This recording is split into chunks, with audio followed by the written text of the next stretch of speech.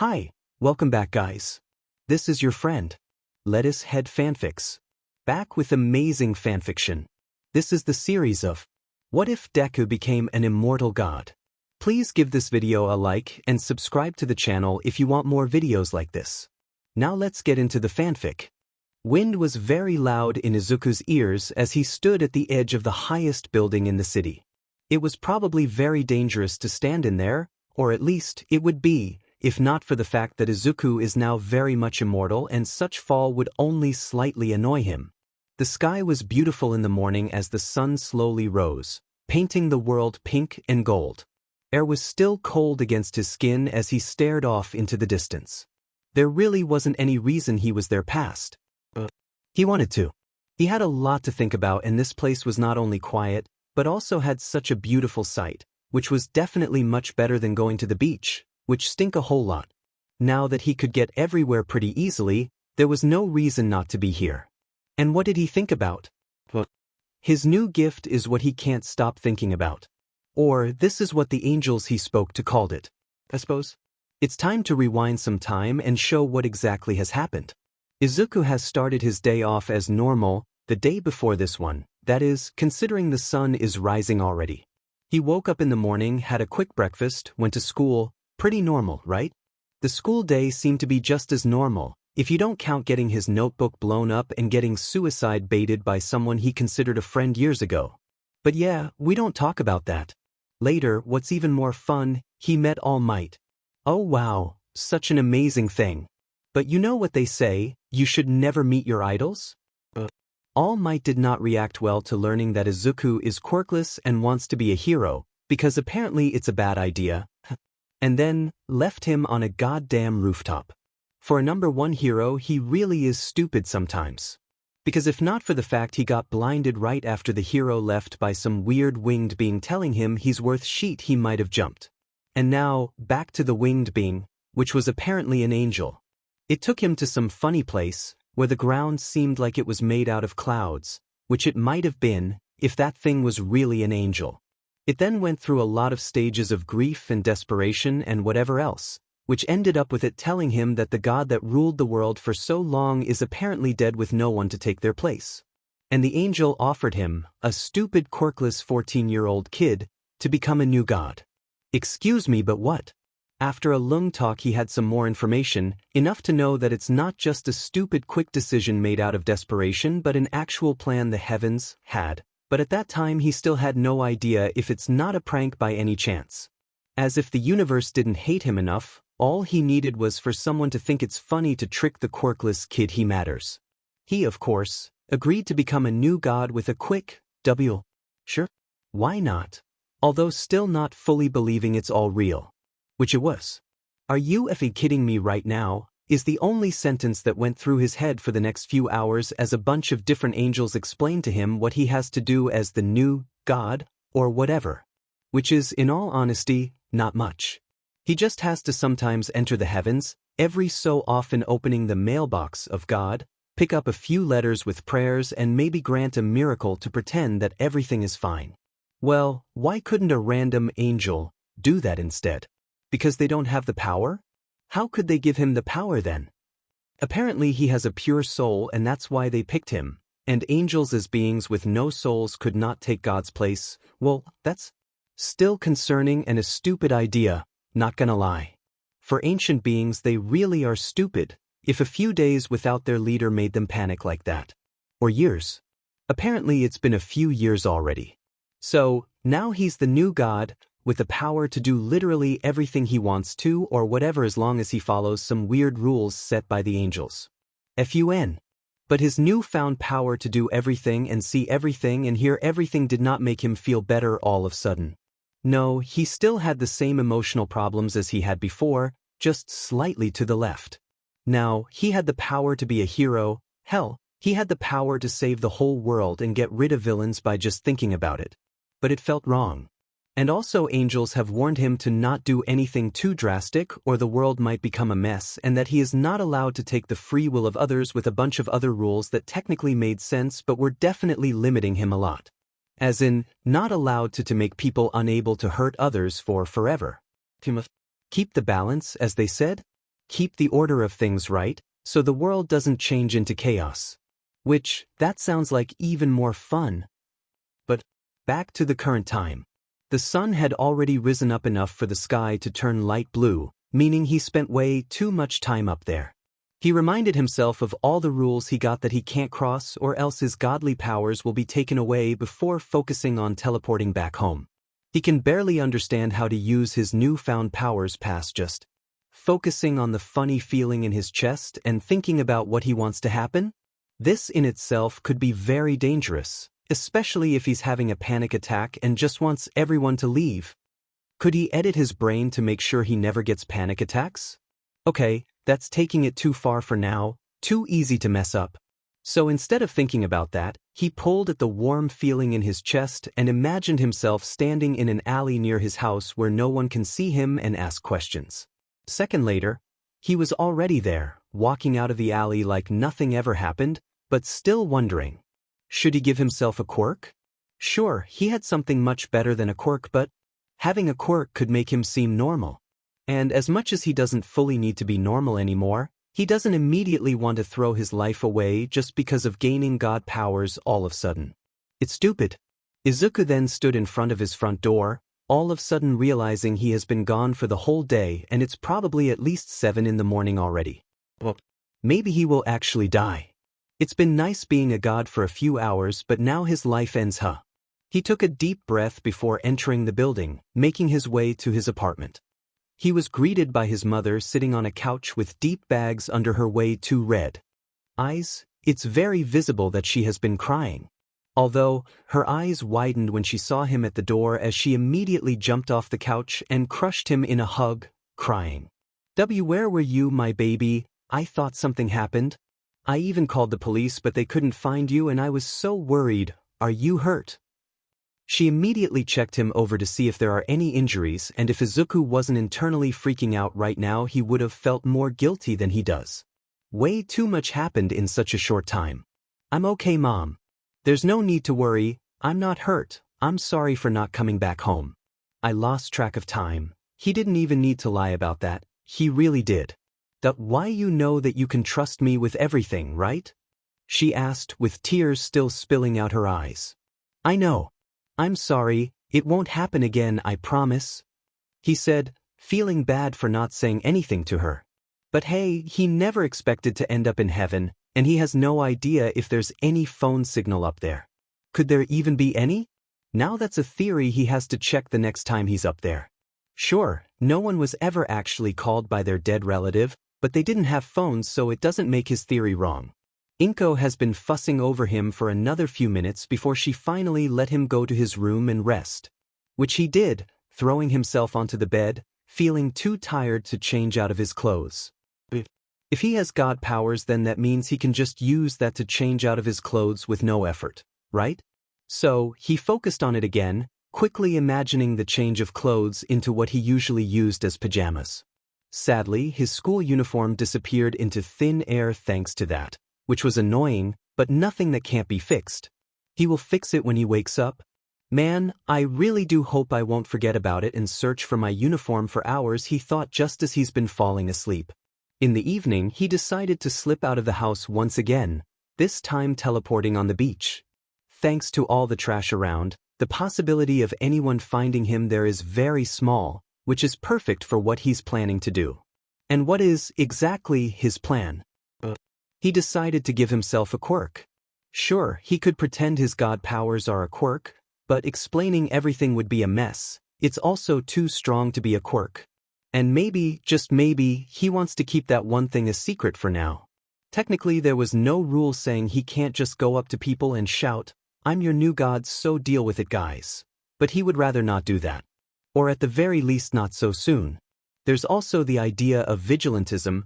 Now that he has such amazing powers, it would be a waste if he were to not try his hand at saving people even now. Sure, it might be illegal, but he's a god now so who cares? No one needs to know who he is so there's no need to worry about anything, and as long as he doesn't use his god powers to take away free will of others, he can still stop crime. Yeah, he asked the angel that had been telling him the rules if he can still be a hero and they agreed so. Vigilantism must count as well, right? So, he has to make himself a quirk that would be good for vigilantism, and a quirk that would fit well for his day-to-day life. There must be something amazing. He could even give himself a lot of quirks. All of them. But then again, it would be suspicious, and he's still not used to the idea of being able to fix everything with the snap of his fingers. The sand was warm from the sun as Izuku sat down and pulled out a new notebook just to create a few ideas for his new identities and quirks that he could possibly use. After a few hours, it already started to get dark as he finally decided on what quirk he picked to be the best for him in his day-to-day life. He wanted something flashy, that for sure, and he got inspired by a bunch of angels he met, which made him decide to get some wings. Most of the angels that he talked to were strange forms made out of light and eyes, and sometimes flames, with a bunch of wings and funny flying rings. At first, yeah, they looked somewhat human, but once he received his powers they all went up in flames while giving him a slight heart attack, as apparently those forms were much more comfortable for them. Which is why his main quirk will be flaming wings. He decided that he wanted to have speed-based wings that he could set on fire, as well as he decided to give himself the ability to pluck the feathers out and set them on fire even when they are not connected to his body.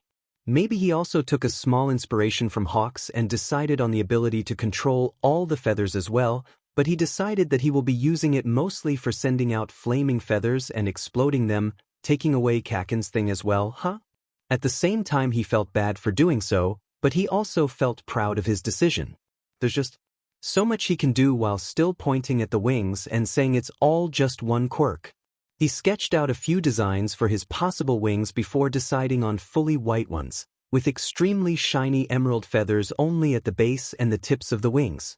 Giving himself a quirk was weirdly easy. He just imagined himself having the wings, thinking about everything he could possibly do with them and how they work, and they just appeared. 1 second he was thinking about having wings, and the second there was a lot of weight on his back.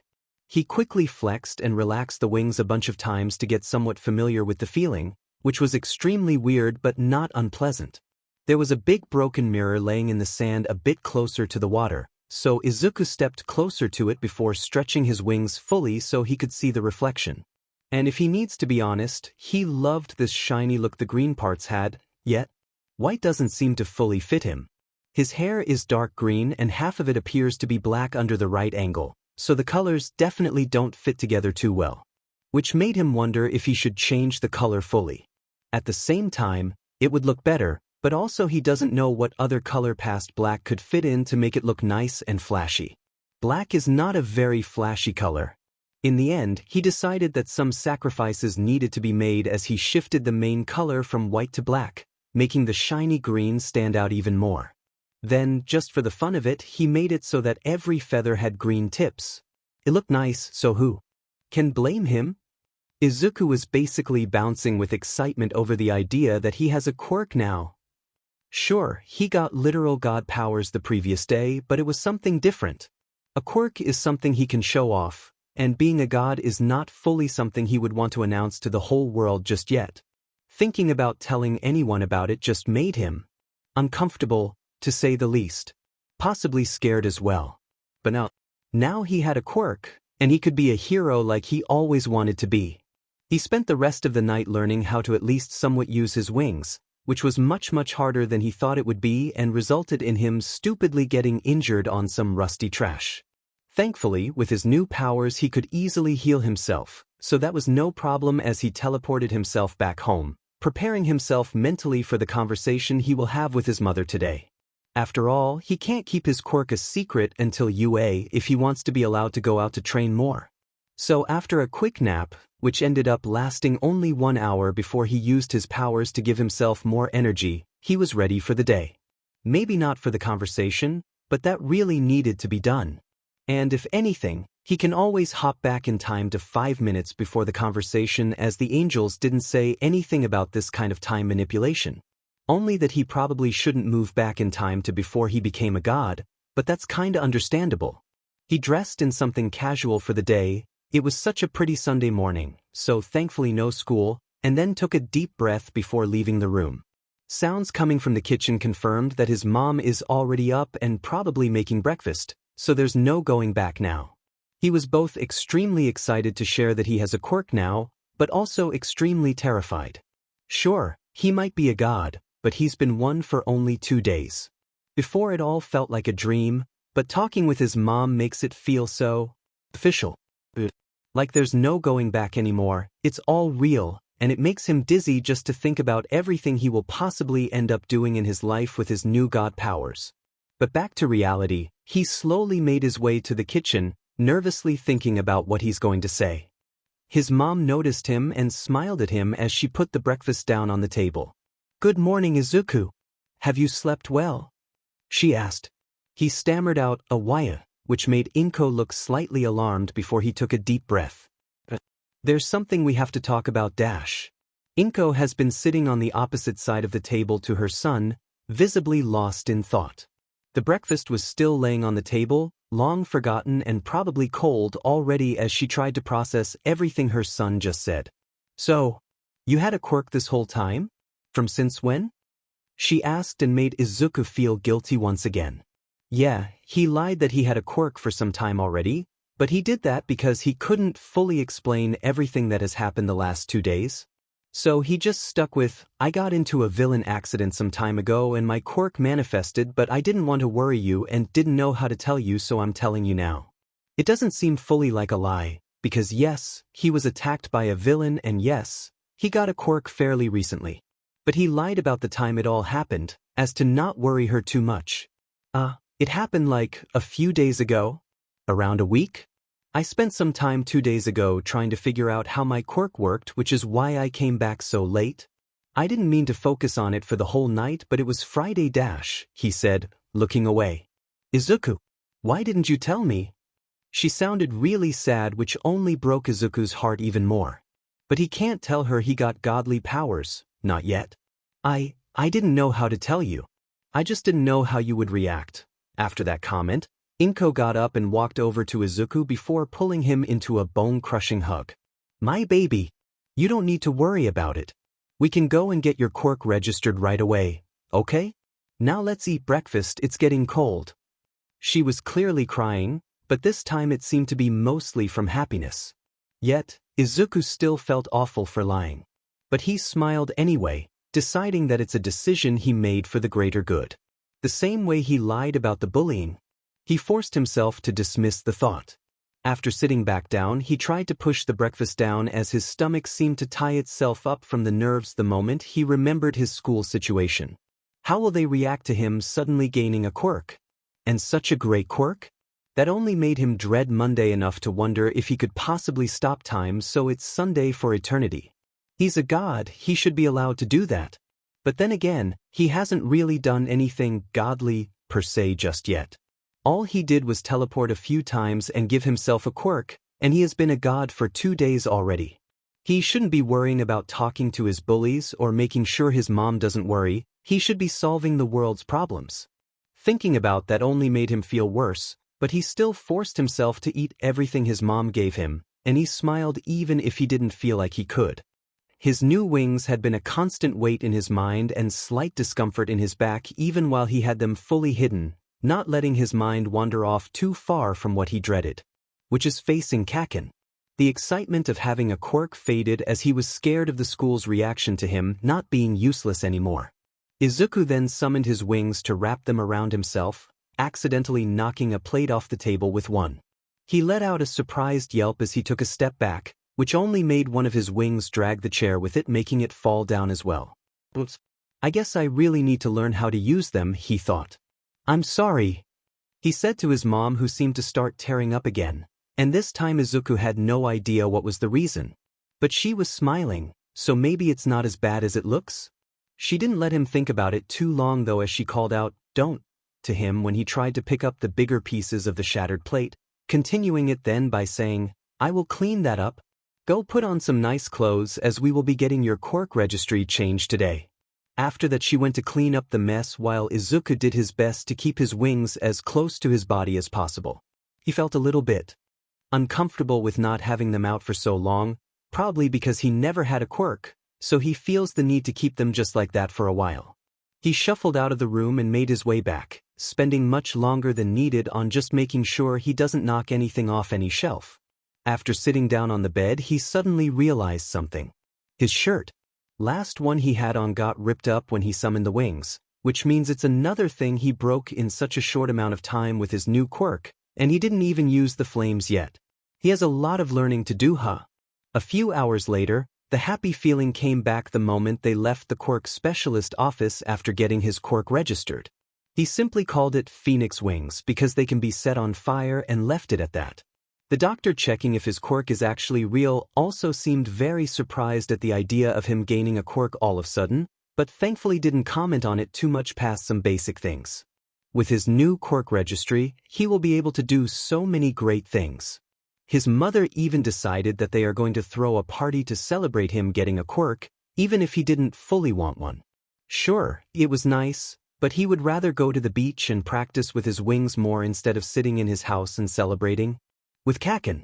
Of course, his mother decided to call Mitsuki right after their conversation and tell her about the villain attack that Izuku lied about, of course, and how under stress his quirk has manifested. So, apparently Bakugo and his parents were invited to his celebration party. Fun. Very fun. He can at least hope that Kaken won't be mad at him and attack him over it in his own house. But just in case, the moment Izuku and his mom entered the apartment, he went straight to his room to be able to focus on giving himself full heat resistance, so even if his friend decided to try anything, he won't get hurt. If he is already doing that, in the end he spent all the time his mother was preparing a celebration party locked up in his room just thinking of basic enhancements that he could give himself. He picked ones that no one would actually call a second quirk, possibly no one would even notice them, as to not worry about having to explain that. Izuku gave himself higher speed, higher strength, ability to jump higher, heat resistance, cold resistance, faster reflexes, making it so that falling from higher places wouldn't hurt him, which is partly shock absorption. Maybe? He actually doesn't know if he should count it as shock absorption, considering that if anyone were to hit him it would still have the same effect, and it saves him only from falling off something. Does it count? He has been pulled out of his thoughts by his mother calling him, so he stretched, doing his best to get his body to move properly. He felt as if he had fallen asleep in a sitting position, but he doesn't remember ever closing his eyes. Maybe it's a side effect to using his god powers. He focused on everything so much he never realized how much time has passed. Squinting at the clock, Izuku saw that it has been 3 hours already. How? I swear it's been only 10 minutes, when did that happen? He thought as he got up on wobbly feet, trying to get the muscles in his legs to wake up. Maybe he really did take a nap by accident? He slowly made his way out the door, forgetting about his wings again and knocking one wing into the door frame with a quiet thump. He hissed as he pulled his wing much closer to himself again, massaging the place where he got hurt. He really needs to learn how to use them properly if he doesn't want this to keep happening. Izuku walked out the door fully, this time remembering his wings as he slowly walked to the living room, suspicious of his surroundings as if everything was just waiting to get in his way to be knocked down by his wings.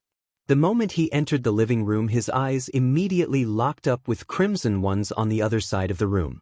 Bakugo was standing there in his living room, leaning over a wall with murderous glare in his eyes. The eye contact got broken after around a minute of a passive-aggressive staring contest when Izuku's wings fluffed up nervously, making Bakugo's eyes move to them.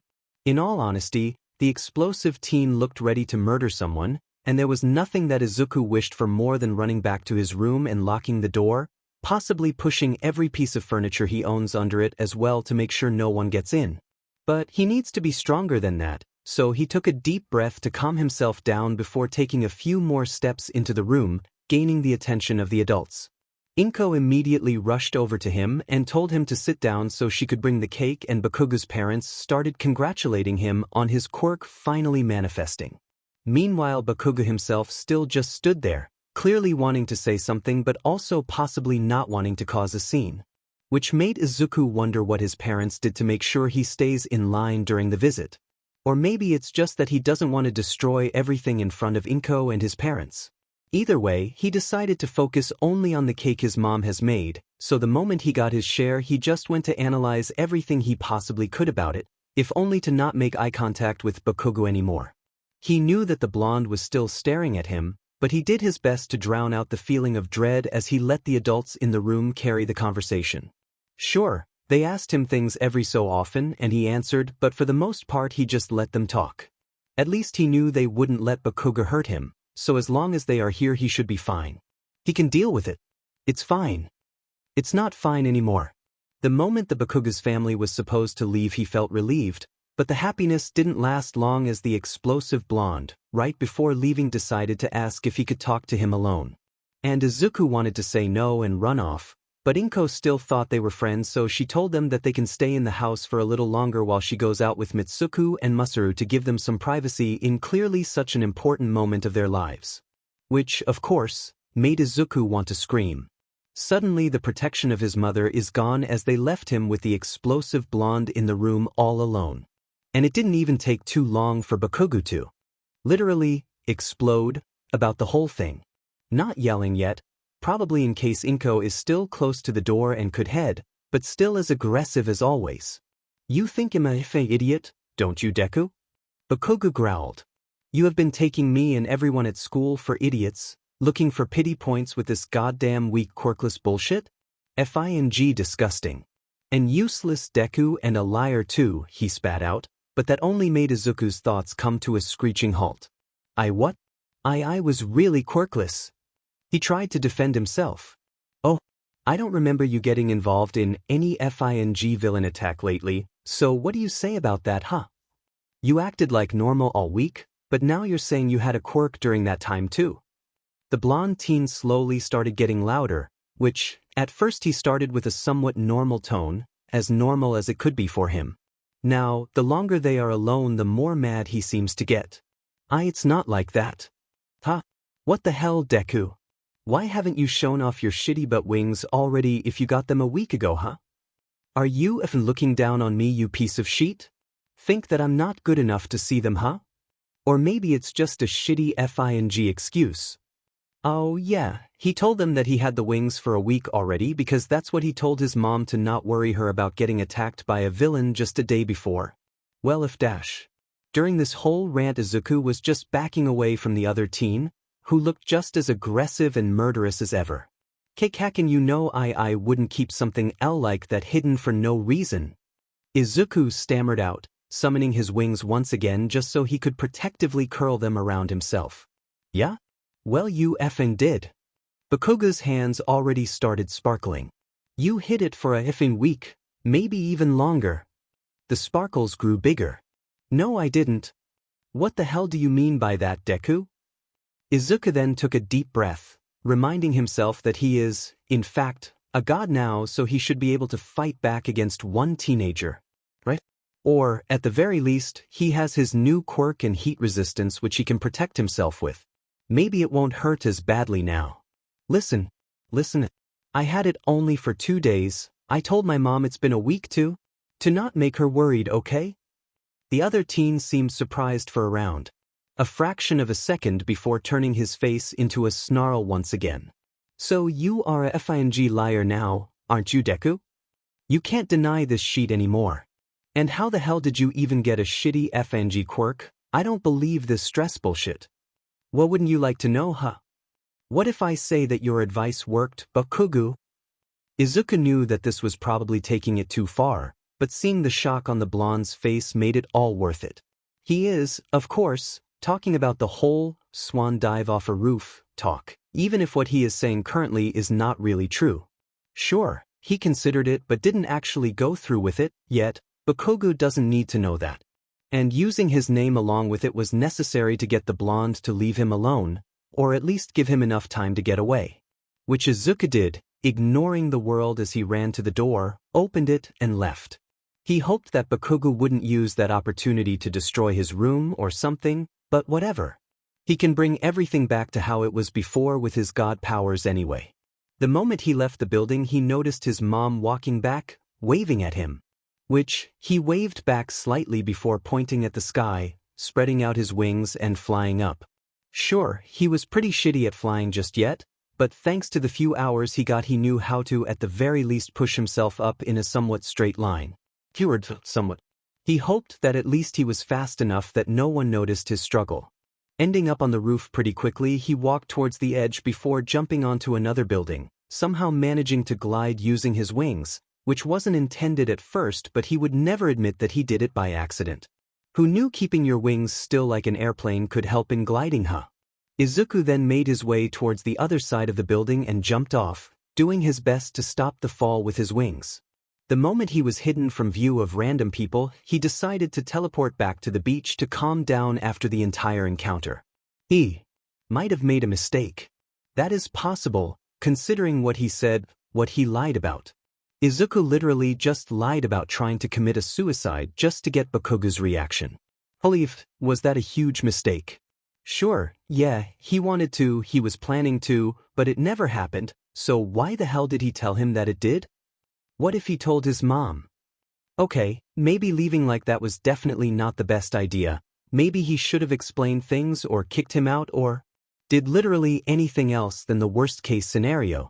He curled up his wings tightly around himself as his thoughts slowly spiraled, pulling him into a panic attack. His breathing was way too quick for it to be comfortable as he thought about all the ways it could all go wrong. All the worst-case scenarios kept repeating, for what felt like eternity as his connection to reality slowly slipped away. All the sounds seemed to disappear in the swirl of words, thousands of voices screaming in his mind louder than the outside world. He could barely understand most of them, but he was sure as hell that he's been mumbling this whole time. But then, everything seemed to just slow down, and his emotions have gotten dull as something forced him to breathe properly, although he still felt like breathing in cotton. After a few minutes of that unknown haze, his eyes slowly opened, which he doesn't even remember closing as he saw what he first could describe as an angel standing in front of him. Which, considering he actually met some, isn't fully accurate, but who cares? Thanks, but I don't think I'm an angel. You good now? The boy with purple hair who has been kneeling in front of him asked, making Izuku's face go red because he definitely did not mean to say that. Why the hell did he even say that? Oh, right, he was panicking, now he's not. How did that even happen? What exactly happened? Izuku asked, looking away at the trash around them for a few seconds. And why are you here? The boy sighed as he rubbed the back of his neck. You had a panic attack. I helped you. I could also ask what are you doing here as well, but I guess your situation is self-explanatory, isn't it? The purple-haired teen looked away as well, staring at the sea. All Izuku could do now is just stare at him as he thought about what to say. But then he decided to ask about how exactly he helped. Is that your quirk? The other boy's expression seemed to sour at that, so Izuku quickly continued. I think it's really cool, it helped me a lot. Is it some kind of emotion manipulation? Mind control? Either way, I think that it's very helpful and I'm thankful for your help because it could have ended much worse if not for you, so I guess what I want to say is, Izuku cut off his rambling when he noticed the surprised expression that the purple-haired boy had. You don't think that it's bad? What? No, it's amazing. It helped me so much. But brainwashing is a villain's quirk. The boy seemed ashamed to admit that, which only made the green-haired boy more sad. It's not. It's a great quirk that could be used in so many different situations. If you want to become a hero, then you could, for example, make villains surrender without a fight, so no one would get hurt. You would be so useful in hostage situations and keeping people calm, and how could anyone say otherwise? Izuku also couldn't help but feel a little bit jealous for the only power that he could never touch. Brainwashing is kinda taking away people's free will, so it's the one and only quirk he could never have no matter if he's a god or not, which is very interesting to say the least. He can't help but wonder if he could use that as a loophole around the rule. Thanks. The confused boy finally responded. Oh, and my name is Midoriya Izuku. Sorry for my rambling, but I really think you could do a lot of good with your quirk. He smiled brightly, almost forgetting about everything that has happened in the past 3 days, focusing on the now. Almost. Shinsou. I'm Shinsou Hitoshi. The boy, Shinsou, spoke, and Izuku really hoped that they could stay friends. He seemed like a cool person to hang out with. Why are you here in this dump? Two teenage boys sat on the still warm sand as they watched the waves hitting some of the trash left too close to the water. The atmosphere was much lighter after they talked for a while than it was when the conversation first started, that for sure. "So, how often are you coming here?" Izuku asked, wondering if they will maybe see each other more often. "Sometimes maybe, when I want to be alone to think." Well, that response makes sense, but is not very informational for Izuku, who actually needs to be alone to do some things. But whatever, the beach is really big, surely Izuku would find another place to hide. Although, the idea of maintaining friendship with Shinsou sounds amazing. After all, the green-haired boy doesn't really have many friends, or any at this point, so it would be fun to keep in contact. Which he voiced, of course. "I have been thinking, do you want to, maybe keep in contact? Why, friends and stuff?" Izuku felt weird asking that. Why? Well, this answer is something he for sure wasn't expecting. "Because I think you're cool." "No, I don't really have any friends." The green-haired boy's wings puffed up as he stuck them to his sides, slightly hiding his face, but not fully because he did not want to be rude by just hiding behind a wall of feathers. Shinsou seemed surprised, although it was visible in his expression that he was hesitant to believe that. How would anyone not want to be your friend? "Hell, I'm sure with your great quirk it should be easy," the purple-haired teen said bitterly, looking at the shiny wings currently covering half of Izuku's face. "No? Izuku squeaked out before hiding his face even more, slightly comforted by the ticking of the feathers on his nose. "My quirk manifested late." "Like really late? By now everyone still doesn't like me." He felt bad saying that, worried about possibly making the other boy not like him anymore, which was stupid to think about, considering what he had said about the so-called villainous quirks, but it was still a possibility in Izuku's eyes. How late? Surely they would have gone over the time of quirklessness and forgot by now. And not exactly. "Got my quirk 2 days ago?" Izuku slightly cringed after saying that, because in all honesty it sounded pretty bad. "You've got to be kidding me. How old are you even?" Shinsou at the very least didn't seem to instantly hate him and be more in shock. But even that, Izuku had no idea how he could read his expressions so well. Shinsou literally had mostly a blank expression all the time, and his way of speaking didn't change almost at all, so how did he know exactly what the other boy was feeling? Especially considering he didn't even see his face currently. Something then whispered at the back of his mind that reading people instantly was a part of him being a god and needing to know if people are truthful or liars, and it took him a moment to realize that it's not just the usual way he thinks but instead, in fact, it was an angel speaking to him. Which he focused on way too much, considering the fact that Shinsou decided that it took him too long to respond. "You still there or did you fall asleep?" Sarcasm basically dripped from his words. "Oh, sorry, I just stopped paying attention." I noticed, the other boy still seemed to wait for an answer to the previous question though, so he didn't say much more past that, slightly annoyed. "Oh, I'm 14" Izuku said quietly, before slightly lowering his wings so he could see Shinsou's reaction. "Me too. But how the hell did you get a quirk so late?" Trauma-induced quirk activation? Izuku knew he probably sounded like a strangled cat while saying that, but he still felt weird about lying. "Oh." Shinsou didn't say much after that for quite some time, which only worried the green-haired teen before he finally picked up the conversation again, this time asking about his opinion on underground heroes, which Izuku did, in fact, have a lot to say about. And he was secretly thankful for the change of topic. They ended up talking for much longer afterwards, and Izuku asked for Shinsou's number only to realize his phone was left in his room. His mother probably has no idea where he is and she can't even call him. That's bad. Welp, it's time to panic.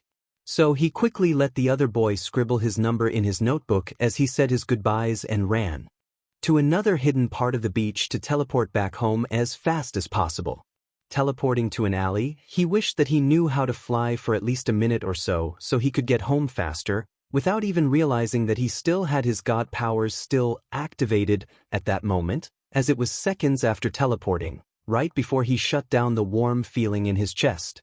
Izuku quickly spread out his wings as he felt something weird doing that, but brushed it off as his mind being in panic and messing with him.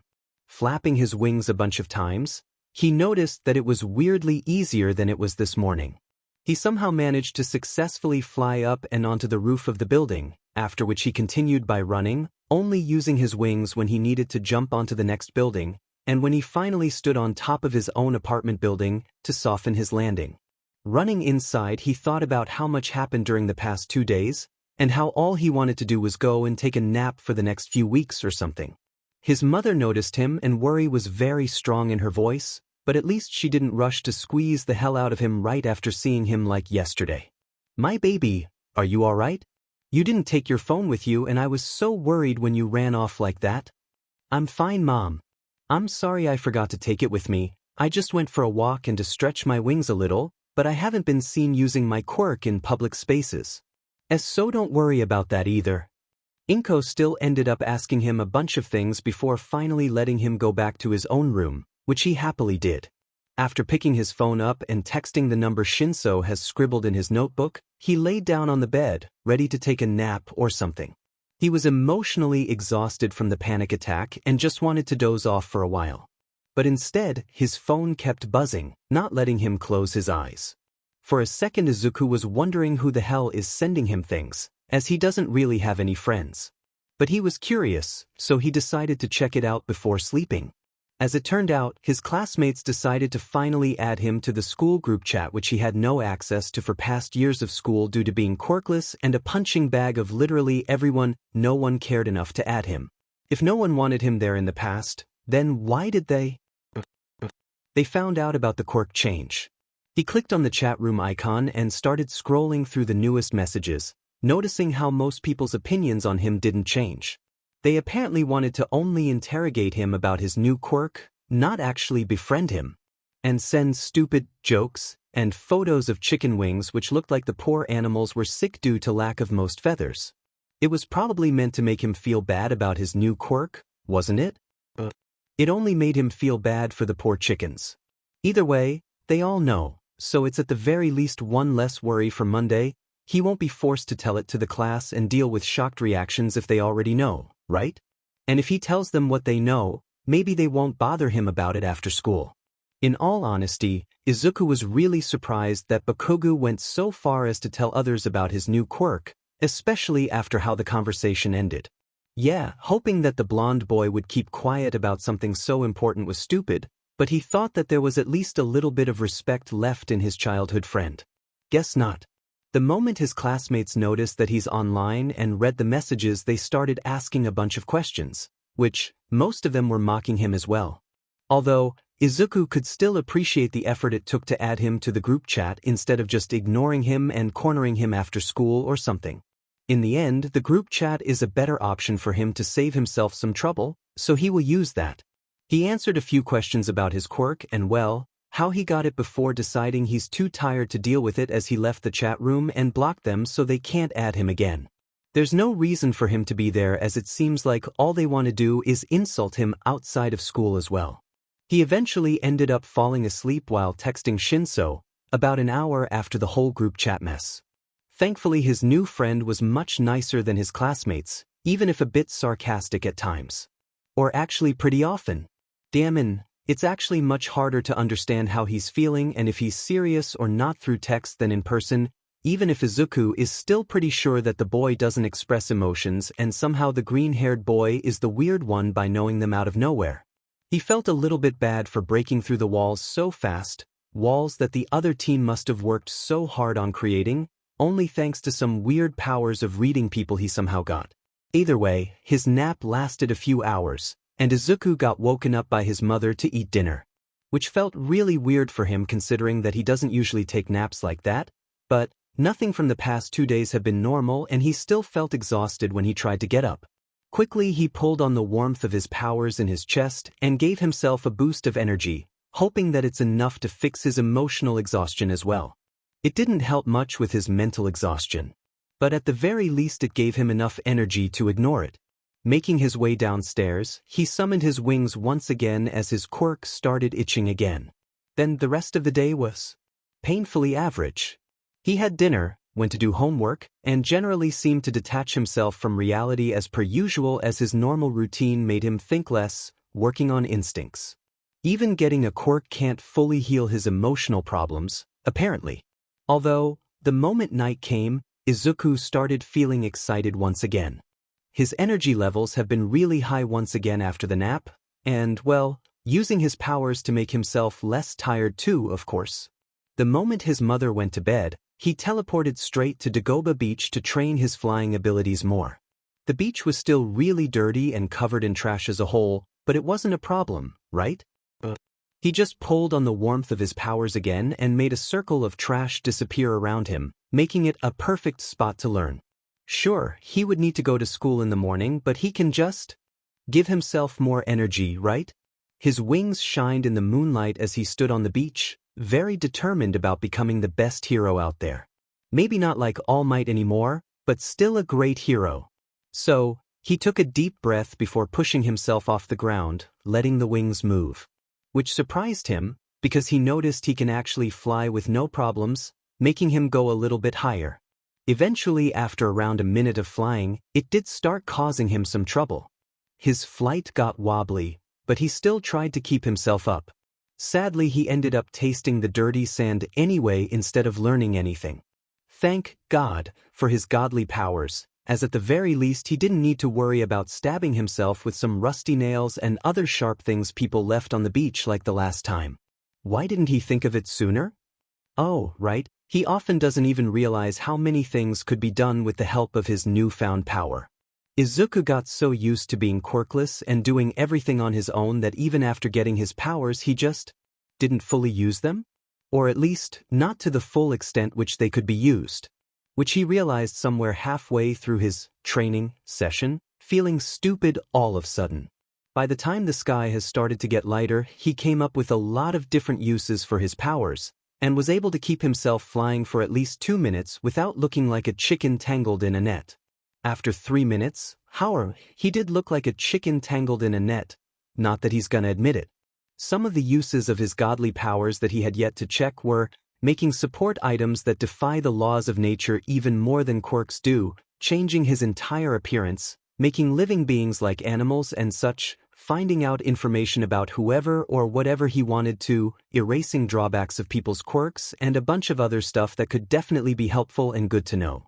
Satisfied, he looked around to see if anyone's watching before teleporting back to his room. And just as the sun was slowly starting to peek out from below the horizon, he scrambled around his room trying to find his school uniform, which he couldn't find anywhere. Alright, his powers. Well, that will take a lot of getting used to, because for now, he still keeps forgetting that he can use it for literally everything he wishes for. Yep, it will probably take him a long time. The moment he needed to walk into the classroom was, as always, unpleasant, and as always Izuku was nervous about any possible encounters with his bullies. He tried his best to just slip into the classroom unnoticed and to his seat with very little time before the lesson started, hoping that it won't give his classmates enough time to bother him too much. Not that it ever worked, as they usually ignore the bell and back off only when the teacher tells them to sit back down anyway, but this way it's still safer. He somehow managed to get to his desk without much problems, although the whole class had been staring at him, making him feel uncomfortable. As much as he tried to calm himself down, telling himself many different things to calm his paranoid brain, it of course did not listen to his reasoning. He kept thinking about things like the fact that he can do everything he could ever wish for, how he could easily get out of any situation they try to put him in, how he could use his new quirk to escape now, and now that's a good idea. He can just get out of this school by taking the exams early, and with his new powers it shouldn't be that hard, right?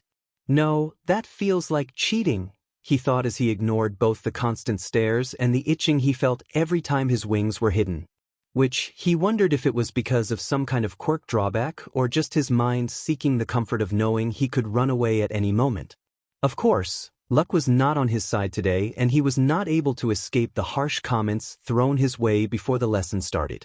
But it's fine, he can deal with it, he will survive. After all, nothing can be worse than the day during which he gained his powers. And even if he survived his whole life dealing with it. Yet the world, of course, loves to prove him wrong. Izuku panted as he hid in some alley from a bunch of his classmates' bullies, because they decided to attack him to see how good his new quirk is. Of course they use any excuse they can to hurt him, don't they? There was no way he could fight them alone. Besides, he had barely any control over his quirk, so it could end badly. Instead he ran. His lungs burned as he did his best to lose them. Hiding behind a bunch of garbage cans in some dark alley, he tried to calm his racing heart by of course reasoning with it. Sadly his brain decided to reject all his arguments. Yet again the luck was not on his side as he heard his classmates enter the alley. So, he did the only thing he could think of and summoned his wings, cringing at the sound of his school uniform getting ripped at the back. With just a few beats he managed to fly up, causing the bullies to shout a bunch of colorful insults after him. He of course ignored them in favor of latching onto the edge of the roof and scrambling to climb up as his wings flapped in panic, making him look like a strangled chicken with broken bones. He really needs to learn how to fly. At the very least they can't exactly follow him anymore, that is unless they decide to climb up the fire escape.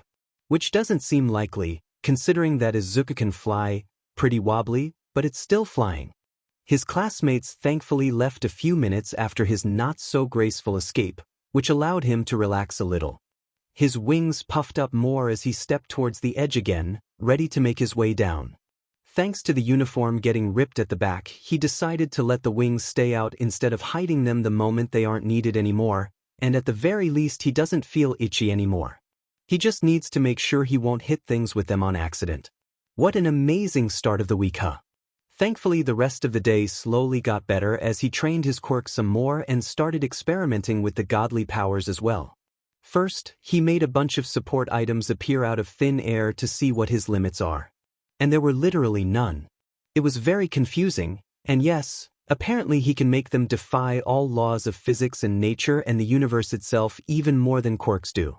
First, he made himself a pair of gloves that were activated by thoughts alone and let him stick to literally any surface, while looking like normal very thin leather gloves. Next item was an orb that could glow on its own and defy gravity. Wherever he left it, it was stuck in that place, moving only slightly in a similar way to a ball in a pool of unmoving water. It did not need any electricity to power it, and in all honesty he made it only to see if it's possible without having anything actually inside it. The only thing he put there was some water, so at least it appeared as if something was inside, but it was literally just that. A glass ball with water inside it that was working against all laws of nature without being affected by a quirk. His experiments only left Izuku more and more excited over time as he started going over a lot of different ideas in his head for support items he could make. After all, nothing is going to be a problem anymore. He doesn't need to worry about space it takes, materials, or even needing knowledge to create any of those. So he worked. After getting rid of a lot, or in fact all of All Might's merchandise, he had a lot of space to store his weird objects and support items that he thought of. In one day he made a lot of materials that had cool effects or were basically impossible to break. A flashlight that was actually a flamethrower, a working lightsaber, a working untraceable laptop that he made just to check how complicated his creations can be, as well as rocket shoes, more kinds of gloves, mechanical insects that he could control, wing armor, and all other kinds of completely random fun things. In the morning he stored them all in a few boxes and felt much better than the day before, basically vibrating with unused energy. After all, he can get basically any item he could ever wish for. Isn't that a good enough reason to be excited? Sadly, he still has to go through the school day like usual, which is only slightly annoying this time. At least he has a purpose and a new goal in mind now. And no one can stop him from achieving it. At the end of the week, he already got all the knowledge about his god powers he needed to decide that school was just a waste of time at this point. After all, Izuku has checked if he can give himself information about people, things he wanted to know about, starting with gaining all the knowledge he was supposed to learn at school and ending with learning about All Might's history and his worst enemy. And learning that All Might is a fing hypocrite as well. Sure, he felt a little bit bad about using his god powers to take away a big chunk of privacy from the #1 hero, but the moment he learned that All Might was also quirkless before someone else gave him his one-for-all quirk, that only made him angry at the man for what he said on the rooftop. He also looked into the whole all-for-one mess as well, finding out that the villain is, in fact, alive. But Izuku had no idea if he should do anything about it or not, so he decided to leave it for later when he gets a better grasp on his full power, as the villain is not as active as in the past thanks to his injury. Another reason as to why he didn't immediately teleport all-for-one to jail the moment he learned about him is Shigaraki. One quick scan of his life, from the moment his quirk manifested to how he was stuck with AFO his whole life, made Izuku simply feel bad for him for being dragged into this mess as a kid. In all honesty, it made the green-haired boy want to help him get redemption before it's too late, as it would be sad to see someone never get a chance to see the world from a different perspective. Sure, he doesn't fully know how to help someone who's an important part of a villain organization and as emotionally unstable as Shigaraki is, but he just can't leave it like that after he found out all this mess. It just wouldn't be fair for him. So, he spent the whole Friday going over different plans on somehow fixing his mindset while not being too suspicious. Something in his mind screamed at him to leave it alone and that he's a villain, nothing to save anymore, it's already too late, but no. All Izuku could see was a child who had been hurt to a point of breaking. And how could he be a proper, loving, forgiving God, or whatever the angels expect him to be, without helping people who really need it? He can punt AFO into the sun after fixing Shigaraki and making sure the man gets some therapy instead of jail time. Or at the very least get therapy in jail, but he still deserved better. They do not really recruit people currently, only talk to people who they approach themselves, and he needs to get himself another identity. The best way to go about it is to become somewhat known by the time they do. But he doesn't want to really become a villain for the sake of one person that might not even accept the idea of redemption. Hurting others for one person sounds much worse than just leaving it be. Being a vigilante instead should be the next best thing, right?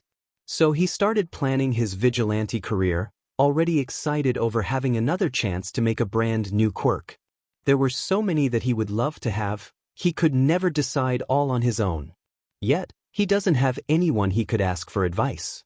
The only person he could possibly ask is Shinsou, but even then, the purple-haired boy does not know anything about his situation. Picking his main quirk was easier because he knew exactly what kind of hero he wanted to be, but a quirk for his vigilante and then semi-villain identity? He had no idea how it should look, how it should work. Which is why he spent all Friday night writing a list of all interesting quirks that could fit his plans. A lot of them. In the end, he came up with a basic plan for his second identity. His other persona was called Akatani Mikumo, and he decided on keeping the same age. Picking a different one would feel weird. Even worse than pretending to be someone else in general. His other identity had black hair that was slightly longer and less curly than his original hair, and also red eyes instead of green. The face structure also got changed somewhat, to make sure that no one would think they are the same person or related. Quirks that he thought about giving himself were mostly not very flashy ones, which could work well for being a vigilante or villain and staying in the shadows. Sure, he mourned his second identity not having wings, but some things need to be done. First idea he thought of was some kind of shadow manipulation which could let him sneak around easier, maybe even disappear whenever he wanted to. Second was teleportation, which he started to enjoy doing, but in the end he will still teleport anyway, so making it his official quirk seems like a waste. Yeah, he wouldn't need to exactly hide with his teleportation, but that doesn't sound as appealing as other options. Third option was creating weapons and objects out of nowhere, similar to how he created the giant pile of support items he somehow managed to hide in his room without his mother noticing. But he could also just say that he has contacts with people who can get him the items, which would also be such a wasted opportunity. Fourth one was pretty simple, strength and speed enhancers, enough so it's visible that it is a quirk, but that sounds boring. He wants to have something special even for his vigilante persona. Another bunch of ideas he scribbled down were regeneration, immortality, gravity control, animal shape-shifting, having bat wings, and even some more uncommon-sounding ones, like being untraceable and never leaving a trail behind, or having a quirk making it so that most quirks just simply won't hurt nor even work on him. The more ideas he wrote down, the harder it got for him to pick, and he still felt too nervous to ask his friend about it, Because if he ends up using the recommended quirk, what if Shinsou connects the dots and figures out that both he and the vigilante are the same person? The purple-haired boy likes underground heroes, which means that he is probably hearing about some vigilantes as well. What if he would figure it out? Yeah, the probability of it happening is very slim, but his paranoid thoughts made him not want to risk it.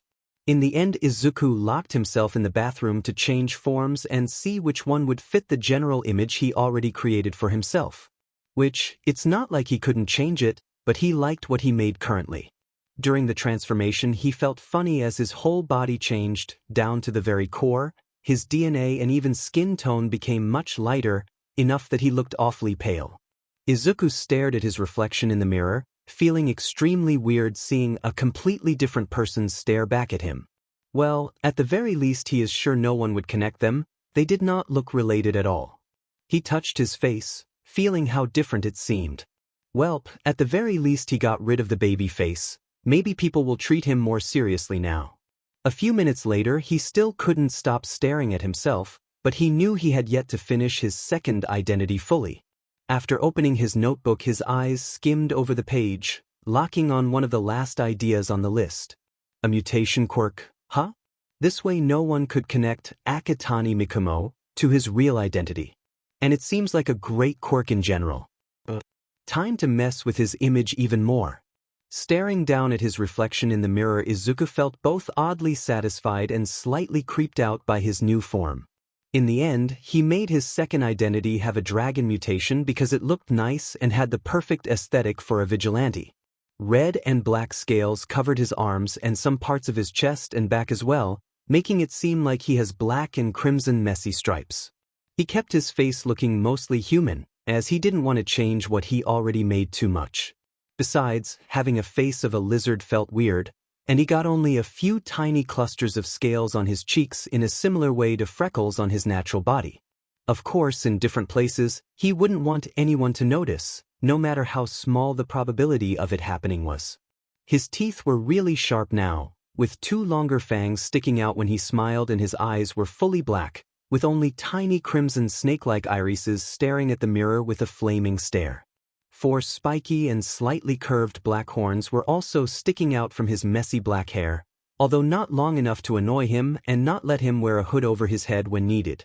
His hands were almost fully covered in scales and they had strong black claws, along with his fingers alone being almost fully covered in black scales which slowly faded to crimson the further up his arm they went.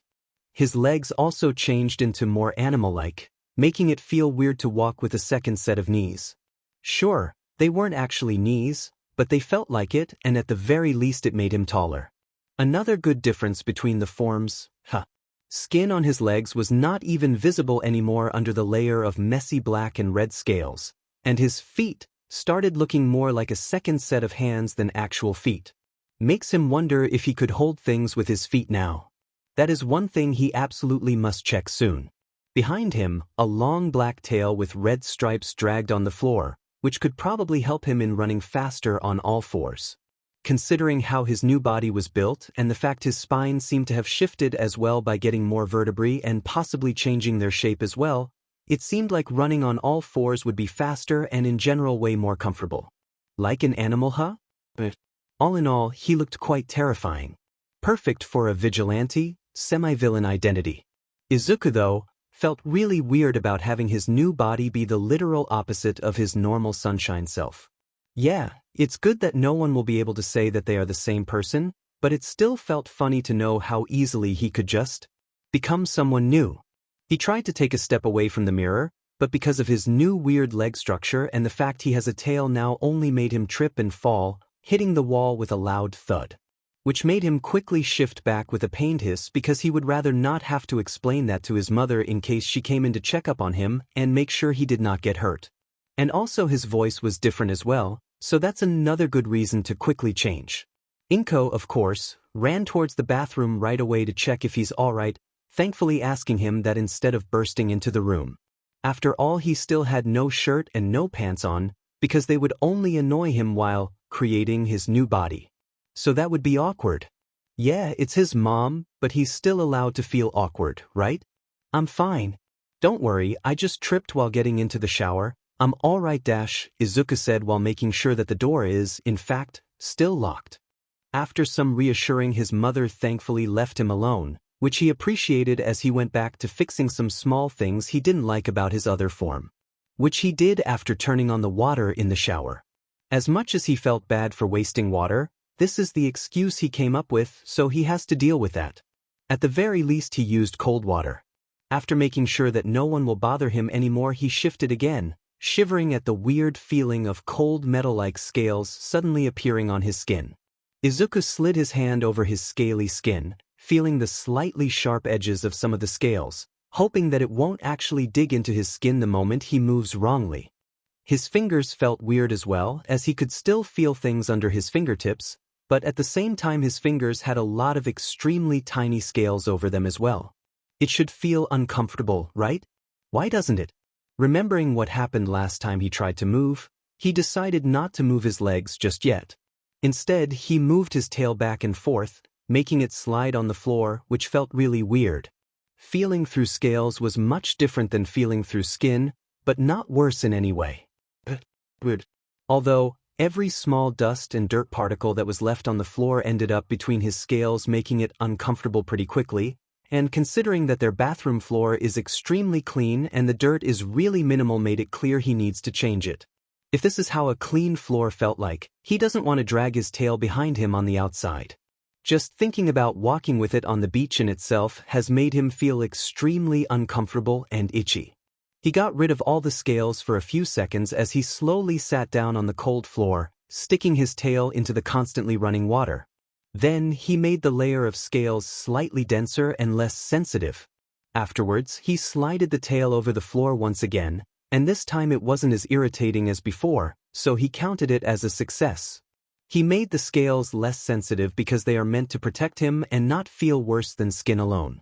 Scratching a few of the scales with his long claws allowed him to regulate their sensitivity how he wanted to, and in the end he kept them sensitive to touch only on his fingertips, and in general the whole hand was semi-normal. The rest of the scales turned into armor more than a body part, because after all, he wants to be able to fight in this form. Then, there was the problem of how he looks like. Sure, it's nice, but random splotches of red and black aren't as cool as they could be. He has stripes on his tail and back, right? Why not make it so that he has stripes in other places like legs and face as well? This is how he ended up making most of the scales black with a slight dark blue tint, and he gave himself crimson stripes like a reverse tiger. The scales under his eyes were all black as well, with a red line under the eye going through the whole cheek. He put it on both sides, of course. He looked really fancy, and loved how different and mysterious it seemed. Although it did creep him out that there was a completely different person staring at him from the other side of the mirror. He likes his original look more, but some things need to be done, and changing his form fully is one of those things that no matter how uncomfortable, he needs to do. If he wants to help people, well, illegally, then he can't use his own face or else he would deal with some consequences of his actions. Which he doesn't want. In the end, Izuku spent around half an hour in the bathroom, and he actually did take a quick 5-minute shower right before leaving so his mom won't question him if she saw him completely dry after such a long shower. As much as he would love to spend more time in his second form and try to get better at moving, he can't really spend too much time in the bathroom. So checking out what his lizard form can do will need to wait. He jumped onto his bed right after he went back into his room and didn't even bother to put on some clothes himself, as he just used his god powers to make them appear. It took less energy and was way faster. Besides, changing clothes using his mind is one of those things he likes a whole lot now, because he can wear even something he didn't even own just a second ago. Then, he decided to pick up his phone to text Shinsou about his random thoughts like a proper friend would. Burnt chicken, how hard learning how to use a second set of knees could be. Insomniac, very. Burnt chicken, you didn't ask why I asked that. Insomniac, if you turn into a pigeon or something, that's your problem. Burnt chicken, that's rude, and they don't have a second set of knees. Insomniac, but they are backwards. Burnt chicken, would it be hard to move? Insomniac, do I look like a pigeon enthusiast? Burnt chicken, you are enthusiastic ABT hanging out with me. Insomniac, no. Insomniac, besides you are a broken chicken, not a pigeon. Insomniac, pigeons at least fly. Burnt chicken, stop insulting me, I will be able to fly soon, sad face. Insomniac, I wanna see that, currently even penguins fly better than you. Burnt chicken, first of all I'm hurt. Burnt chicken second. Burnt chicken, what noise do pigeons make? Burnt chicken, never mind. Burnt chicken coo.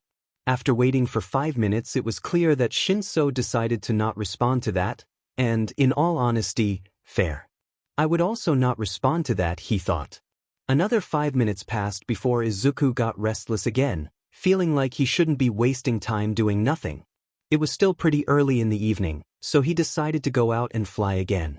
Although this time he decided to do it in the city. Sure, it could get him in trouble for illegal quirk usage if he got caught, but he is not satisfied with his beach training anymore.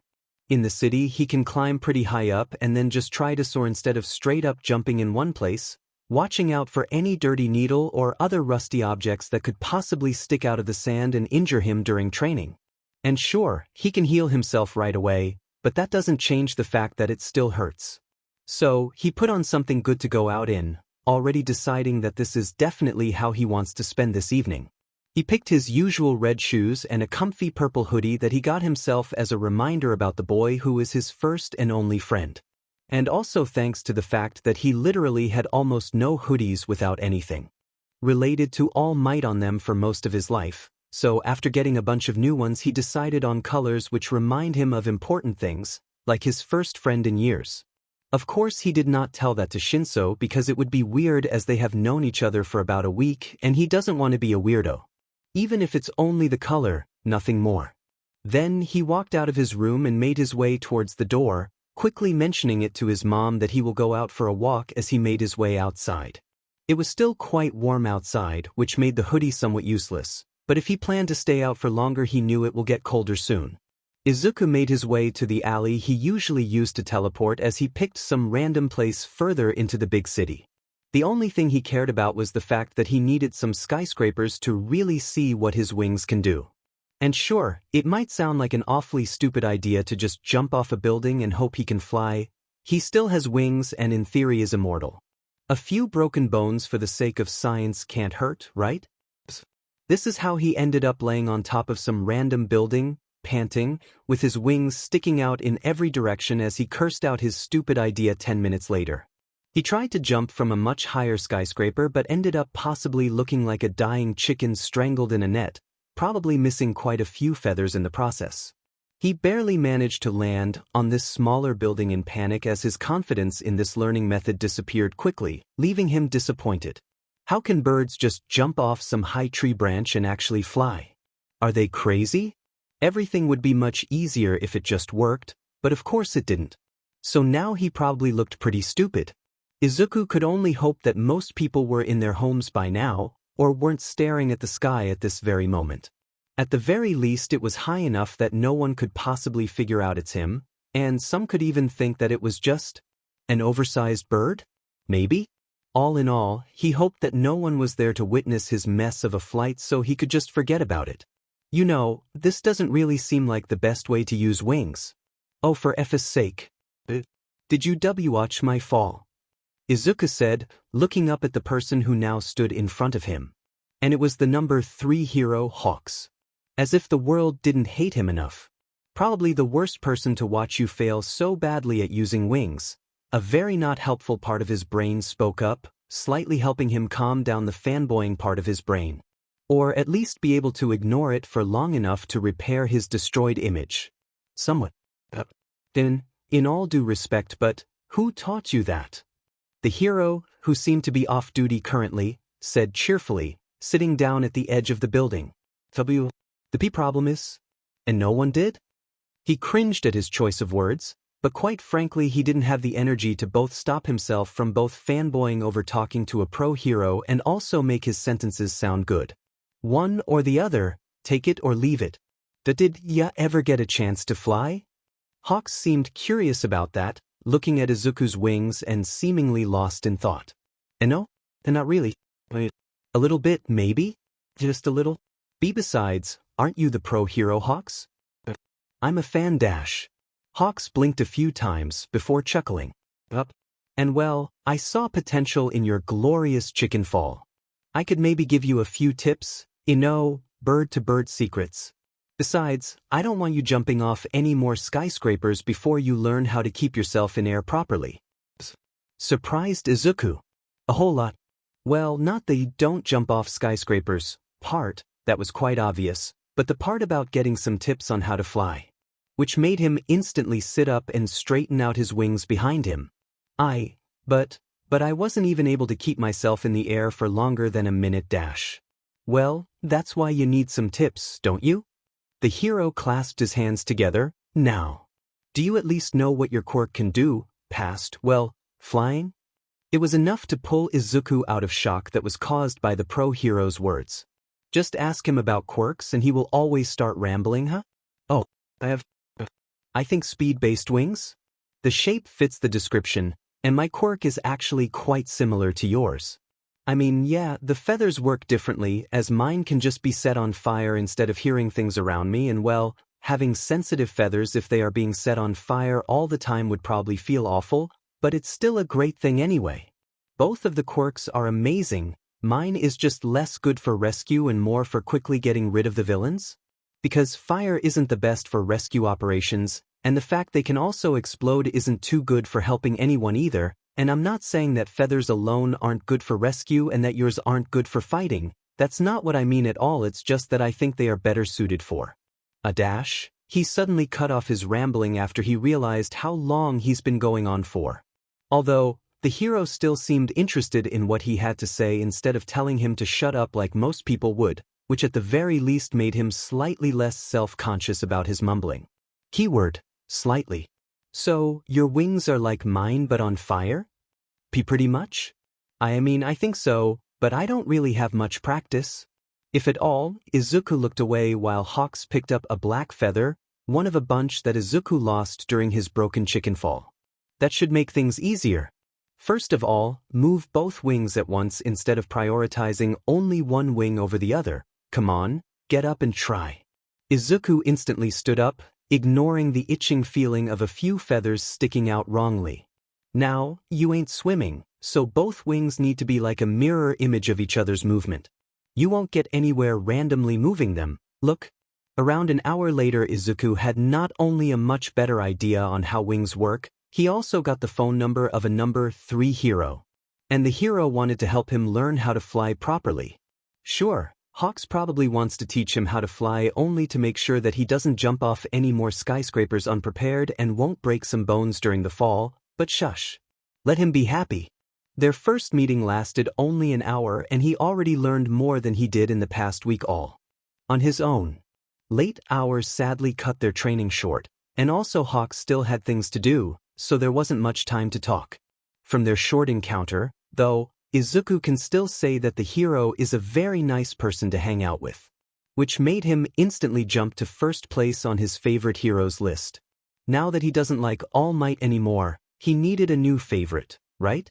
Besides, their quirks are so similar his mom probably wouldn't be too concerned if he started getting merchandise of the winged hero.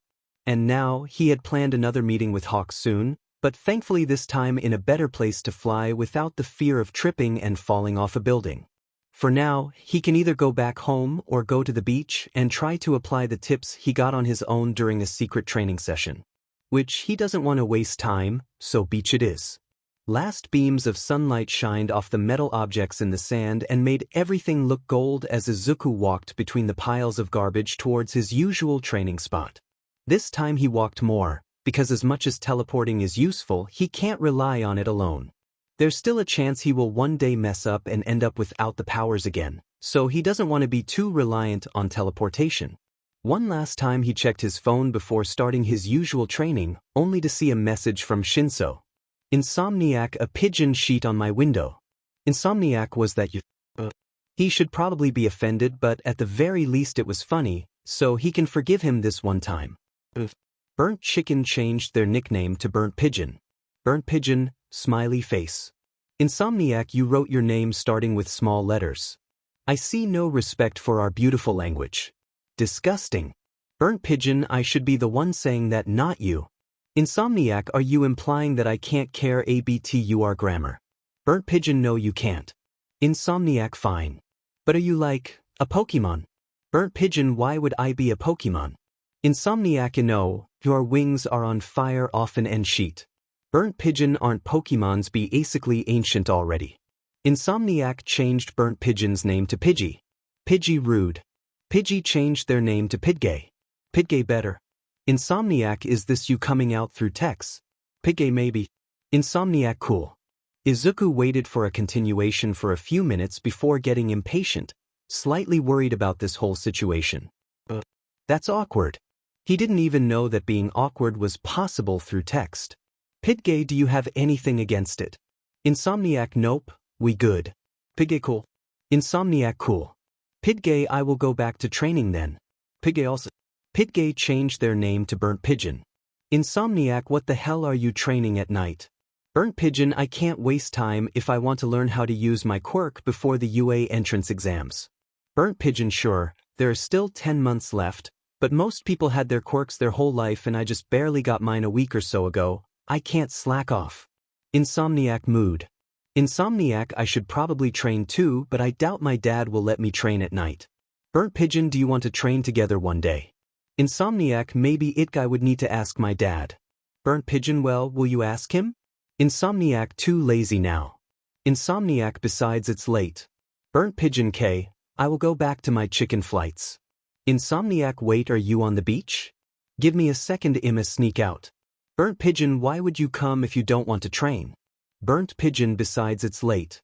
Insomniac, seeing you struggle is fun. Burnt Pigeon, sad face.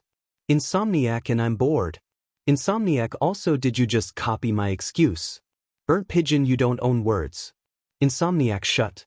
Insomniac, also, sun isn't down yet, so I have some time left. Burnt Pigeon, the sun will disappear in literally 5 minutes. Insomniac, 5 minutes is enough.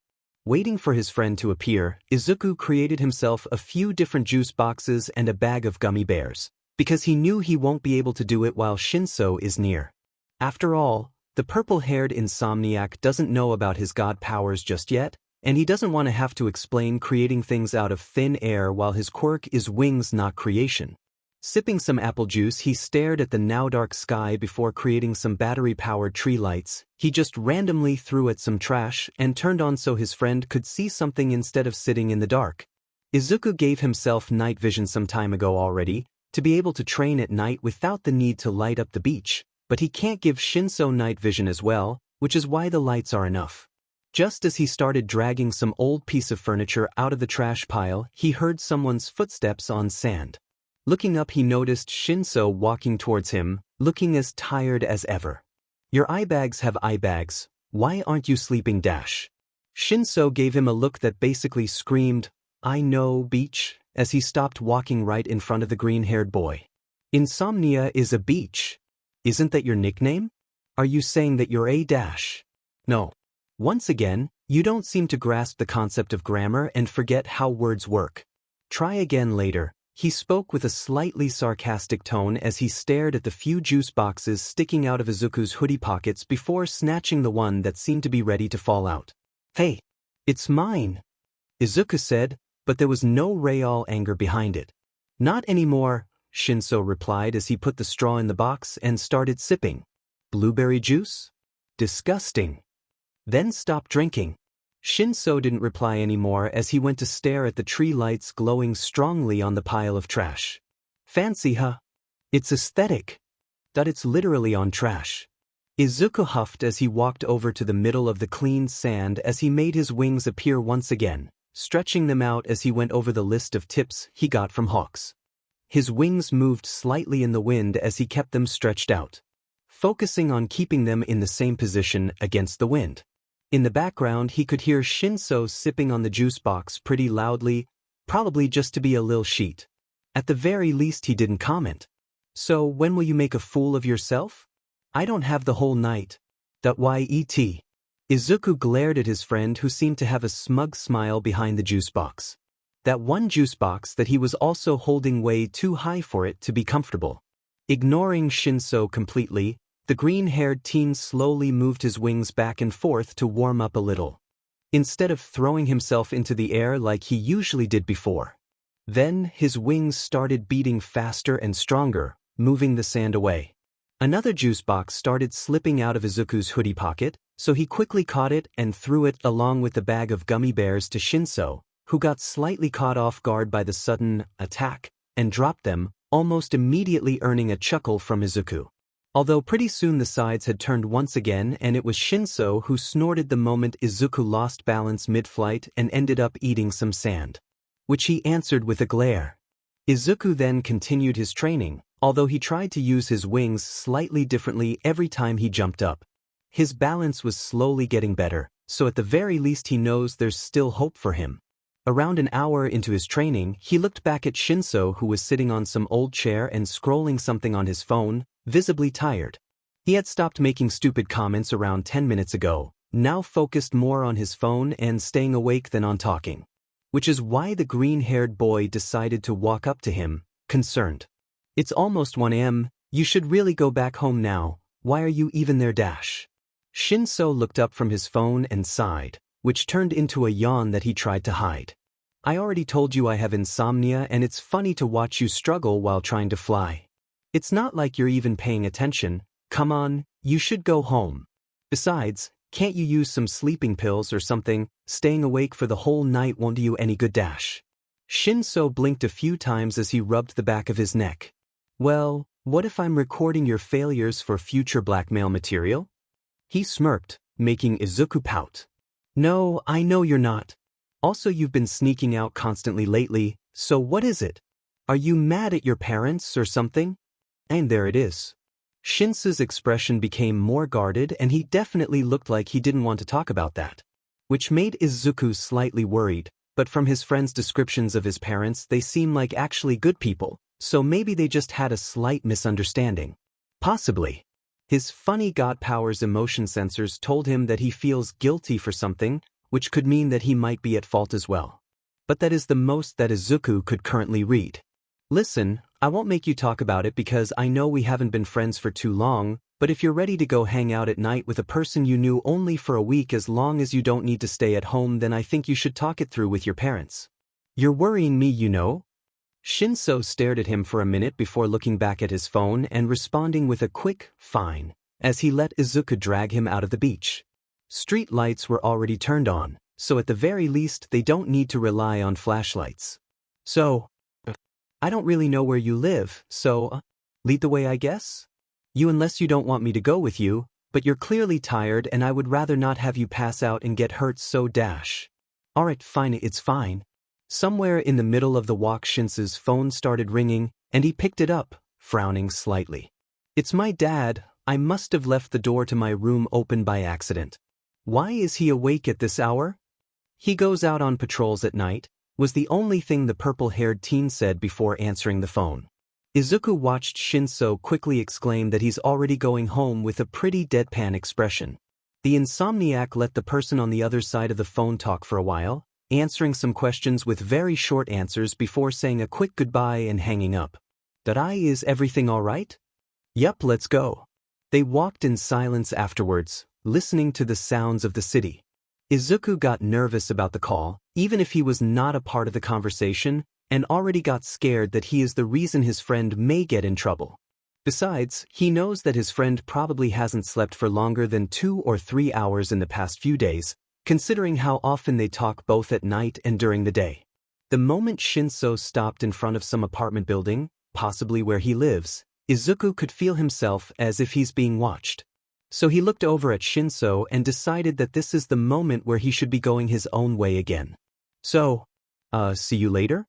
Hopefully we can hang out soon dash," Izuku said, looking around to see if there's anyone around him or is it just his paranoia. "Sure," the purple-haired teen replied before making his way towards his house, giving one last glance at his friend before disappearing on the other side of the door. Izuku decided not to stand around too long afterwards, hurrying back towards the beach. After all, the night just started, he won't waste time anymore. After all, he doesn't need to sleep. He figured out he can just give himself energy every time and not waste many hours every night anymore. Thankfully, the feeling of being watched did not follow him to the beach, so he visibly relaxed as he walked. Feeling the cold wind biting at his skin, he took a deep breath and entered his usual training spot, spreading out his wings before thinking it through. He could keep trying to fly, but let's be honest there, he won't be able to do much for now, and now Hawks wants to help him. So definitely just a few meetings with the hero could help him more than even many days of learning on his own. Yet, what is something that he cannot learn with help from a hero?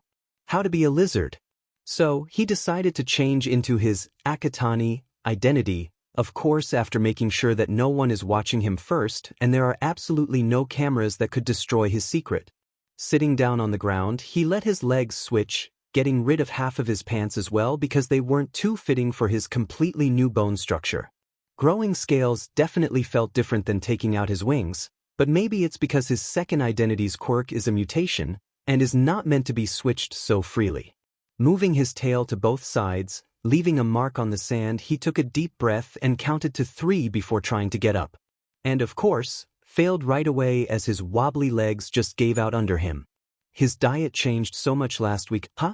Because he's eating so much sand. But, burnt pigeon, did you know that my diet consists of a lot of dirt lately? He did not wait for an. All it took was a few hours for Izuku to get overly frustrated with his lack of ability to move and call quits on training. He probably looked like a dying fish as he tried to move with his extremely weird spine structure. He has different length of his body, different hands, weird lizard eyes, completely changed legs, a goddamn tail and more vertebrae making his spine funky. And apparently having more vertebrae makes it so that his body feels so weird and unnatural that it's hard to even sit up. He doubted that he could ever get anywhere like this, and it was just so uncomfortable to squirm in the sand like some kind of worm for a few hours, worrying that someone will find him and see him struggling. It would be so embarrassing. In the end, he got so frustrated that he started thinking about picking a completely different quirk for his second form, Aesthetic Bidmed. But then, a bright idea came over him. He literally has the powers of a god, doesn't he? What if he used it to skip the training? So, Izuku focused on the warm feeling in his chest once again and thought about wanting to know how to fully move this new body even without any training. A weird itchy feeling moved through his entire body as the powers worked on him, but thankfully it disappeared pretty quickly. Then he slowly got up, surprised at how easy this was. That was easy. Then he realized something.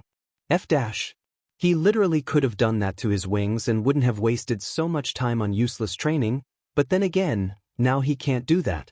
Hawks wanted to help him train, and if he knew how to fly and all of a sudden be able to use his quirk perfectly, then he would waste such a good opportunity to talk to the number 3 hero, hell, even train with him. Besides, Shinsou would get suspicious, and his mom would also get suspicious. There are so many reasons why he can't. Why couldn't he just think about it earlier? It would have been much easier to explain as quickly picking up on things if he was better at it from the start. He groaned as he realized what that meant. It meant that even if he can make himself just be able to use his wings with full control, he can't if he doesn't want people to ask questions. And they would ask a lot of questions, which leaves him frustrated at himself. So the best he can do is just make sure the process of learning is much faster and make picking up certain things easier. But that is the most he can do now, because he was stupid earlier and didn't think about this option. Stupid idiot. Izuku slided his tail over the sand, feeling every little rock and object in its way scratching his scales. The soft sand, minus the random objects stuck in it, felt really nice on his scales and he was pretty satisfied with his new form.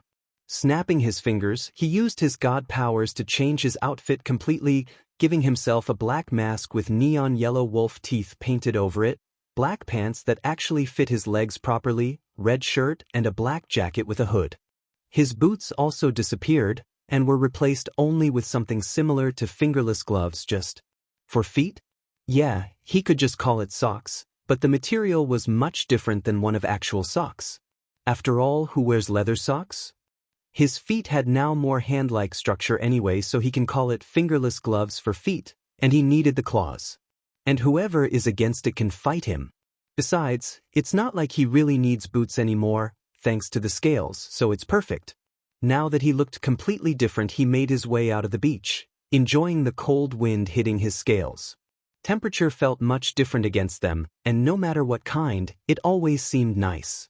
As much as normal lizards would love sun more, he based himself on some dark nighttime dragon. so cold was not affecting him too much. Even if he probably loves the sun just as much, he just didn't have the chance to lay in it yet. His night vision made the world look weird, but not bad, per se. It was different from the night vision he had for his normal form, so this is why the world was weird. He got sick of walking after barely a few minutes of doing it, filled with energy and excitement.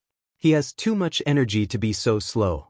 So he started running much faster than he ever could in his normal body, making him weirdly giddy as he ran through the city. Then he quickly gave himself the ability to climb and parkour, because now he doesn't want to be stupid anymore, and slowed down to find a proper building to climb. Finding one that seemed perfect for some late-night parkour, he made sure the hood was firm on his head as he ran towards it, jumping on the wall, and with instincts he did not have just 10 minutes ago he quickly went up the wall, using claws on both his legs and arms to go up. After that, he crouched on the rooftop, breathing heavily and extremely excited. Felt so freeing. So amazing. He just found out how cool it is, and now he craves the feeling so much, and he barely took a minute break. So, he kept running over the rooftops, climbing up walls, jumping, and somewhere in the middle he started running on all fours, which made him even faster and more agile in his jumps, and he loved every second of it. He let his mask glow slightly, and making his eyes glow slightly as well, he felt like a cryptid. And it was amazing. Why didn't he think of doing that sooner? His euphoria got cut short, however, the moment he found himself wrapped in a weird gray scarf right after climbing onto another building. Struggling to free himself, he looked around, finding a tired-looking man staring at him.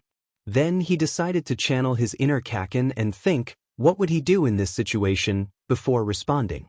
The hell is that for? The man just sighed, walking closer to him. First of all, quirk usage in public is illegal. Second, you're trespassing. Third, you left claw marks over so many walls I could legally charge you for vandalism. And fourth, you're being oddly suspicious with you running around at night with a mask on. I cannot ignore that. But mutation quirks can't be turned off, so there's no illegal quirk usage. Even if he can actually do that, but he won't mention that part. And I can't do much wrong by just running around. How old are you, kid? You shouldn't be out at this hour. Welp, this is how his life ends, huh? He feels like a criminal before he has even done anything. But he kept silent for some time as he tried to calm himself down without showing that, constantly repeating in his head, be like Kaken, be like Kaken, be like Kaken. Because who else if not him? He's a perfect role model for a vigilante. Bullshit. Well, that is something Kaken would say, right? You should focus on catching criminals, not some random teens who just want to take a quick run. Whoops, that didn't make the hobo-looking hero any less suspicious. Even better, it seemed to make him even more suspicious. Yay. He's so good at it, isn't he? Do your parents know you're out at this hour? It's time to bullshit something about his parents, then? He also decided that it's a perfect time to use his god powers to quickly add himself to the systems in case he actually did get brought into the police station. He didn't have enough time to figure out anything about his fake parents, so he just ignored that part, listing them as dead or whatever. If he gets the chance he can change that later, right? Oh, right, he has to respond. Yeah, I guess? Damn, he's being even more suspicious even if what he did in reality was nothing more than just a quick run. He has such bad luck, doesn't he? The hero just sighed, crouching down so he was on the same eye level as Izuku, who was still sitting down. I will need to call your parents. Fine, but can you let me go? I ain't a criminal, so why am I even tied up? What the hell? The hero stared at him for a few seconds, frowning slightly.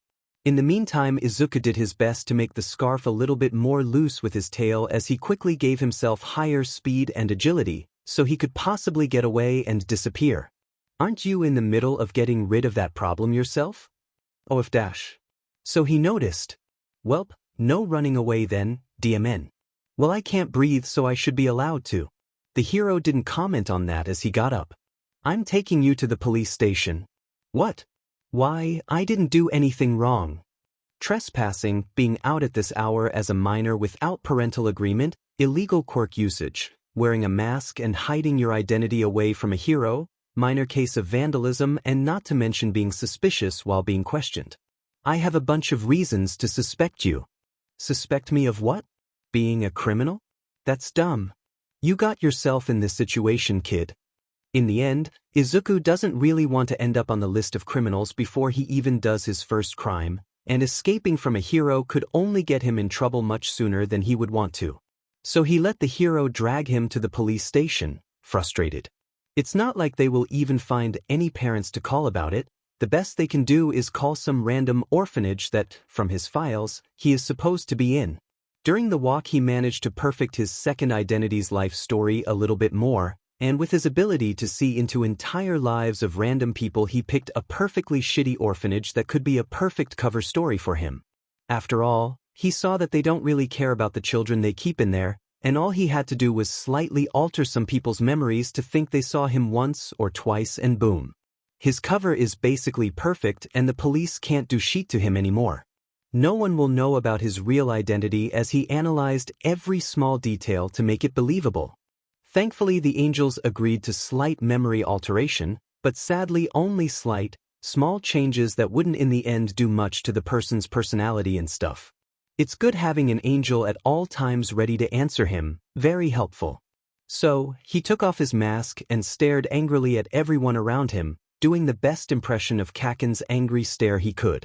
Because yes, Bakugo will for sure be his role model now. Not because he is actually good, but because of how overconfident and angry he usually is. The hero left right after they called the shitty orphanage to pick him up, but it's not like he will even stay in there for longer than a few minutes max. It will take him just a minute of alone time to figure out how to teleport away without it being suspicious and boom, he's gone, never to be seen again. Back to his original family and original life, with no problems. Also during this time he couldn't stop screaming on the inside as he tried to push his original personality down before it made him break down crying at the police station. Well, it's a very shitty start to his second life, isn't it? Getting in trouble for acting like a criminal before he even becomes one. Sure, they technically had reasons to do that, he was acting suspicious as F-, but that doesn't make it any less fun. How dare they threaten him to charge him with trespassing, mild case of vandalism, illegal quirk usage, going out at night without parental permission and being suspicious if he didn't do any of those. Well, yeah, he was suspicious, and he did enter places he shouldn't, and he did leave claw marks on a lot of buildings, but that doesn't count. He also felt slightly bad for the social worker that got called at 5 a.m. to deal with a troubled teen that is supposed to be in their care but technically isn't, who will run away anyway. But hey, they are a shitty person anyway, because he looked into the med place's history, and he's planning to do his best to close this orphanage soon anyway. No one should stay in there.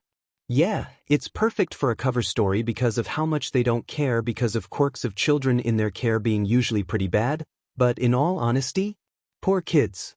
He must put a stop to this bad quirk excuse bullshit right away. So, this is basically how he somehow ended up in a shitty orphanage, being glared at from some shitty social worker. Fun. Just as predicted, it took him all 5 minutes to get away and teleport back home, leaving the stupid nightly mistake behind him. 5 minutes. This is how much they don't care, huh? No wonder a few people went missing from there and no one did anything about it. Yup, he's already planning on closing it right away. So, already in his room, Izuku switched forms again, of course being greeted by the itching of his wings the moment his body changed. He also changed his clothes again, letting his wings out right away. He stretched them out and fixed some feathers while walking out of the room, going downstairs to get himself a glass of water and to make sure his mom didn't wait for him to come home this entire time. Thankfully she seemed to have gone to bed already, so that's good. Taking a glass of water, he slowly returned to his room. Sitting down on the bed, he took out the laptop that he somehow made by using his god powers and decided that he probably has to start doing more things by hand. For now, it's been around a week and he's already using them way too much, and what if someone gets suspicious about the fact he knows everything? So, the perfect way to know things while not knowing too much is hacking. Of course, he could then explain knowing literally anything by hacking. Cameras, files on people's computers, information from the deepest parts of the internet, all of it could be a perfect cover for his knowledge. Turning on the black and green gaming laptop, He got worried for a second as he couldn't help but think how to explain getting such an expensive thing to his mom. Then, he thought about how he sold all his All Might merchandise and got a lot of money out of it. Was it enough to use it as an excuse? He did have some rare things in his collection. The computer was turned off for the whole week because he forgot about it, and yeah, forgetting about an overly expensive, untraceable self-made gaming laptop with a custom-made system sounds weird, but who can blame him? A lot has happened in the past week. As the screen loaded, he noticed how weird the system was. Yeah, he wanted something new and untraceable and to make sure no one would be able to hack into his computer without knowing this code, and this code has been made only a week ago. So he can say that it's pretty safe to use, although looking weird. He even got a special program to convert games and other programs into code that would work on this mess of a computer, which shouldn't be able to really work as most games have their code way too complicated to have a program just change it and have it work. But then again, he literally made an orb that is defying a lot of laws of nature without being affected by any quirk nor object, so getting a program that works only using its willpower alone isn't really that hard to believe anymore. Izuku turned on a bunch of different programs, checking how well they work before letting his god powers teach him how to hack in a minute. Strong headaches suddenly hit him as his mind got overloaded with information, and it took him a few minutes before he was able to fix it and go back to working on things.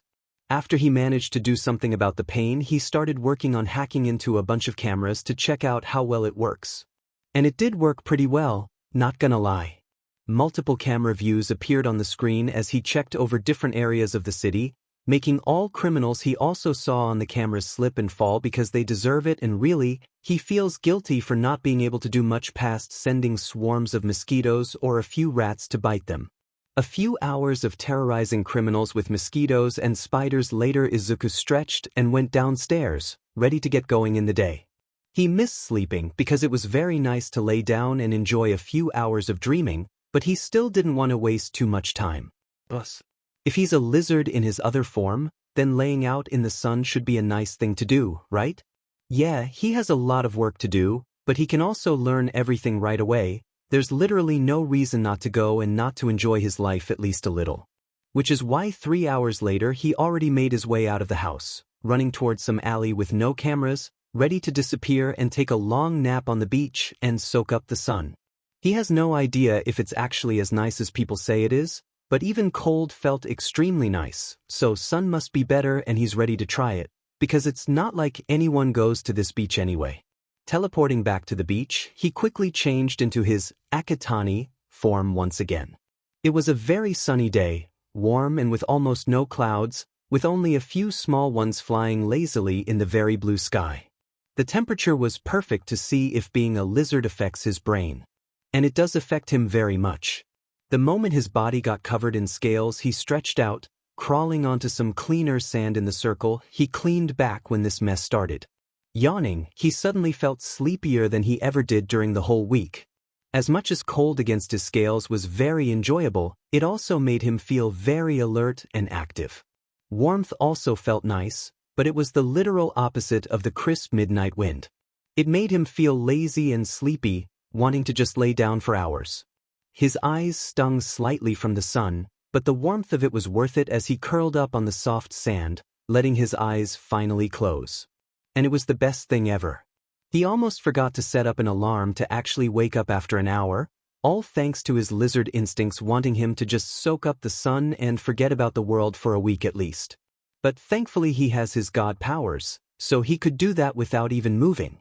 Then he let the darkness finally take him into the land of dreams, as for the first time in so long he fell asleep, ignoring the fact that he's literally laying on a trash-filled filthy beach.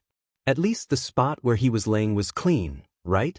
The loud beeping of an annoying alarm woke Izuku up from his well-deserved nap, leaving him slightly frustrated at his past self for that. He sat up, yawned and stretched, looking around slightly confused. The beach was still there, he was still covered from people's eyes by walls of trash, and he's, of course, still alive. Thankfully. And if his phone is beeping, then probably no one stole anything from him either. It was still pretty early, around 11 in the morning, and it was the weekend, so technically he could take another nap, but it would be a waste of time. So, As much as he felt great sadness at the thought of leaving the warm sand, he knew he can't stay there for too long. Besides, what if someone found him there? Izuku got up from the ground, shaking off the remaining sand that got stuck to him away. Then he quickly switched his clothes to what he was wearing the previous day as Akatani. He still felt weird about keeping a different identity, even if he is pretty comfortable with using his new body already. He hesitated a little about the mask. Last time he got in trouble for being suspicious when he had a mask on. Maybe he should give himself a reason to wear one? Yeah, he doesn't need to wear a mask, but it makes him feel more comfortable than if he had his face visible. He is still paranoid about what if someone recognizes him, and having a mask can stop this feeling or at least make him less anxious. There are also some people who have mutations and yet their quirk in itself is different and much more complicated past their physical appearance. Which means he could give himself a second quirk to use along with the mutation. So, what kind of quirk could fit for a dragon? After he teleported his notebook to himself, he went into his usual mumbling mode, searching for different quirks that could not only fit for a dragon, but could also be used as an excuse to wear a mask in case someone tells him he's suspicious again. And he can't just not wear it or else he would be paranoid the whole time. There were a few options he had to pick from, like venomous bite, spitting acid, breathing out gas that could paralyze someone, or just plain fire breathing. Which, in the end, he picked just plain smoke. Yeah, there are many better things he could pick, but he can't forget about what he's planning to do. Which is infiltrating a group of villains to help one person get some well-deserved therapy. Izuku doesn't want to hurt anyone, and having an overly useful quirk could make them want to send him out on missions, which he has to do his best to avoid. So he decided to stick with just breathing out smoke, which, technically it could be a problem if someone was in a small closed space, but it wouldn't really happen that often to worry about it. Besides, they would need to be in the closed space for quite some time before it starts being a serious issue, so in the end, it's not the most useful quirk. Yeah, there's also the mutation, but he doesn't fully count it right now. Basically, he decided that when stressed or angry his body would activate his quirk by itself, a perfect excuse to wear a mask. Thanks to that, he also edited the mask so it's filtrating most of the smoke that comes out unless he slides the filter off, and he created himself a copy of a license for a support item, already putting whatever he needs to in the government files just by snapping his fingers. Wow, being a literal god is so much fun. Now, he can look cool as hell while also having an excuse for being suspicious. And people can't really charge him fully for illegal quirk usage if it's uncontrollable, right? As long as he doesn't do it on purpose. His tail curled up similarly to Chameleon's tail, to not drag it on the ground as he's walking, as he made his way out of the beach, breathing out small amounts of smoke to get used to his new quirk's presence. Smoke tasted funny. Izuku walked towards the more populated area of the city, watching people around him running around, continuing with their busy lives. One day they will all die, and Izuku could change that, yet he can't at the same time. He wants to give everyone a chance at living their best life, but if everyone got a chance, what would even life mean anymore? Would people still have free will if no matter what they do they will survive until old age, and serial killers and villains all get captured no matter what they do? Thousands of people die every minute, and even more are born, and if everyone survived till old age, overpopulation would be a much worse problem. It makes him sad that he can't do anything about it, but if he did, the change would be too big, too noticeable, and the angels would be angry. Why can't he help them? He got pulled out of his thoughts by a boy with blonde hair poking him on the shoulder. You good man? Also you have a cool mask, but I also don't think you should be using your quirk in public. The teenager seemed unsure, but also meant well for him, so Izuku was slightly conflicted whenever he should go with his idea of act like Kakin or be nicer. In the end, the nicer side won, as he would feel awfully guilty for being rude to someone for no reason. But he still tried to make himself appear less friendly than he naturally is. I can't control my quirk, so this keeps the smoke coming out at bare minimum. He poked the mask, staring at the boy with what he hoped was a deadly glare. Yeah, he's not too good at this whole new personality thing just yet. And he can't exactly edit his mind to help, so he's stuck with learning through trial and error. Whoa dude, I didn't mean to offend ya. Oh, so the glare probably worked? I was just curious, you know? Izuku then realized he still has his hood on, and probably looks like a criminal again. So he slid off his hood and blinked a few times at the strong sun hitting his eyes. Can I get 5 minutes of peace without anyone assuming I'm a criminal? Wait, it's not what I meant. You look cool, don't worry about it. Man, mutation quirks like this must be hard to deal with, aren't they? By the way, I'm Kaminari and you? This is when Izuku's mind stopped working all of a sudden. Sure, it would be nice to have friends, but he doesn't want to have anyone know him in his Akatani form. It would give him so much trouble, and the mess is just not worth dealing with. But running away is also rude and not a thing that normal people do. It's also suspicious as hell. What to do? I'm not interested in making friends, now excuse me but I have to go, he said before quickly running off before the blonde teenager could say anything more. Guilt made him feel awful for doing that, but he can't just make friends in a form that is meant to be a criminal and be somewhat known for that fact. So he just left. Finding himself a nice alley and using it to climb up the wall and onto the roof, he finally let out a deep breath, causing a cloud of smoke to escape through the filters in his mask. Izuku sat down on the roof, thinking about his options now, and also thinking deeply about how terrible of a human person he is for running off like this. Also suspicious as hell. Now all he could think of is the song which had the sentence, "Don't be suspicious, don't be suspicious," repeating constantly. And it made him snort, slightly lightening up his mood. Only slightly. After a few minutes of not doing anything, he got up and dusted himself off, walking towards the edge of the roof and staring at the streets below. He climbed so high so quickly, and it makes him sad that he can't fully use his god powers to learn how to fly in his true form right away. It must feel even better than this to fly high up, above the clouds. Izuku then decided to use other buildings to go down instead of sliding down using his claws, as someone could charge him with vandalism again or some other bullshit and he doesn't want it. While the thinklet Kaken really works. He's thinking about much more swear words than usually. His claws clinked against the surface of the roof as he jumped onto a smaller one, searching for a best way down. Running towards the edge, he jumped onto another building, making his way a little bit further into the city. Then he jumped at a wall of a nearby building, digging his claws into the hard material and cringing slightly at the sight of the holes. Which he should probably notice much sooner, but he never focused on it. Then he bounced off, landing on a balcony. After that, all it took was a few jumps onto the lower balconies and he was on the ground once again. Minimal damage. Nothing to worry about. Yet his body apparently doesn't think the same way he is, as smoke has been constantly coming out of his mask. And sure, those were only small streaks of it, quickly disappearing thanks to the wind. It still meant that he was nervous. And it annoyed him slightly. Forcing himself to calm down, he walked back towards the main streets, fully planning on looking for some cool villain fight to watch, hoping that no one will bother him about quirk usage anymore. Sure, it's a good excuse in theory, but in practice? He's constantly breathing smoke.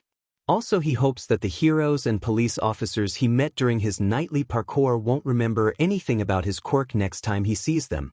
It wasn't too long until he heard a crash in the distance, so he moved towards the area where it came from, curious. Just as expected, there were a few heroes on the scene, fighting a villain that was covered in spikes and made giant stone spikes burst through the ground and at the heroes. Which made Izuku think about adding some small spikes to his second form. They could just be small, and maybe he could have them work like his original form wings? Basically, he could make them stick out only whenever he wants them to, so his clothes wouldn't get destroyed constantly and he could lay down on his back without getting annoyed. They could maybe even have smoke coming out of the ends of them, wouldn't it be amazing? The fight ended way too quickly during the time he was lost in thought, leaving him slightly disappointed that he missed it thinking about his own quirk. He decided to sketch where his spikes would look the best the moment he came back home, but for now, he will go further into the city, to places where he hadn't been to yet. Which means the darker areas with much higher crime rates. Because, after all, he wants to be a vigilante, he has to know those areas. And just loading a map in his head doesn't sound nearly as fun as running around and seeing things there by himself. So he walked through the maze of alleys as he saw buildings slowly start looking worse the deeper into the criminal territory he walked. It made him wonder, why aren't there any heroes helping out there if there are such high crime rates? It makes no sense in theory, but honestly he can understand why it's not their main priority. Money is the problem here, isn't it? Even the atmosphere got darker as he walked. Izuku pulled his hood over his head once again to feel slightly better about being here, but it was just his paranoia making him want to avoid being spotted. Technically he knew that even if anyone saw his face no one would be able to connect him to his real identity, but his brain still screamed at him to hide from any unwanted stares. Demon paranoia. After some time he heard someone moving behind him, and his instincts screamed at him to move before the person even did anything. Which is a pretty good reason for him to snap his head back and stare at the person, taking a few careful steps away. It was some old homeless-looking guy whose arms were ending in 2 hands. And he had a knife in each, probably to threaten people. "You some new kid round there?" "A mistake, really," the man said as he attacked Izuku, who, of course, was slightly annoyed that he finds trouble literally everywhere he goes. The teen managed to dodge the knives as he went running, not fully wanting to deal with it right now. Yeah, he entered a worse part of town, but of course it's just his luck that some random criminal tried to steal his money or murder him or something right away. That makes him fully believe that it won't be too hard to find some crime when he goes out as a vigilante. For now, the police still remembers him, so he's just going to escape and just oh so conveniently watch the criminal trip and sprain his ankle. Izuku quickly climbed up onto the roof, leaving the criminal shouting at him and cursing him out while clutching his sprained ankle. Well, it's his fault for attacking a wrong person, now he has to deal with the injury. And sure, Izuku should probably go to the police and report it, but he doubts that the man will do much crime with a sprained ankle and a few rat bites on both of his legs. Because yes, he also sent some rats to annoy him. And also Izuku remembers bumping into the hobo-looking hero around this place, pretty close, actually, so he hopes that the hero will take care of the trash for now. And if the guy ends up attacking someone else again in the near future? Well, let's say that Izuku will make sure he gets his butt kicked by a bunch of rats. Oh wait, what if the police would start searching for whoever makes rats bite the criminals? That would maybe cause a mess for a few animal controlling people. Yeah, without evidence police can't do much, but he doesn't like giving trouble to innocent people. Izuku then walked towards another building and climbed on it, looking at the city below. He pulled down his mask and coughed up a few clouds of smoke, which was slightly annoying. Why did he pick something like this for his quirk? Really? He could literally use anything else as an excuse without having the burnt taste of charcoal in his mouth at all times. It's not like he even cares about getting in trouble, what the hell? He's so stupid sometimes, isn't he? Putting it back on, his tail moved from side to side aggressively, as he wondered what he should do. He shouldn't get in trouble instantly after getting caught by a hero, they would definitely remember him. And he can't just walk in this area and see all the criminals and not stop them from doing crime.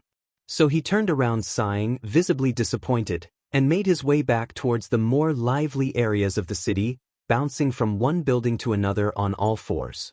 It was more comfortable that way. So sue him. After around half an hour he was back in the better areas of the city, and frustrated about how much time he lost by not doing anything. Then, he picked up his phone to check the hour. It was 3 p.m. He still had about 2 hours before he was supposed to meet up with Hawks and train. He should probably go back home, or else his mom would get worried about him missing for the whole day, but he really doesn't feel like staying stuck in his room while there are so many things he can do. So, he did the best thing he could possibly do in this situation. Which is, burnt pigeon yo, if my mom asks I've been with you the whole day K. Insomniac, are you gonna be with me the whole day? Burnt pigeon no, but I need an excuse as to why I'm gone, so can you help? Insomniac, are you doing something illegal? Burnt pigeon no. Insomniac then K. Well, now that a good excuse is taken care of, he sent his mom a quick text saying he will be out with a friend for the whole day and put his phone back in his pocket. Already slightly bored yet excited over the idea of meeting Hawks, he made his way back to the beach. It's the only peaceful place where he can sketch his possible vigilante and later semi-villain costume. It had to be fancy and scary to blend in well with the rest of the villains, and to be treated seriously. After entering the beach he found a nice spot where no one would see him and teleported his notebook to himself, before he started writing about different support item options. And, of course, he made a section specifically to talk about possible spikes. The sound of a pen scratching on paper filled the air, mixing with the waves as he went over everything he thought of in the past few hours. He for sure wants some cool armor on his tail. It would look the best if it was some kind of black shiny metal. His general look could be similar to his clothes now, basically a black jacket, black pants, and black fingerless gloves. Although, he could add to it a belt with a bunch of knives and bombs, and even if he won't really use them, they would look cool and make people be more wary towards him. Which is perfect for a vigilante, isn't it? Izuku also thought about adding some decorations to his jacket so that it looks better, and why not? Time to change some things. 2 red stripes went from his shoulders down his back so that they were on both sides of his spine, and they had black spots in a row made out of self-repairing fabric on the stripes, which, the dark spots would be where his spikes will be. He decided on not too long spikes that were only the length of a finger, and they were dark purple. Not the soft lavender like the color of Shinsou's hair, which, in all honesty, he kinda wanted to do for the sake of why not, but in the end he went with slightly more blue and much darker shade of purple. He made it so that he can make them stick out and glow whenever he wants them to, along with a few much longer ones appearing at the end of the tail and on the sides of his arms. Which, by the way, also had red spotted lines on the jacket sleeves. In addition to the glowing spikes and glowing red eyes, he also made a slightly edited version of his mask. This one, however, could make his smoke much stronger and faster to use. It had a similar design to the old one, but this time the teeth were purple to fit in with the spikes. He also had a black hood with 2 rows of black spikes, this time made out of material instead of actively being on his body. The front, slightly bigger ones looked slightly like rabbit ears, but he ignored that. People should be able to figure out that they are spikes, right? Satisfied with the ideas he came up with, he manifested a big mirror in front of himself to stare down at his brand new creation. And it was very creepy, even in daylight. He can't imagine how it would look like at night, the whole lizard aesthetic, black and red with glowing spikes, teeth and eyes, and big claws. Should he make it slightly less scary? He's scaring himself right now. How could he help anyone this way? Oh right, yeah, he's supposed to be a semi-villain later, but for God's sake. Oh wait, he's the god. Yeah. Pulling himself out of the train of thoughts, he decided that he worked too hard on making this form perfect to throw it out and make something nicer. Besides, he shouldn't make anything nicer if he wants to be considered a villain later. Didn't he want to look scary? Didn't he plan that? Sighing, he pushed those thoughts aside for now as he looked around to check if there wasn't anyone watching, then shifted back to his normal form and changed his clothes to normal ones. He felt as if something was missing the moment his skin returned to normal, making him slightly sad that he can't have scales on his normal form. Sure, he could add them, but he would need to explain it to his mom, Shinsou, and possibly the class too if they decided to bother him. Or not. If he writes the test well on Monday, he will be officially out of that school, finishing it faster than others. Then, he won't need to explain anything to the class anymore. Stretching out his wings behind him, he checked the hour once again, noticing that there isn't too much time left before he has to train with Hawks. It would be the best to get moving now, wouldn't it? So, he checked in his phone where he should go and started walking, giving himself a map to where he was supposed to meet up with the hero. Time for a completely different part of his life to begin, right? And hopefully everything will be better now. Come on, keep your wings straight. The left one is still wobbly. Remember, it's not a second set of arms, you don't use only one at once. Izuku struggled to keep himself in the air as Hawks tried to encourage him this whole time, not helping at all to get rid of the teenager's frustration, which was definitely higher than he can fly. He could have just learned how to do it in a few seconds but knew, of course it would be suspicious and he can't let anyone know what he can do yet. So he has to play this, I can't do sheep please help, even if he's fully aware he could fly whenever he wanted to. Yeah, sure, the quote, I can't do sheep please help, maybe fit him at first, for like, the first week. But now it doesn't. He's smart now. Plot twist, he's really not.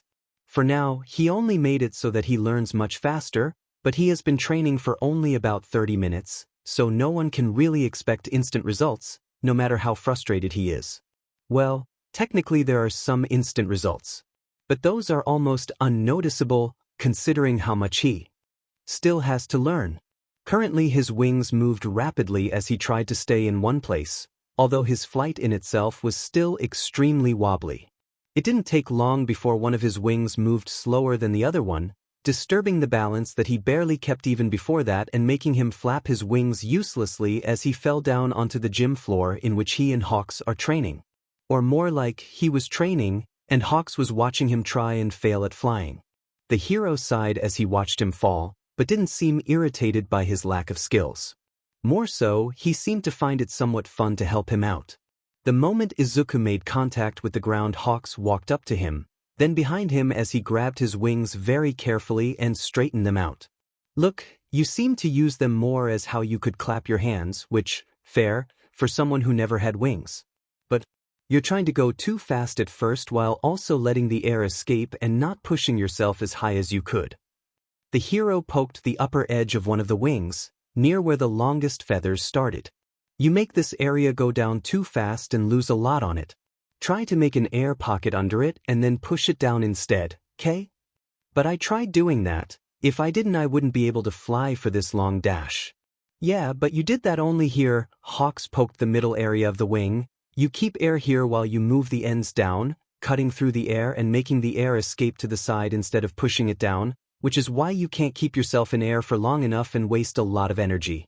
Oh. Next half an hour was filled with Izuku constantly trying to follow Hawk's advice while also slightly updating his skills through his powers under the excuse of being a fast learner. Soon later, he was pretty tired already, but before another try he was stopped by the hero. What do you think about learning to glide now? I think it would be easier for you for now. I mean, it's the easiest thing to do and you seem to be tired already. And in fact, it was much easier. Izuku climbed onto a higher platform and just jumped off it, and when he's not being attacked by strong wind and the fear of falling and breaking his bones, gliding actually feels pretty nice. Air rushing past his wings felt different than when he's trying to stay in one place, and wasn't as tiring. Yeah, he doesn't even really feel too tired, but the minimal changes still count. The entire training session ended after about 3 hours, which was actually pretty long considering the fact that life of a pro hero is probably very busy. Izuku, in all honesty, felt bad for taking up so much time off of Hawk's day, even if the hero already told him multiple times that it's fine. He still felt as if he's annoying him. Izuku also learned how much Hawks love talking about random things that currently interest him. At first he tried to talk only about the whole training thing, but after around an hour they could have an entire conversation about which fast food place has the best fried chicken.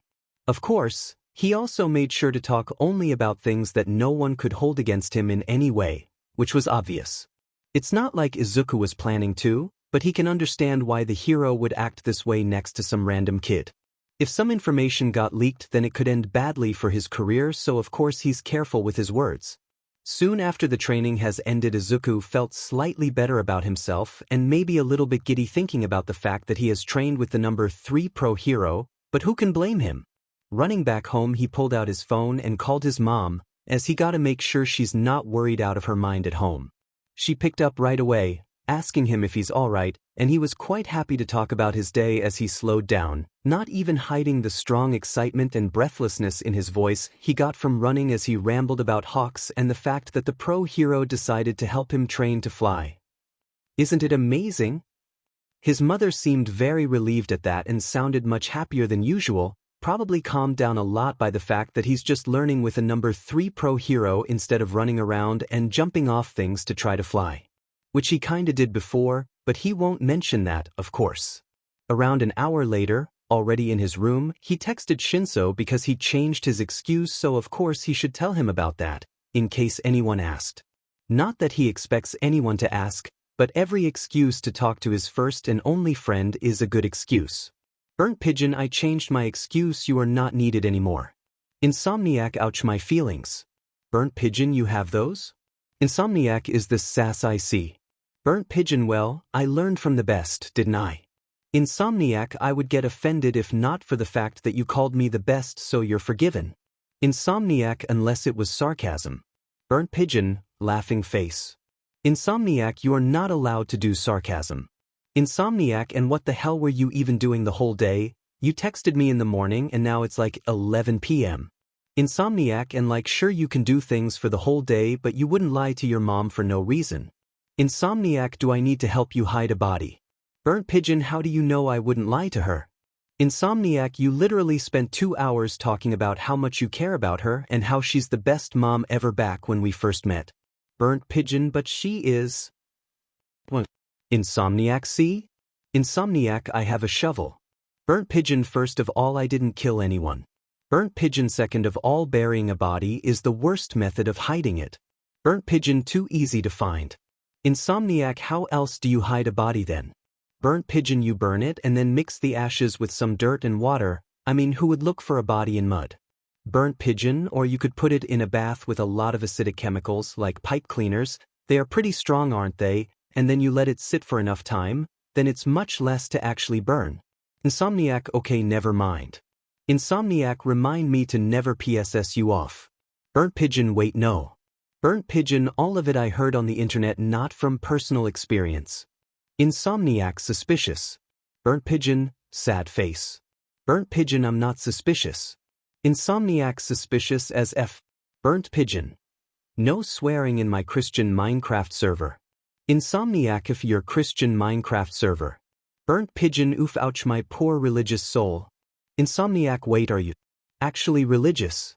That made Izuku pause for a second, because what does he say? I haven't been religious before, but I became a god and all of a sudden know that heaven and hell exists and apparently the real God has disappeared off to somewhere and now I got the job and can do everything I wish for as long as I follow some weird rules set by an army of angels? Yeah, he doubts that it would be believable in any way. Besides, he actually figured out that Christianity isn't fully the real religion. It was told to him by angels during the very first day of his godly duties, which was the moment he was given the powers, that no matter what the person believes in at life, as long as they are a good person they can still go to heaven. And if religions help people be good in life? Well, they can believe whatever they want, as long as they aren't trash. So technically he doesn't think that he's being religious by just knowing the truth behind afterlife. But it also made him realize that he kinda ignored whatever duties the angels gave him for quite some time, as he didn't come back to the heavens ever since the very first day. It's been a week, is it enough for him to be judged by them? He doesn't want them to take away his god powers. In his panic, he forgot to reply for good 5 minutes before his phone buzzed, making him remember that he kinda cut off the conversation all of a sudden. Insomniac, I'm sorry if I offended you or something. Burnt Pigeon, no. It's fine, I'm just doing something right now I forgot to replit. I also don't really know if I'm religious or not. I mean, I know that there is something after death and you need to be a good person and sheet, but I don't believe in most of religious rules and stuff. Insomniac, huh? Insomniac, so you believe in heaven and hell or just a basic afterlife boring void? Burnt Pigeon, heaven and hell, I guess? Insomniac, I personally believe that when you die you rot and that's all. Burnt Pigeon, edgy. Insomniac, I want to either be reclaimed by moss or turn into a cat or something. Burnt Pigeon, I mean, if you could be reincarnated as a cat, would you want to be? Insomniac, yes. Insomniac, 100% yes, the best life. Burnt Pigeon, funky cat times. Burnt Pigeon sent image purple_@.png. Burnt Pigeon, it's you. Insomniac. Insomniac, if you. The rest of the evening, or more like all the time until his mom finally went to sleep, he spent texting Shinsou about random shit, sending memes, cats, everything he could to get his mind off the fear that the angels are disappointed in him. The moment his mom went to bed, he turned off his phone and focused on entering the afterlife once again for the second time in his life, although this time fully aware of what's happening. First thing Izuku saw as he entered the heavens was light. Way too much light, burning his eyes before he managed to get used to it with a little bit of help from his powers. Soft clouds under his feet felt weird, as if he was walking on a giant jelly with a layer cotton stuck on top of it, making him walk slightly wobbly. Moving forwards, he looked around, searching for something, anything in the endless white.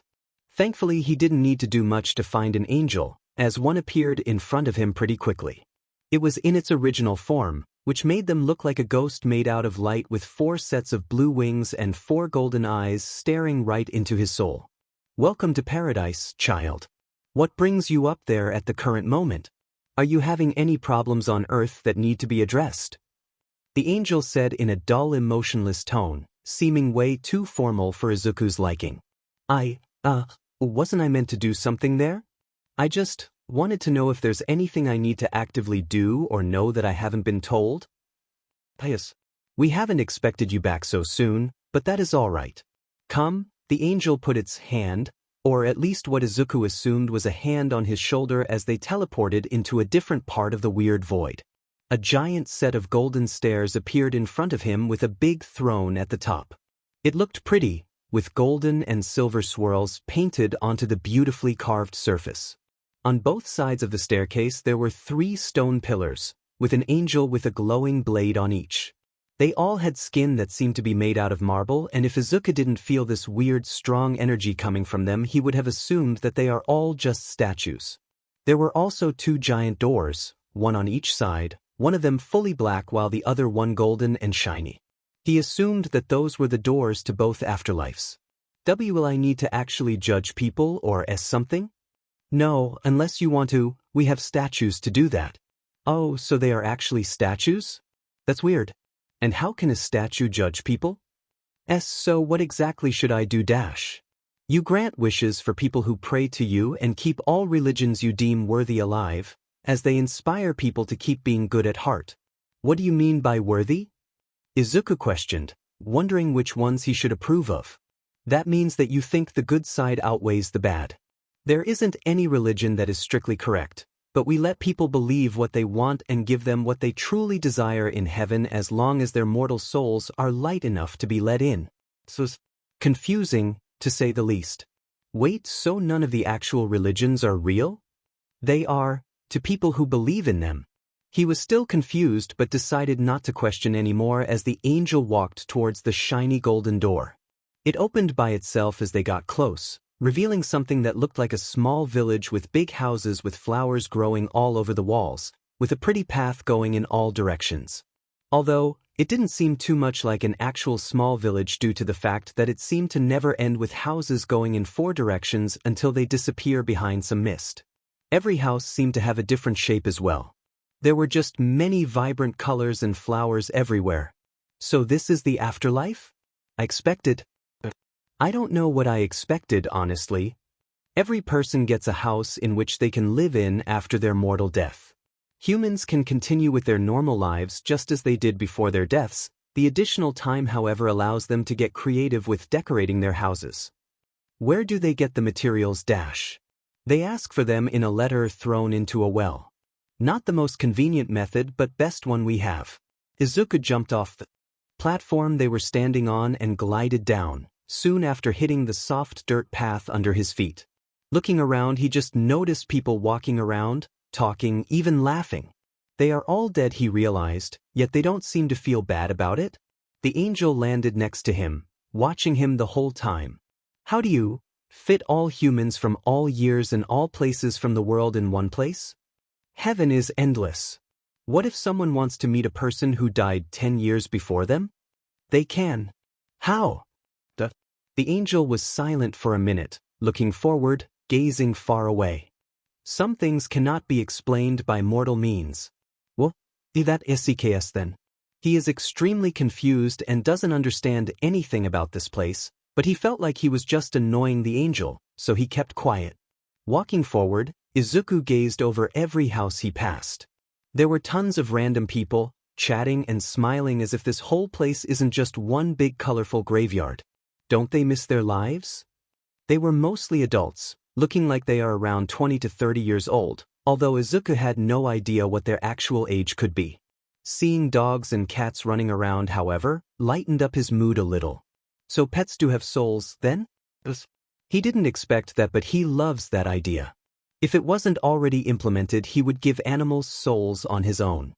His mood got worse again just as quick as it went up the moment he saw a field with children playing on it. Children who should not be there. Just shouldn't. How does aging works like in there? Are they actual children? He asked weakly, sad with the idea that they are there and not alive, losing so many opportunities. Losing a life so young sounds awful.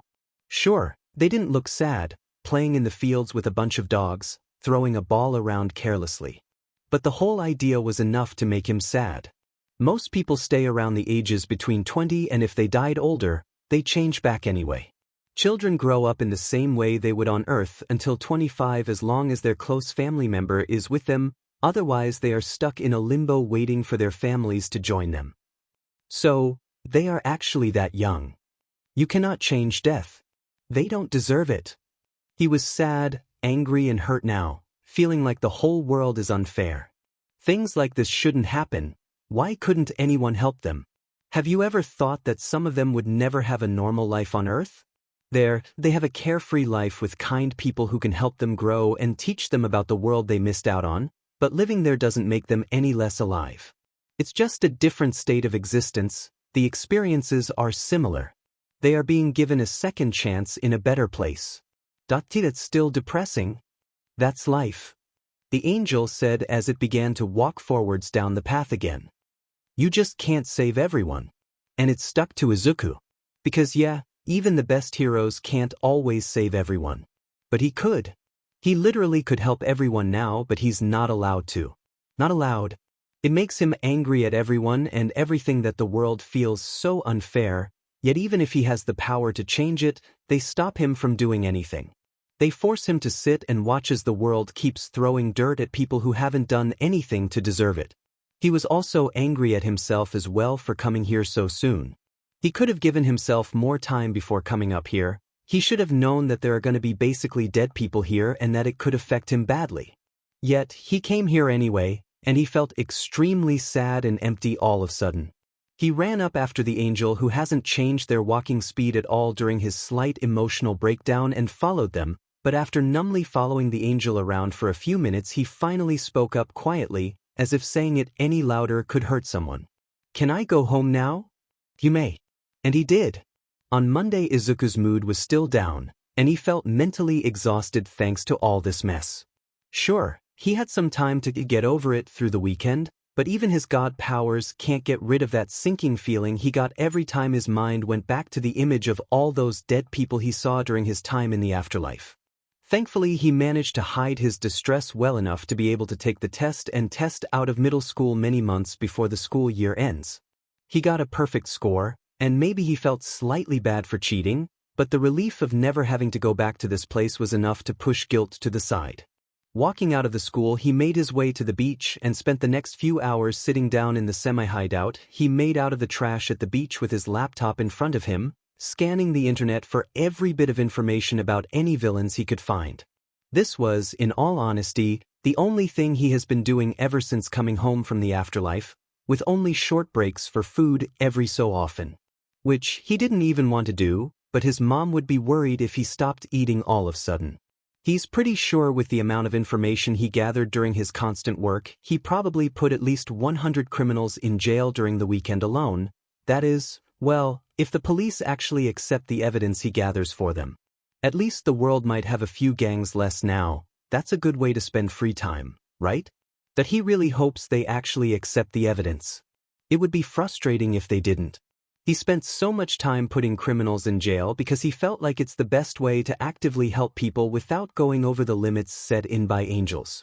He still feels like it's too early to be going out as his Akatani persona, so hacking must do for now. Besides, things like gangs and human trafficking rings deserve to be taken down as a top priority, as they are much worse and more dangerous than your common petty thief pickpocketing random strangers. A few hours after entering the beach, Shinsou decided to come and hang out with him, which slightly frustrated Izuku as it meant having his attention split to two things and less villains caught. Although after those thoughts invaded his mind he forced them down, now guilty over not being a good enough friend. Who are you and what did you do to my antisocial? I don't want to have any friends nor hang out with anyone as it's a waste of time, friend? Izuku spoke up, looking up from his laptop screen at Shinsou who just entered their small hideout. The purple-haired insomniac glared at him before throwing himself next to Izuku on the shitty couch, which protested loudly, sounding as if it's gonna break at any second. Are you really so bored in life you turn the garbage dump into your new house? What if I am? Izuku's eyes went back to the screen as he continued typing at basically light speed. Their little hangout place now looks more like an actual hideout rather than just a garbage dump, and Izuku hoped that he hid it enough to not have random people use it. There was an old couch on the sand that was somewhat functional, and thankfully Izuku had the power to make sure it doesn't have any surprises inside, like maggots or spiders or whatever. All walls had much stronger structure now, so there was no worrying about it falling and destroying everything. There was also a table that was sunk into the sand deep enough to be stable. There were also tree lights on the walls, hidden carefully in the trash so they would be visible only when turned on.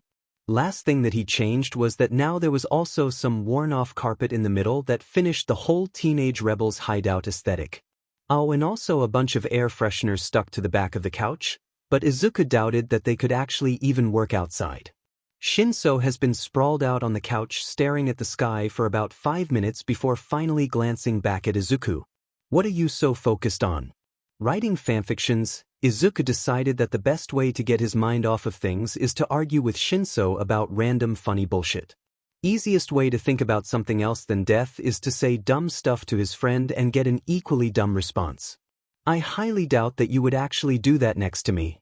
Izuku has turned off the program he had opened right before Shinsou could see it as he turned on some random blogging website, keeping the page on cool animal facts.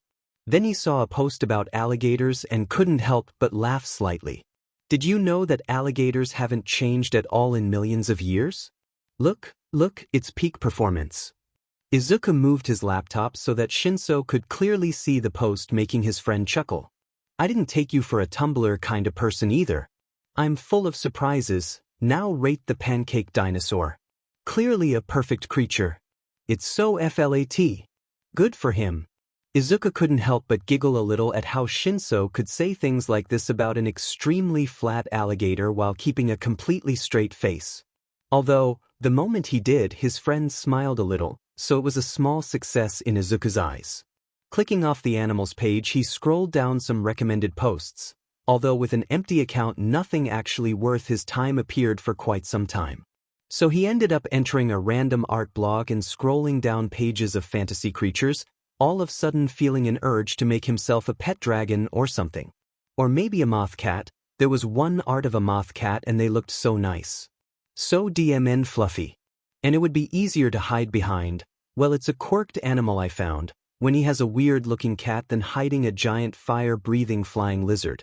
Did you know that you can substitute eggs with blood for baking? Izuku said all of a sudden, remembering what he saw on the internet some time ago. No?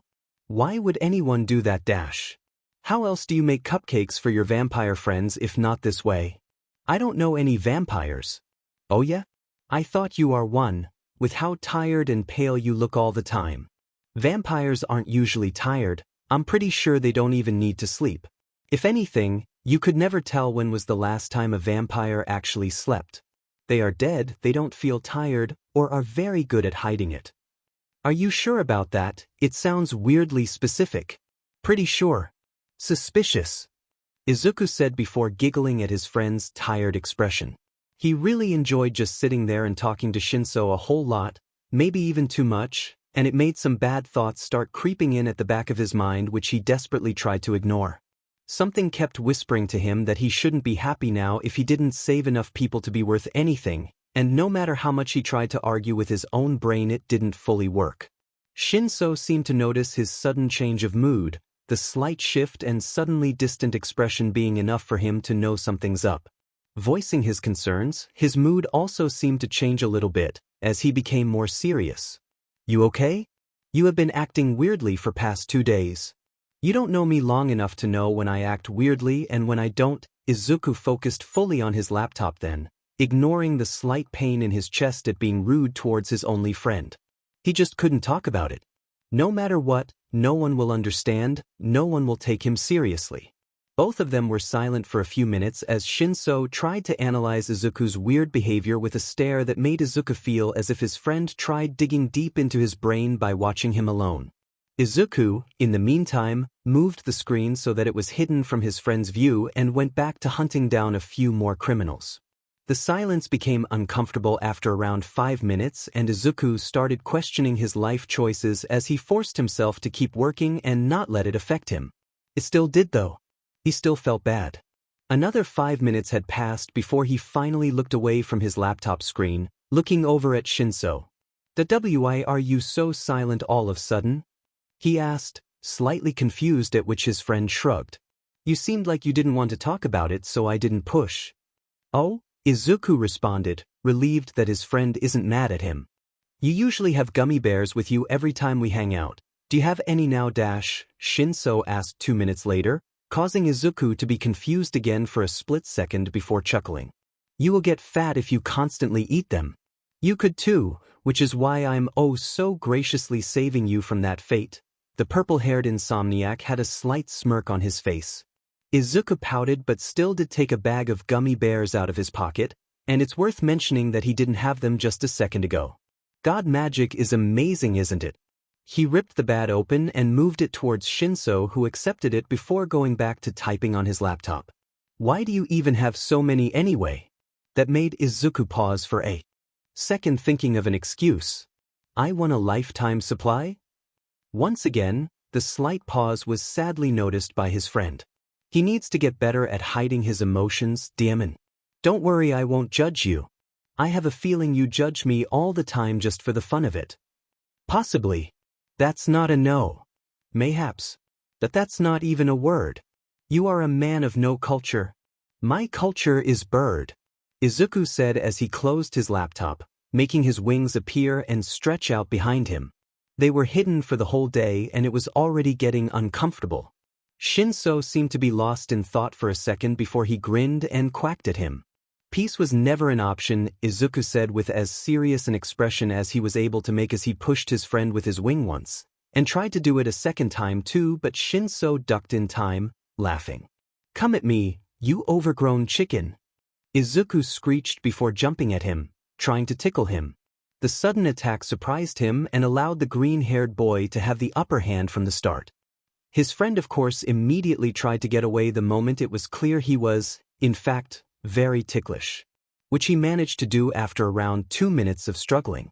"I never seen you laugh so much," Izuku smiled innocently while Shinsou tried to catch his breath, sitting on the sand.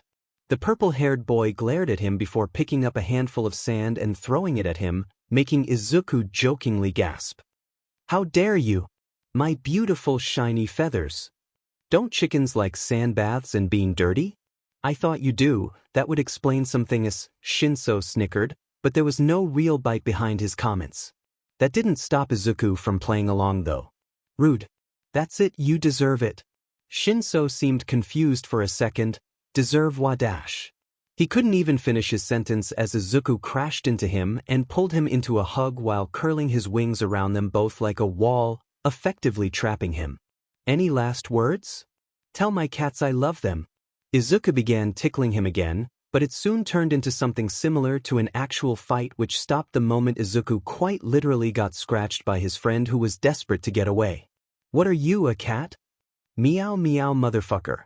Second wrestling match ended up with Izuku as the loser, which, yeah, fair, it made perfect sense, but it doesn't mean he must be happy with that.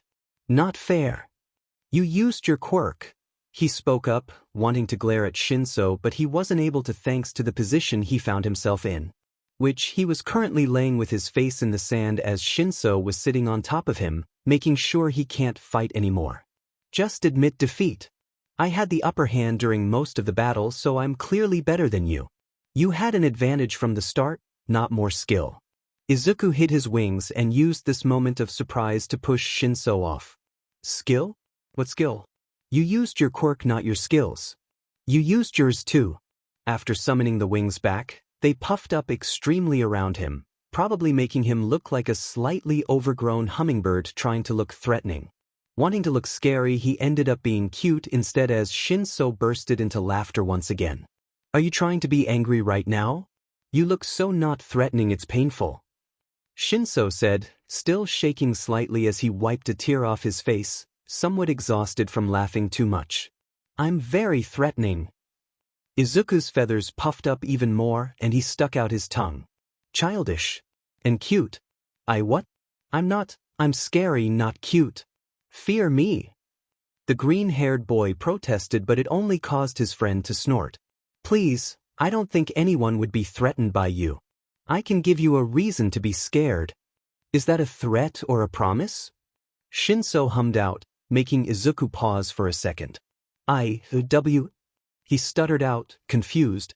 It could be taken in so many different ways, Shinsou said in a weird tone and seemed way too smug about the green-haired boy's reaction, which made Izuku realize it's probably a way to get revenge for the tickling. And DMN, is it a good one? Come on, Lil Hummingbird, Shinsou purred out and took a step closer. Izuku right now decided that he hates this tone. Just because he hates it, now you're just being a mean. Revenge Beach. Shinsou grinned at him with a gleam in his eyes that told Izuku that he probably won't leave it be now that he knows it bothers him so much. And they got into another fight, but this time Izuku was way too bothered by Shinsou trying to embarrass the hell out of him this entire time to fight properly, which made him lose. That's so unfair. Shinsou was chatting, which is the only reason he was losing. Yes, that's the only reason, of course. Okay, not really, he kinda SCKS at wrestling anyway. Around 2 hours later, Izuku was walking home and couldn't stop smiling, feeling much lighter than he did in the morning. Sure, he wanted to actually work on something instead of getting into a wrestling match with Shinsou, but it's not as if he's complaining. It was very nice.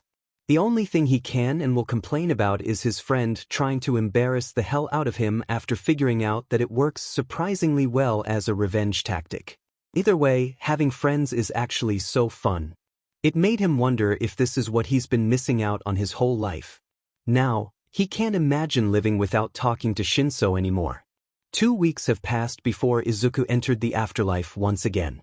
During that time in between his visits, he worked hard to learn how to fly with Hawk's help, and without cheating his way into knowing, got confronted by the police a few times, thankfully virtually through a messenger app, as they were trying to figure out who was behind those mass reports he had done, and he also had been hanging out with Shinsou a whole lot.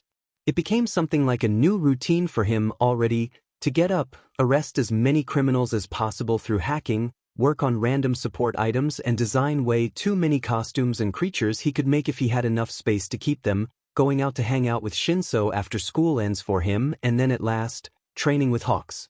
He decided to still sleep sometimes, as he started missing the feeling way too quickly and it affected his mental health badly.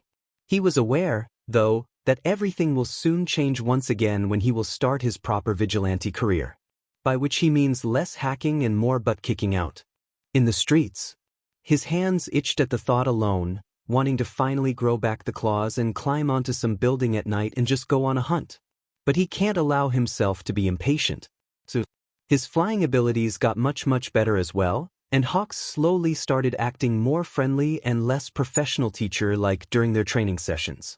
Really, one day they even spent more time talking about the worst food combinations they must try in their life than actually training.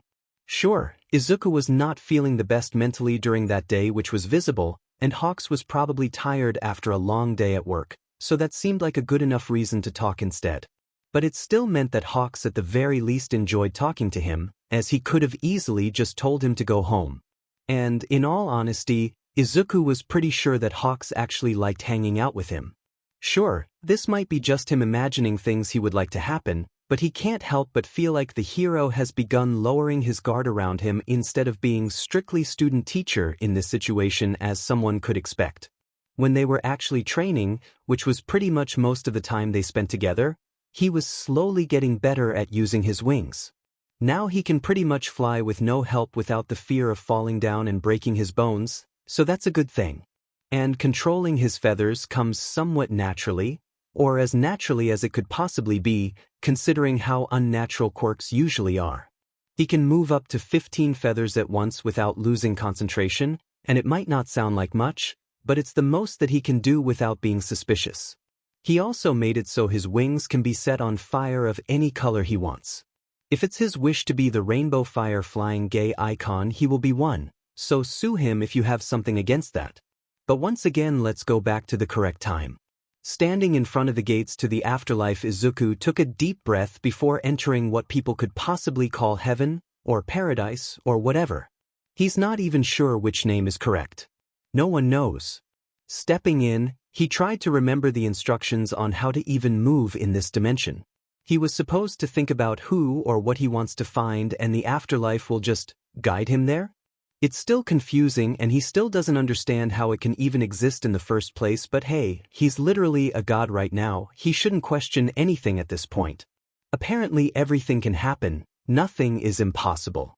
Spreading out his wings, he pushed himself up and started his slow flight through the afterlife, not actively searching for anything per se, but just looking around to see if there is anything other than just houses and fields through the whole dimension. And yes, apparently there are also trees. A bunch of forests were visible every so often when he moved further away from the doors in which many colorful creatures were living, not afraid of anything in the slightest. Wolves walked next to deer, neither fearing each other nor even minding their presence. During his trip, he also saw a bunch of lakes and rivers between buildings, which in a normal world would be pretty dangerous, because it doesn't take a genius to know that putting a house so close to a river is a very bad idea.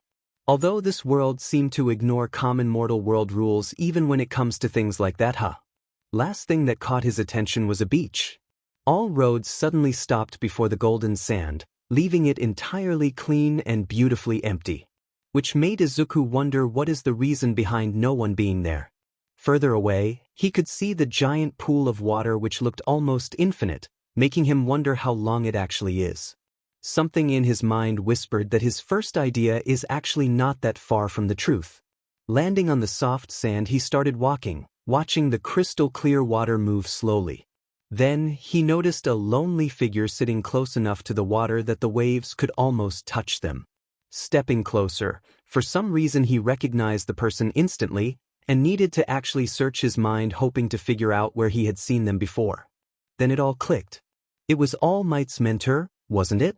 He suddenly remembered how he decided to check the whole life story of All Might when he got frustrated sometime right after getting his god powers, and how angry he was knowing about the story of One for All and the fact All Might was given this power, yet told Izuku that he will never be a hero if he's quirkless. Oh, how much he wanted to tell the woman in All Might's memories how stupid he's acting. And now, the afterlife has latched onto that thought that was still buried deep in his mind, then took him to her thanks to lack of any other direction given. Now he's standing next to a hero who has given power to All Might of all people. Her name was Nana Shimura, right? Well, he might as well ask her about Tenko as well, now that he's here already. Once he figures out how to even start a conversation. God, why is he so awkward? Oh wait, he keeps forgetting. Thankfully, he was saved from having to speak up as the woman has noticed him already and started the conversation herself. Did you come here to see me? Not many people end there unless they searched for me specifically. His confused look was probably the reason she felt the need to explain, and honestly, Izuku was kinda grateful for such a good conversation starter. Maybe. I don't know, I was just walking forwards. He took a few steps closer and awkwardly sat down on the sand near the ghost, because that's basically what everyone in the afterlife is. Simply walking forwards wouldn't bring you there. She seemed lost in thought as she stared at the water, and the whole talking to a dead person already started making Izuku feel uneasy. It's one thing to see dead people, another talk to them. Also, he was unprepared. I might have had tea talking to you in my mind. He stuttered out, feeling slightly embarrassed about the whole situation. The woman leaned back, keeping herself semi-upright with her arms behind her. You're young, she stated calmly before smiling at him kindly, possibly to calm him down as he was still kinda lost. So, what is the reason behind your visit? He took another few minutes to collect his thoughts, not even realizing a long time had already passed, but the ghost of a hero didn't seem to mind. After all, they have the whole eternity, don't they? Can I ask you about One for All? Or more like, talk about the person you gave it to? The woman seemed slightly surprised at the mention of Ofa before sighing. I should have realized one day it would happen, I just didn't think that it would be so soon. How much did that boy tell you about the quirk? She actually didn't tell me anything about it. I found out myself. Is that why you're here? She asked, and on the outside it might seem like a simple question of, is this why you were looking for me? But Izuku could hear the real question under those seemingly innocent words. Did you die because of knowing too much? Which he didn't. And it probably needs to be said pretty quickly, because he can't let the hero think that he's dead. Even if it's the easiest explanation. In a way, almost. He struggled to find correct words, still slightly freaked out over both the fact that he's talking to a dead person and the fact that this dead person has given All Might the quirk he's using now. I was just looking for you to talk. Not even dead. I can go back to the living world at any time. I just wanted to know if you knew what kind of person you gave your power to. Izuku picked up some random smooth shiny rock and then threw it into the water, watching lil droplets splash around. Is that your quirk? To talk to dead people? And not really. More like immortal duty? It might be hard to believe, but I was chosen by angels to do some things in there, and I don't know how much I can actually tell you, but I'm not dead. I'm kinda similar to a G-god but with rules I have to follow. At least she still seemed somewhat interested in actually talking to him instead of reacting by laughing at him like he expected, so he will accept this small success. I wanted to talk about One for All and Tenko. He desperately needs saving and I don't know how to go about it, so if you care about your family and want to see him there one day, I just don't know how to go about it. What happened to him? The hero spirit immediately asked in full alert. All for one got his hands on him and turned him into a villain while everyone else forgot about him. I can see he has a good soul, though, and deserves help. I just don't know how to go about it. He took a deep breath. I know you might not even know too much about him anymore, considering the moment you died, but you're still the only person I could possibly talk about it, as everyone else will tell me I'm crazy, so, help? Barely 2 hours later, he was already exhausted by this messy situation as he went back home, ready to put his plan in motion right away. He can't let himself be tired when there are people to be saved. Thanks to his conversation with Nana Shimura, he had a much better idea of how to go about it, and he found happiness, which he knows he shouldn't but can't help it, in seeing her get frustrated over All Might's stupidity. Of course he told her about the rooftop talk and how hypocritical it was because he was salty and now he had someone to complain to. She still believed he was a great pick though, past some mistakes, so that's sadly only half of the success. But what else did he really expect? Did he really think that she would believe some random kid she just met? She probably took him seriously only because it's quite literally heaven and he couldn't end up there if he was a bad person. That's it. He's so stupid for assuming that he means anything, right? Arriving home, he got hit by the realization that his mission basically starts now.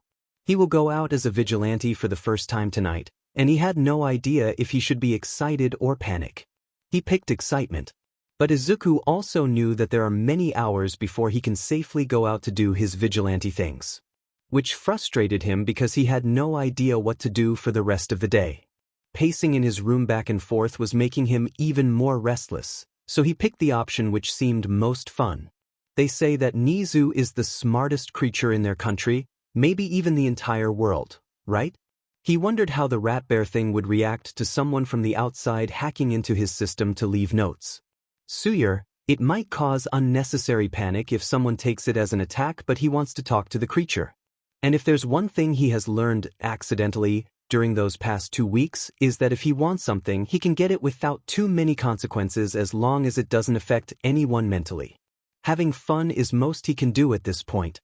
After typing in his password, the computer loaded and he instantly focused on getting into UA's systems. And even if he was protected from possibly getting caught and arrested thanks to his god power-created security system, he still felt anxious doing that. Because what if it's not enough to protect him? What if Nezu is smarter than the literal god? He can only hope that the principal of UA won't be too mad. 10 minutes later he was already in the systems and a little bit disappointed. But after all, what did he really expect if he quite literally gave himself the ability to bypass all of the security systems of UA and Nezu's skills? He really shouldn't be surprised. But he still is. Also kinda bored. Maybe he should limit how much skill he gives himself. This way he could still have some fun in life, finding new challenges and stuff like that. Currently he placed scraps of code for Nezu to find in the systems that he knew wouldn't be too affected by it and waited to see if the principal of UA will take the bait and join him for a game of chess that the code leads to. Just as expected, barely 5 minutes later someone joined the game that he had set up already, on a brand new program that only 2 people can use at once, of course, and he knew that dealing with this overly intelligent little monster is going to be both extremely fun and extremely nerve-wracking at once. Well, time to greet his opponent. Thankfully, he put a chat room into the program as well. Unknown, welcome to the game. It took you whole 5 minutes to join in. Unknown, I'm not disappointed. Add 4Z2, good afternoon. I have found your message and what can I say? I'm impressed by your extraordinary set of skills. Add 4Z2, is there a reason behind your invitation? Add 4Z2's name got changed to Nezu. Unknown, there isn't much I wish to say, past. Well, I wanted to play a little with someone who can challenge me. For once. Unknown, if you don't mind, we can discuss any questions you might have over a lovely game of chess, smiley face. Izuku tried his best to sound somewhat smart, but he's pretty sure he failed in at least a few places. But hey, he wanted Nezu to take him seriously, so if he spent longer typing those messages than he usually writes, then no one can blame him. He's sure that soon he will probably forget about typing like this and accidentally speak stupid again, but hey, he's trying his best. Starting the game, he right away started doubting his decisions, rethinking his whole life and trying to understand who made him slowly turn into a chaotic little gremlin. Maybe it's boredom, maybe it's the lack of consequences, maybe it's just because of Hawks and Shinsou. Who knows? Personally, he blames Shinsou. Activating something similar to an intelligence quirk, he felt the world slow down around him as the game of chess has begun for real. His eye was twitching slightly through the whole game as he tried to contain his anxiety within a tiny box in his brain that he felt such a strong need to kick off a cliff. Sadly, it's not even entirely possible. In the end of the first part, he won 3 games while Nezu won 2 before taking a short break, but he can say with full certainty that it's only because he cheated his way through the game. Surprisingly, talking to the bear rat creature was nice to say the least. Nerve-wracking, yes, but also interesting. They discussed how to make UA's security system better at first, because if he has the ability to make it better then he will. Later, it changed into analysis, talking about popular heroes, but Izuku felt like the principal of UA just wanted to check how much information he has on heroes. Lastly, after 4 more rounds of chess that Nezu insisted on playing, he decided to send Nezu his overly detailed analysis of a large criminal group that he knew normal police officers wouldn't be able to deal with. Throwing it at some poor souls who usually don't even fight the criminals they are going against most of the time wouldn't be right, and he had no idea which hero would actually listen. So Nezu it is. Izuku's bones creaked uncomfortably as he stretched out, yawning. This whole talking with possibly the most intelligent being in the world thing made him mentally exhausted, which, really, it seems to be his default mood setting at this point.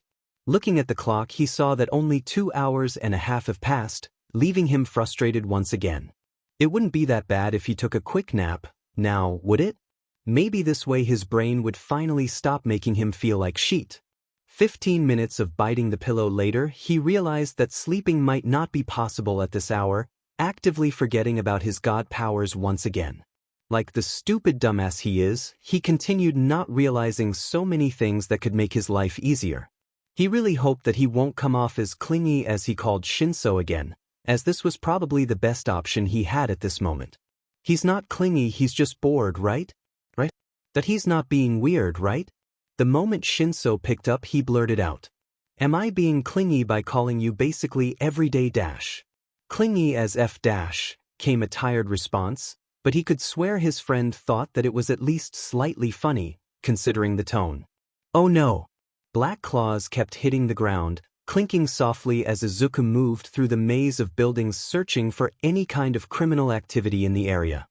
He left his house the moment his mom finally went to bed, enjoying the cold sensation of having scales all over his body once again. They still felt funny, but it might just be like this because he limited his time using this form. The only thing he did with his second identity in the past 2 weeks was just checking out different kinds of fighting techniques and figuring out which ones fit for his lizard form, both aesthetically and practically. Eventually he came to a conclusion that a mix of them all is the perfect way to go about it, and now one could predict his moves if he were to fight them. 10 minutes of running around the city was enough to find a crime scene in the making. Basically just a random mugging in an alley, a common occurrence apparently. Good enough for now, isn't it?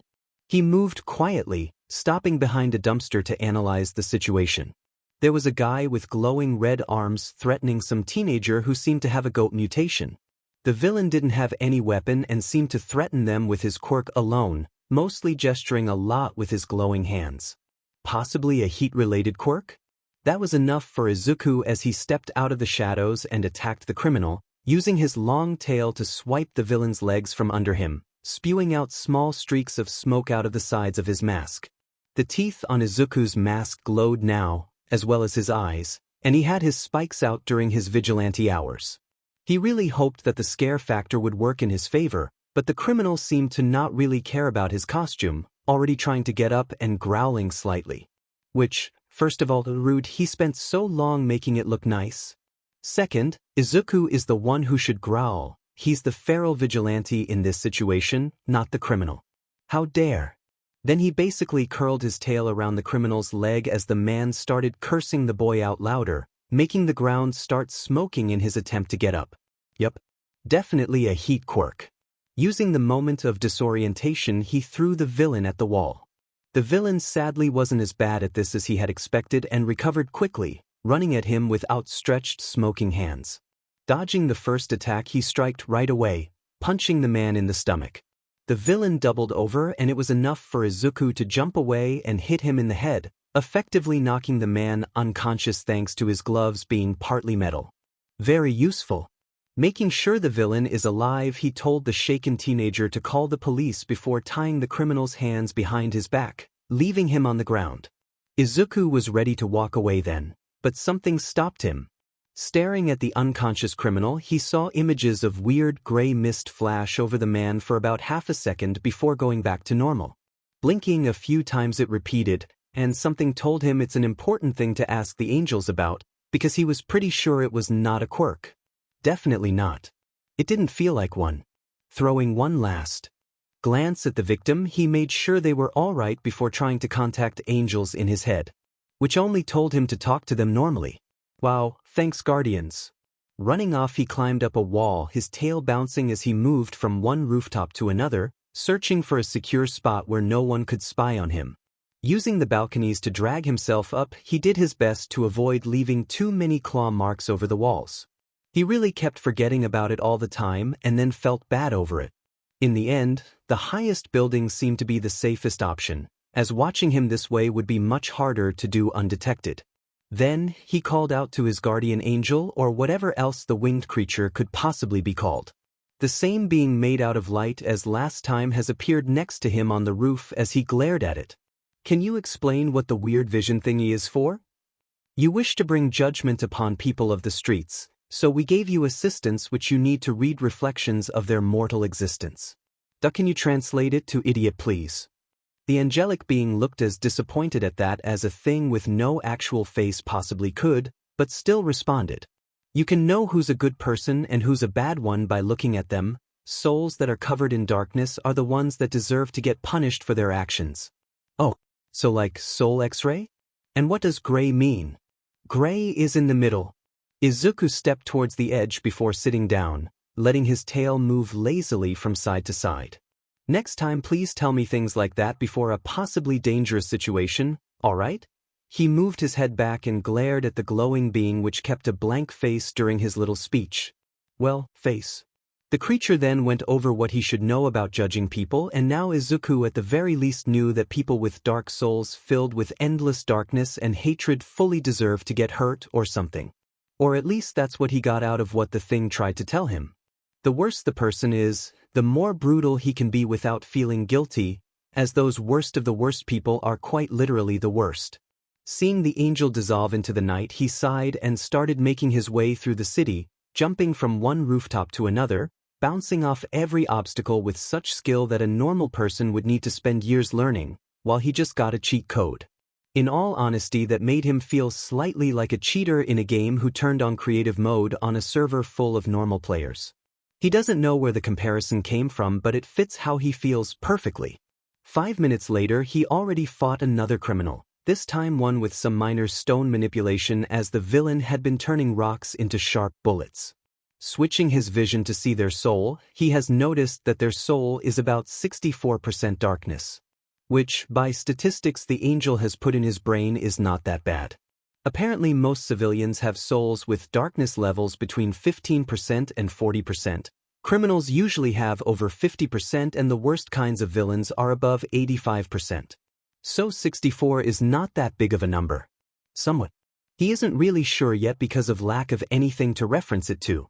The villain noticed him being slightly distracted by something pretty quickly and instantly tried to use that against him, forcing him to switch his vision back right away and make him annoyed. Thankfully Izuku had scales, so anytime the stone bullets actually grazed him they didn't leave as much damage as they could do to a normal person. Oh, and also his resistance quirks he collected helped too. Spewing out a lot of smoke he made it harder for the criminal to aim before finishing the fight with a hard kick that made them hit their head on the wall with a loud thud and immediately pass out. Oops. Normally he would freak out over giving permanent brain damage to a villain, but hey, he has his god powers. He can heal even permanent brain damage. So he quickly made sure the man would survive, tied him up and called the police and an ambulance for the victim who clearly got hit by the rock bullets. Sadly Izuku couldn't fully heal the victim because he doesn't want people to believe he has a healing quirk, so the best he could do is make the unconscious person survive by closing the wounds a little bit, enough to not bleed too much and fully heal with just a little bit of time in the hospital. That should be enough. Feeling restless, he wanted to escape right away, but he was scared of leaving the victim passed out alone in a dark alley until the police came. So he paced back and forth waiting to hear the sirens, escaping the situation right as he heard them close in. Moving to a slightly different area he searched for another target, which this time was a woman with brown horns standing over a terrified guy with a clearly big stab wound over his stomach, so Izuku knew he had to take care of the situation quickly. Flashing the soul vision for a second he got 79% and then jumped onto a garbage disposal box, getting the attention of both people in the alley. His spikes flared up with vibrant purple light as he charged at the criminal who clearly didn't have a combat quirk because she tried to fight using only knives and failed at it. Also it's been going pretty poorly for her as she just kept aggressively lashing out like a feral animal. Clearly she had no experience in actual fighting, and Izuku suspected it's just a messy breakup instead of a crime for money or something. The fight ended in barely half a minute and he called the police and the ambulance once again. Vigilantism is pretty easy when you have cheat codes. The rest of the night went without any problems and without any annoying heroes stopping his fun, so he could call his first proper patrol a success. He came across only one person which he judged as one of the worst, that needed to be taught a proper lesson, and the rest were just petty criminals barely above average on the evil scale, which gave him some hope that maybe the world isn't as bad as expected. No. The fact that not everyone is a bloodthirsty maniac doesn't mean the world is great, and the fact that he met one person like that already on his first night out means that they exist and it's not even that hard to find them, which on its own is bad. But hey, at least he stopped the guy and gave him a few reminders not to be trash, like a broken leg, a scar on his face and a bunch of bruises, as well as guaranteed life in jail for his numerous crimes. As much as Izuku doesn't like badly injuring people on purpose, he doesn't like people like this even more. Sick BSRDS. And also he needs to be seen as at least somewhat villainous for the League of Villains to reach out to him to start his plan. The worse the person is, the more injured they will end up, and it's fully justified. Justice. Going back home, he still felt like he could have done more. And he noticed that it was a pretty common thing for him to feel like he should work more. After all, he is quite literally a god. He doesn't need to sleep, eat, he doesn't need to do anything that is a waste of time. He should be able to fix the whole world with a snap of his fingers. Why isn't he working more? It's his fault that so many people are hurt because he can't help them on time. Because he's still pretending to be normal while he should have done more. Why can't he just abandon his normal life for the sake of others? It would be so easy to do now. Why isn't he doing more? Why isn't he? Dealing with those thoughts has started making his mental health go down, which only made everything worse as he felt like he shouldn't feel bad because hey, he can have everything he ever wished for. Why isn't he happy? Why is he such an ungrateful brat?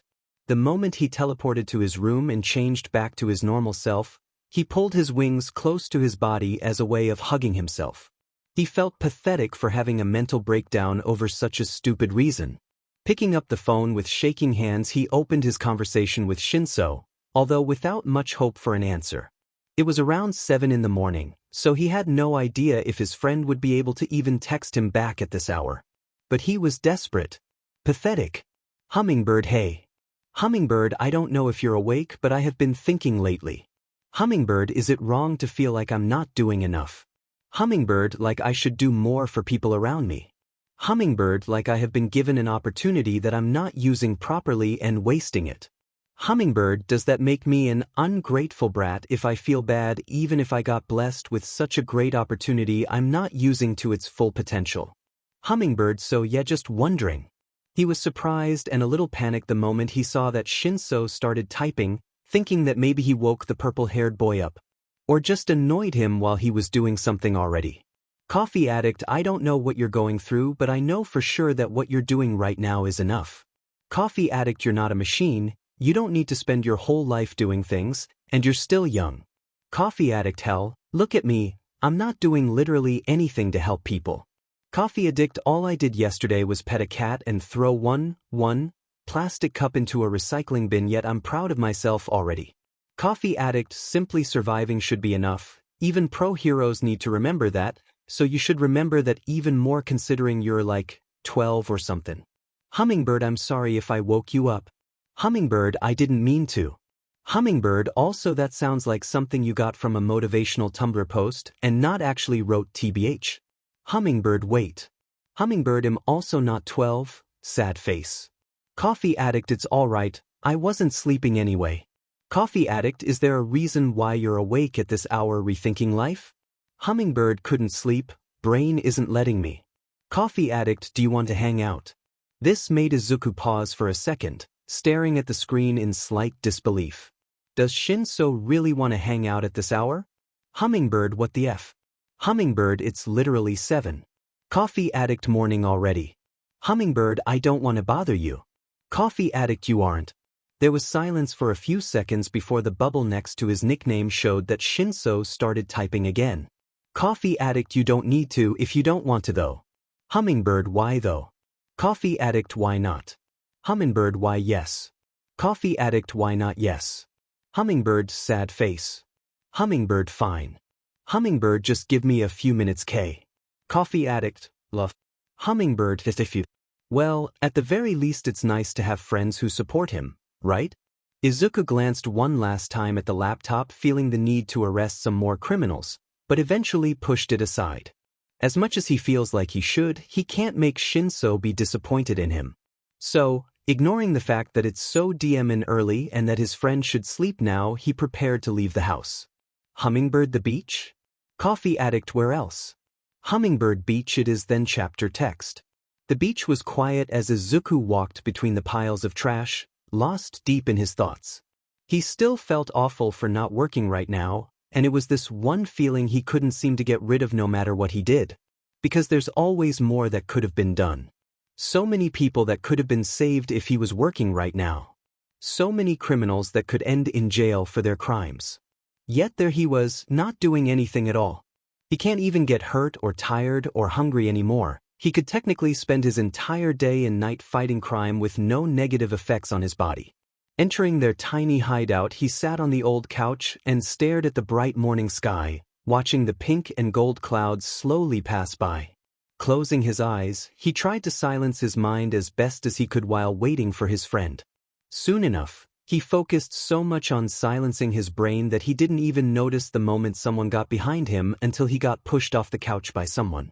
Letting out a surprised squawk, he fell face first into the sand, getting a handful of it in his mouth, making him cough a little to spit it out. Opening his eyes, he glared at Shinsou, who had a very smug expression on his face, clearly satisfied. Not for long, however, as Izuku sat up and grabbed his arm, pulling him down before throwing a handful of sand into his hair. I eat sand, you eat sand too. Izuku giggled while his friend tried to get the sand out of his hair, huffing. You didn't have to do that. I wanted to. They had a tiny staring contest after, and of course Izuku managed to win it because Shinsou looked way too tired to keep his eyes open for longer than a minute. Izuku got up from the ground and tried brushing off most of the sand that was stuck to him before sitting down on the couch once again, sprawling out across the entire thing. Only to be mean a little. Just a little bit. He has claimed the couch and it is now his. He even summoned his wings to cover the entire backrest too, staring with a satisfied smirk at Shinsou, who looked very betrayed at that. "You wound me." Izuku stuck out his tongue at that. "You're childish, let me sit down too. You have this beautiful soft and warm sand, don't you like it?" Shinsou seemed to contemplate something for a second before sitting down anyway, basically ignoring him as if he's not even there, causing him to squeak. Hey, that's rude," he wheezed out, trying to push the other boy off, but because he started laughing somewhere in the middle, his arms felt too weak to actually fight back against Shinsou, who was sitting on his stomach right now. The couch is weirdly talkative today. Shinsou. Izuku tried getting up while Shinsou started laughing too. 5 minutes later, Izuku gave up, arms still shaking from laughing. "Shinsou, I can't be you." The green-haired boy tried hitting his friend over the head with his wings. Nope. "That's what you get for being a lil sheet." Shinsou pushed the wing away before laying down entirely, and his head was now on Izuku's chest just a little bit too high, ticking his face with his hair. "Get your dirty hair out of my face." "And whose fault is it that it's dirty?" "Actually, a lot of birds bathe in sand, so that argument is invalid. I was actually washing you." "What are you, a duck?" Shinsou moved slightly, tickling him again, which almost made Izuku sneeze. "If you don't move, I'm gonna lick it." "Now this." This made Shinsou get up instantly, looking scandalized at the mere idea of it. "What the F dash?" "Success," Izuku managed to wheeze out, and that was all it took before both of them started laughing again, successfully distracting the boy from his unpleasant thoughts. When they finally calmed down a little, Shinsou looked at the other boy again, who this time decided to have some mercy on the poor tired insomniac. Izuku moved so that half of the couch was now free for the purple-haired teen to sit down too. Shinsou was grateful for that, and he sat down, exhausted from the fact that he didn't sleep the entire night. Insomnia is a beach. But somehow when he was near Izuku it always seemed to go away after a while, so of course he would take the chance of a quick short nap. If anything happens, his friend can always just wake him up. And why did the insomnia go away always near the green-haired boy? Well, it was of course because Izuku was quite literally a god. He always made Shinsou actually sleep when he saw how tired he is, and sure, he could have just gotten rid of his insomnia fully, but first it would be suspicious, and second, well, this is the only thing he might want to be a little bit selfish about. He just likes hanging out with Shinsou, and the fact that the purple-haired boy rarely sleeps makes it so that they can talk at any hour of the day or night. Other than this, Izuku might have made him naturally have more energy and need less sleep to be healthy, because this is the best he can do without straight up forcing him to sleep. He wondered if Shinsou actually noticed the change. 10 minutes later, as predicted, the purple-haired teen was asleep with his head on Izuku's shoulder as the winged boy scrolled down some social media on his phone. Deciding that this position was most likely not very comfortable for his friend and can badly affect his spine, he moved so that Shinsou was once again laying on him as he used his wings as a blanket for him. He deserved to sleep peacefully and not wake up with a sore neck from the awful position he was in. That's the only reason, yeah. Definitely. Definitely not the fact that Izuku himself loves hugs and is touch-starved. Nope. Laying on the couch, it was now harder to find a comfortable position for himself to use his phone in, but he could manage. For the next half an hour, Izuku was just laying there, moving his hand through Shinsou's hair and making sure that his friend is not bothered by anything, because he definitely deserved some rest. He was also mindlessly scrolling down some hero news sites, taking in any information he could without actively going out and watching things himself, and without using his powers to learn information about them too. He constantly felt the need to just learn more about the quirks and fighting techniques of all the heroes he knew about by quite literally using the powers to get it. But then again, he felt awful for destroying people's privacy, and well, let's just say he felt like using those powers so often for things that aren't exactly helping people can't be considered a very good thing. He already invaded All Might's privacy by viewing his entire life even if he didn't need to. He probably shouldn't. Doing the same with other heroes that he doesn't have any personal problems with sounds awful. Now wait a second. There might actually be a hero that even after invading their privacy, he still wouldn't feel like shit all that much. Wait, no, that sounds bad. He has a reason to invade their privacy, therefore it is not that bad. Here, now it's worded much better. Izuku actually is pretty curious what kind of person the number 2 pro-hero Endeavor is when not in public, and can you really blame him? The flaming hero is known for being ignorant and in general not the most pleasant person to deal with. And sure, if he was actually nice to people in private, then why wouldn't he be nice to the public, as it could boost his ratings for sure, but Izuku didn't want to immediately assume that someone is unlikable based off of their public image alone. Maybe it was just a case of the bad boy aesthetic gone wrong? Although, the moment he let his power run through Endeavor's life and pick out most important things that aren't invading his privacy too much, as to not traumatize himself by seeing something he shouldn't, he decided that he very much did not like the hero. In the end, he realized that this hero is an awful person in general and someone has to help his family. Maybe he could help them? But at the same time, he shouldn't throw himself at everyone's problems and try to fix them, right? Izuku knew that Shinsou wouldn't appreciate him acting like it's his personal duty to save everyone, but he couldn't leave them without help. If he doesn't help them, then who will? Well, that's another reason why checking people's lives this way can be actually considered a bad thing.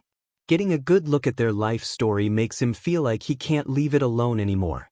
This is what happened with Shigaraki, and now he is pretty sure he won't leave the Endeavor issue alone either. Even the soul of the hero was worse than what he expected of a hero of all people. His soul was about 66% dark. 66%. He literally met criminals who were better people than the supposed pro-hero. But he guessed that it's because the criminals did crimes to survive, while the hero apparently burned people for fame and money alone. Worst kind of person. Izuku's wings puffed up as he got frustrated, and also angry at himself because he knew that there is no way he's gonna just leave it alone. Then, he realized he hasn't checked the soul of the main person who he wants to save. Checking it quickly, he noted it was at 73%, although it seemed to have some shine in the middle, hidden behind the outside layer of corruption, making him even more determined to still try to save Shigaraki. Even if he's a villain, even if his soul is dark, there is clearly something good still in him, and the bad is just a layer probably made to protect himself in the situation all for one put him in. Endeavor is the opposite though. The inside of his soul seems worse than the outside layer, making him wonder if the fact he's a pro-hero is stopping him from being much worse. Which is why even if their souls were similar in darkness levels, Izuku decided that the villain deserves more help than the so-called hero. Besides, Shigaraki didn't exactly choose this life, while Endeavor was fully aware of his actions this entire time. Well, nice, now he had even more people to save and less time to spend on it. Izuku let out a frustrated huff, quiet enough not to wake up his friend before hitting his head on the couch pillow a few times, trying to let go of the frustration. It didn't help too much though. Only some dust flew up and made him struggle to keep himself from sneezing. Going back to his phone, he linked himself once again to the custom chatting and chess app that he got only to speak to Nezu, as he decided to ask for advice from someone who is smart enough to actually help him out.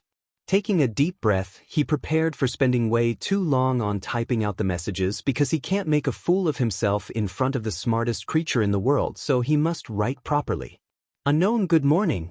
I apologize for the unusual hour, but I have some information that I have to share. DMN. This always stressed him out no matter what the conversation is even about, every time he had to reread his messages a bunch of times, and even after sending every minute of no response left him worrying about what he had written. Nezu, a fine morning it is. Smiley face. What information do you wish to share, if you don't mind me asking? Oh no, he hasn't actually thought about how to say it. Because how can he even say it? Hello, yes, this hero is bad, so do something about it? Well, it could technically work, but DMN. Well, he has to say something now. Is it really too late to go back in time? For some reason he feels like Nezu would somehow know that he went back in time anyway, which is freaking him out. Okay, he has to come up with some answer. Think. I wanna have some evidence that the number 2 pro-hero Endeavor might be actively harming his family. Unknown, I was wondering if you would be willing to cooperate with me to bring him to justice for the crimes that clearly have been ignored. Nezu interest. If you give me enough evidence, I will see what I can do. Unknown, I will send the file soon. Logging off, he let out a breath he didn't even know he was holding and managed to relax a little. He has no idea why it's always so stressful to speak to Nezu, but there's nothing he can actually do about it anyway. Past, of course, just pretending to be this intelligent person that he's not. One day he might slip up and then everyone will know he's just a liar, and it's just, he doesn't like thinking about it. Even if he feels like it's entirely true. Closing his eyes, Izuku let his phone drop from his hand on the sand. He can always either pick it up later, or if it somehow disappeared he could teleport it back to himself, so why not? The peace and quiet didn't last for too long, as not only his brain refused to let him rest without any depressing thoughts for longer than 5 minutes, and also someone was on the beach. And the person loudly moved the trash around somewhere further away on the beach. Can't Izuku ever catch a break? Opening his eyes, he searched for the source of the sounds, but thanks to the walls of trash he couldn't actually see the person, and also it seemed like they weren't all that close. Izuku just gave himself more sensitive hearing some time ago. So he closed them again, focusing on some random bird that was flying by to use their eyes. Sure, he could, for example, leave his body as a ghost or try to see without actually being there, but he noticed that whenever he does that he gets headaches afterwards if he doesn't focus well enough, and it makes him see things from 20 different angles and it just hurts his brain. He tried many different things during the last week of checking what his powers can do, and it was one of the first things he tried. Bad idea. So hitchhiking bird's eyes is the next best thing. Izuku will just have to apologize to the bird later with some food or something. Forcing the bird to fly towards the noise, he apologized in his mind to the animal once again. Sitting down on top of a pile of trash, he saw definitely not who he wanted to see. Plaingy All Might. Oh, and also some teen with red spiky hair who was the one doing most of the noise, moving the trash around. Straining his ears, he tried to listen in on their conversation. Well, currently bird ears. Wait, do birds even have ears? Either way. Not important. What is important is that they wanted to clean the beach. And by that, they would destroy his and Shinsou's little hideout. It means that Izuku has to find a different place to hang out with his friend, and also he should probably hide his wings in case All Might sees him and recognizes him as the quirkless kid who bothered him some time ago. Especially considering the fact that All for One exists, what if the hero recognizes him and gets the wrong idea? Now that he thinks about it, making All Might think that he went to the villains to get a quirk and scaring him with it could be slightly funny, or at the very least it would make him see his mistakes or something. It sounds so tempting. As long as Shinsou is not near, of course. He would rather not lose a friend because of that. Even if technically true, considering what he's planning to do. Okay, little voice in his head, please shut up. Keeping an eye out for the hero and the teenager, who was most likely All Might's successor, he decided that they are still too close for comfort and that he sadly needs to move if he doesn't want to be discovered. Yeah, there's a chance they won't exactly walk through the beach and instead stay where they are, but it's still a risk either way. Leaving the poor bird alone, Izuku's eyes returned back to his own body, and he looked down at his friend. Shinsou looked so tired this morning, most likely not sleeping all night, and now he's napping with such a peaceful expression. Izuku doesn't have the heart to wake him up. It's exactly like having a cat on you, you're legally not allowed to move. But at the same time, he really didn't want to meet All Might and his successor like this. He bit his lip as he tried to think of a way to avoid the hero while also not waking up his insomniac friend. Picking him up and running away sounds like an awful and very embarrassing idea too. So, in the end he was stuck between hiding his wings and accepting this fate or waking Shinsou up. Another glance at the purple-haired teen made the decision very clear. Sighing, Izuku made his wings disappear and stared at the sky, stressed out about the distant noises of the trash being removed, metal clanking together, and All Might's booming voice. Sure, they weren't all that close, but Izuku's quirk that he gave himself some time ago, which allowed him to hear things even from far away, alerted him of every move they made. And why would he turn it off if he could just worry about every single noise around him this entire time? Next hour was filled with Izuku using his phone to figure out which area is the best for a new safe space to hang out with his friend while nervously listening to All Might and his successor, making sure that they aren't close enough to see them. For now, it seems like the best idea for a new hangout place is to, well, buy a house. Which technically shouldn't be a problem for Izuku now, thanks to the fact he is quite literally a god and can just magically make a random house be his. But how would he explain it to anyone? Like, his mom for example. Or Shinsou.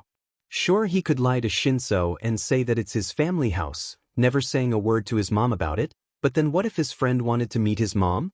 What if he figured out why there are two houses that Izuku technically lives in? Or, what if the insomniac told his mom about the house? This is such a risk, he would first need to find a good excuse for that. Next option is just a random abandoned place, but those aren't exactly too safe, per se. Oh, but having a place to hide his stuff in would be very useful. He already has a lot of stuff he has to hide from his mom, like the things he created out of boredom using his god powers. It only makes sense that if he wants to keep it a secret, she shouldn't find all those experiments if she ever decided to clean his room herself. Okay, he might get himself a house. It's just too good of an opportunity to pass up. And he could fully customize the house however he wanted to. He could keep cats in there for Shinsou. He could make his own furniture. Really, the only limit is his imagination in this situation. Which makes him feel slightly overwhelmed because how could he get so much power? He doesn't deserve it. Is it selfish that he wants to use the godly powers this way?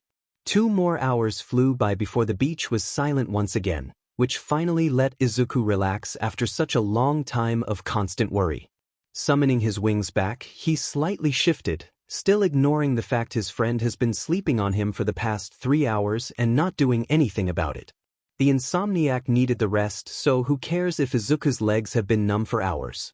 Shinsou didn't even stir while Izuku changed his position slightly, which only proved the green-haired boy's theory that his friend hasn't slept for days and deserved to rest. During this time, Izuku also might have accidentally bought a house. Of course, he spent 2 hours preparing for it before actually doing it, then the last hour rethinking his life decisions before actually doing it, but that doesn't change the fact that he owns a house now. He owns a house. As a teenager. And not just any house. No, it's one of those more expensive ones in a good neighborhood. An entire house with 7 rooms. Well, if you count things like the bathroom and kitchen as rooms, that is. If you count only bedrooms, then it has only 4. He felt like it was selfish to do that though, but at the same time this house was one of those more expensive ones, that if you were able to afford it then you're probably rich enough to get a different house too. He would feel way worse if he stole some cheap option from tired students barely scraping by who needed them, so yeah, it was only rational to choose an expensive house instead. He also specifically chose the house that was as far as possible from other rich people's homes. Basically, he picked the last possible house on the edge of the neighborhood so as to not make anyone too suspicious if the only person ever leaving it was a teenager. Also, he could easily run off into the city using the back door and instantly disappear into the dark alleys without anyone living near spotting him. So all in all, it was a pretty good deal. That did not stop him from being paranoid though, so he knew that he probably won't really spend much time in this place until he makes sure that he made no mistakes and no one will question him. Nor will they question where the money came from and things like that. Yeah, he's just anxious about actually going there. So he might technically have a house, but the chance that he will go there anytime soon are pretty slim. The moment Shinsou actually woke up, Izuku sighed, relieved that he will finally be free and will be able to go and do things. Being stuck in one position for so long made him restless. The insomniac blinked a few times and then yawned, pushing himself up and staring at the green-haired boy. Izuku snorted at his confused expression before speaking. Finally, I'm free from the overgrown purple cat. Shinsou rubbed his left eye a little before responding to that with his usual deadpan expression. I don't remember falling asleep. How long was I out? Around 4 hours and 10 minutes. Oh, Shinsou pushed himself off to the other end of the couch before stretching, satisfied with how he felt his bones pop in response. So you just left me like that for 4 hours? Then that's gay. Izuku squawked at that, covering his face with his wings. It's not. It's just platonic cuddling. You know, like bros, best pals, good friends. Besides, you're like a cat when you fall asleep. I couldn't move you because it is illegal. Izuku tried to argue, but he was also embarrassed at how high his voice became. Shinsou laughed at that. Sure. Sitting up, Izuku stretched out his legs before trying to massage them a little to get the blood flow going, as both of his legs felt very much numb after all this time. The two boys had been sitting in comfortable silence for some time before the green-haired teen heard his friend sigh quietly. Shinsou seemed to be slightly sad about something, although Izuku couldn't really figure out what. The insomniac looked at his phone before typing out a quick message to someone, suddenly irritated. I have to go before my dad sends out a search party or something. I forgot I never told him where I went. Don't you usually leave your house pretty often? Izuku questioned, slightly curious. Yeah, but I still have to at least send a text message. Now there was radio silence from me for 4 hours. I hope I don't get in trouble for that. Izuku was silent for a minute or two before mumbling out, I'm sorry. For what? Shinsou seemed confused at that. For not waking you up and possibly getting you in trouble? Izuku was confused too, but for a completely different reason. It was the first time that he wasn't actively blamed for something bad happening, which left him feeling weird. Don't worry about it, I needed that nap anyway. Typing out another message, Shinsou took a few steps away from the couch. I will get going then, we can hang out another time. Alright, but there's one last thing. Izuku quickly got up and instantly regretted it as stars danced across his vision from sudden movement after laying down for hours. Well, we can't really keep coming back there. He blinked a few times, letting his vision return to normal slowly. Why not? Oh, there are people cleaning this beach currently. They have left only some time before you woke up, but it might not be too private anymore. Izuku could swear that Shinsou turned slightly pink at that while he asked, did they see us? No. I could only hear them working on the beach and parts of the conversation. Don't worry about it. Good. What, are you embarrassed? Izuku tilted his head slightly. And sure, he was embarrassed too, but Shinsou embarrassed him way too often, so he enjoyed the fact that for once his friend was the one who wanted to disappear into the sand never to be seen again instead of Izuku as usual. Shut up. Oh, you are. I'm leaving, Shinsou stated as he turned around so his back was facing Izuku and started slowly walking away. All right. Izuku shouted behind him, I will text you a new place if I find some good one. Technically he already had a new hideout, but he still wasn't sure if he could even use it, so it's better to keep quiet for now. Looking back at the sun, which now was covered by a bunch of dark clouds which promised rain sometime in the evening, he decided that there's still a lot of time before night comes. He can deal with a little rain too, and there's no reason for him to go back home yet. Should he go bother Hawks? He really wants to go bother Hawks. And maybe he will. Finding Hawks was actually much easier than it should be. Sure, Izuku might have kinda expected it when he had the ability to quite literally track the hero's location purely by thinking about doing that alone, but that still seemed a bit too easy in his opinion. It was still some time before Hawk's usual patrol hours, so Izuku hoped that the hero wasn't too busy, and of course won't question how in the hell did the teenager even find him. Moving through the city, Izuku kept the mental image of a map at all times with the current location of the hero, wondering for a second if it's not by any chance a bad thing to do before pushing all his doubts down. He already decided he will talk to Hawks, so he will not back down. Even if he might be anxious about that idea, he already made a decision. 5 minutes later, Izuku stood in front of a very tall building and started doubting his decision once again. However, the moment he saw some of the shiny red feathers that clearly came from the hero's wings sticking past the edge of the roof, he decided to check it out anyway. Flying up, struggling a surprisingly low amount, he stepped on the edge of the building and saw Hawks in civilian clothing sitting cross-legged, writing something. The moment Izuku stepped onto the roof, however, the hero seemed to instantly be aware that the boy was there. Hey, what are you doing there, Lil Hummingbird? Hawks did not look up from the documents, but he still seemed to know who Izuku was from the start. I went out to look for you.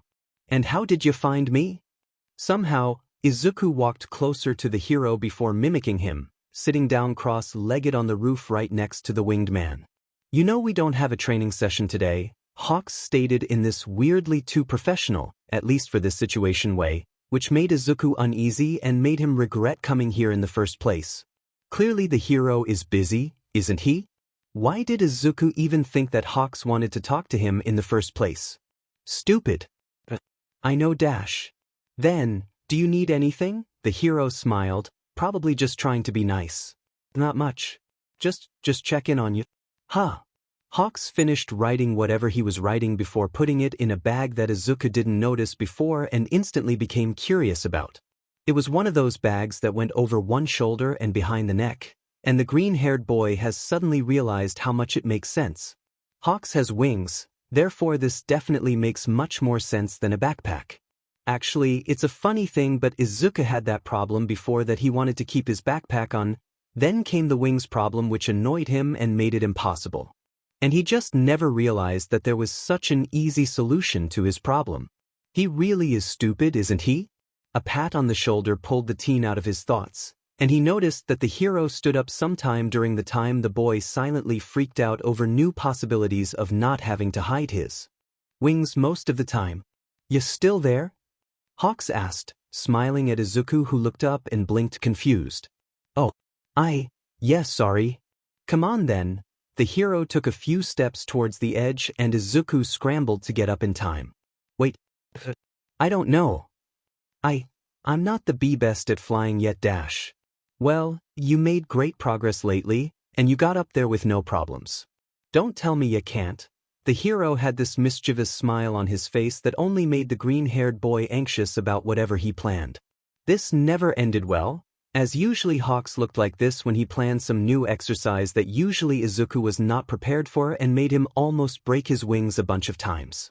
Well, not really, but it really felt as if he was going to lose them during those exercises.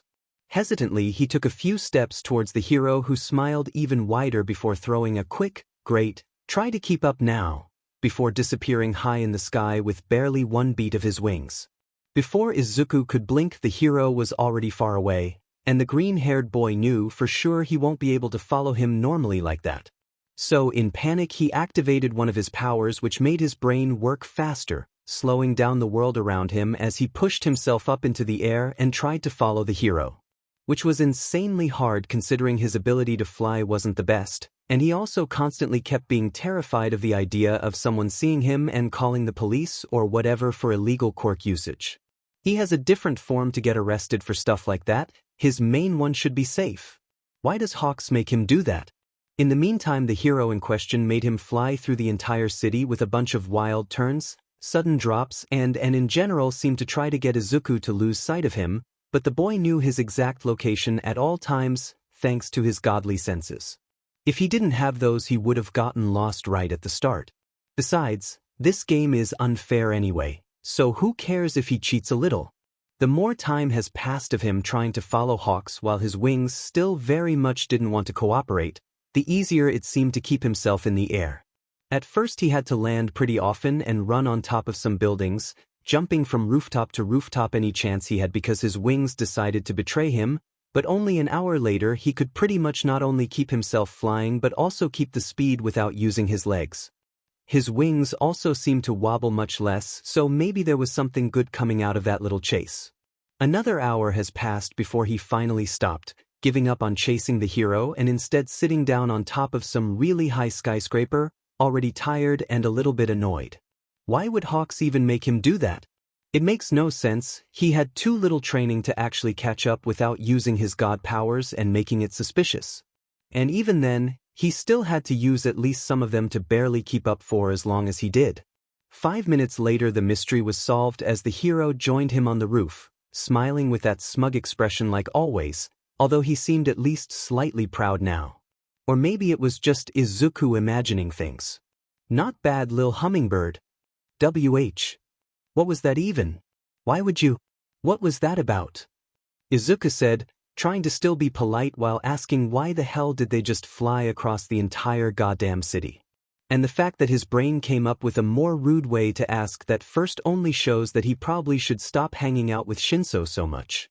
DMN, his friend's sarcastic behavior is rubbing off on him a lot, isn't it? Maybe he needs to do something about that.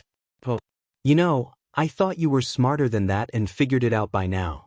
But anyway, since you asked so nicely, I will tell you. I knew you wouldn't be able to keep up or catch me, but I wanted to check how determined you are and when would you give up. Hawks took a few steps towards him before sitting down next to him, patting him on the shoulder. Congrats, kid, you're more persistent and faster than I thought. Suddenly it all made much more sense, and Izuku was left feeling conflicted about the entire thing, but at the same time his mood became lighter than ever. He took what the hero has said as a compliment, even if it might not fully sound like one, and he will treasure it forever. He might even remind himself of this memory every time he's feeling down like the little hero fanboy he is. I thought that we weren't supposed to have training today? Yeah, but I can always make some time for my favorite little hummingbird. Besides, I was working anyway. Hawks said as he patted his bag, which made Izuku remember the documents the hero was writing before the teenager decided to bother him. No way that the hero was able to actually write things while flying? But that technically made more sense, as this could explain why he was slower than usual and Izuku was able to keep up at all. Other than that, the nickname made Izuku chuckle quietly, because Hawks is not the first one to use the nickname Hummingbird, which is kind of funny considering everyone who uses it started doing so all on their own, most likely, without knowing each other in any way. Is he really that similar to a hummingbird? But honestly, it fits him, so the green-haired boy won't actually argue. Now, aren't you hungry? How about we get some chicken? I'm starving there. Izuku opened his mouth to respond, but Hawks already booped him on the nose and easily stopped him from saying anything as he continued, "You made me fly so much during my free time, so you cannot argue. You were the one to make me fly across the city for no reason." "I had a great reason. Now come, I know a great place that serves amazing fried chicken. I'll pay. It's a great deal, isn't it?" Alright. That was enough for Hawks to already be up in the air before Izuku even finished saying that word. That man is fast. And while it's a good thing for a hero, it can be frustrating because most of the time he's either done or already doing something different by the time Izuku is able to respond. Cool. In seconds the hero had his phone in his hand, typing something quickly. "Here you have the address, see ya there." And just like that he was already gone. Izuku jumped up instantly, spreading out his wings to follow the hero. He didn't even have to check the location to know that it was an and a half hour of flight away at best. After all, he was around 2 hours away from where they met, which is pretty far. Thank God, funny, for the fact he has a map basically installed in his mind at all times as he doesn't have to fear getting lost. But he couldn't really be annoyed at the hero for too long for doing all that if he needs to be honest. After all, it might help him with his flying in the long run. The moment he was ready to get up in the air, he noticed something sticking out of his hoodie pocket. A red feather. Possibly this was how Hawks kept a good distance between them without going too far too fast, and this was exactly how he found him the moment the teenager decided to give up. He actually used that to pick the speed of flight. Which means he kept a distance between them short enough for Izuku to see him while also leaving him frustrated and almost lose him at all times, but he could easily just fly away. So the teenager doesn't really know if he's happy about it or sad that he would most likely never be able to keep up in a normal race. Well, yeah, he knew that, but it was still slightly sad. But it's only another reason to get better soon, right? Izuku let go of the feather and let it slowly drift down before checking if there are any other ones on him that he might have not noticed before. Then he got hit by an idea which left him smiling mischievously. He already had a plan on how to get back on the overgrown red chicken for that entire unprepared training session. Blame it on hanging out with Shinsou basically every day, but he got so petty. Time to do a little bit of trickery now.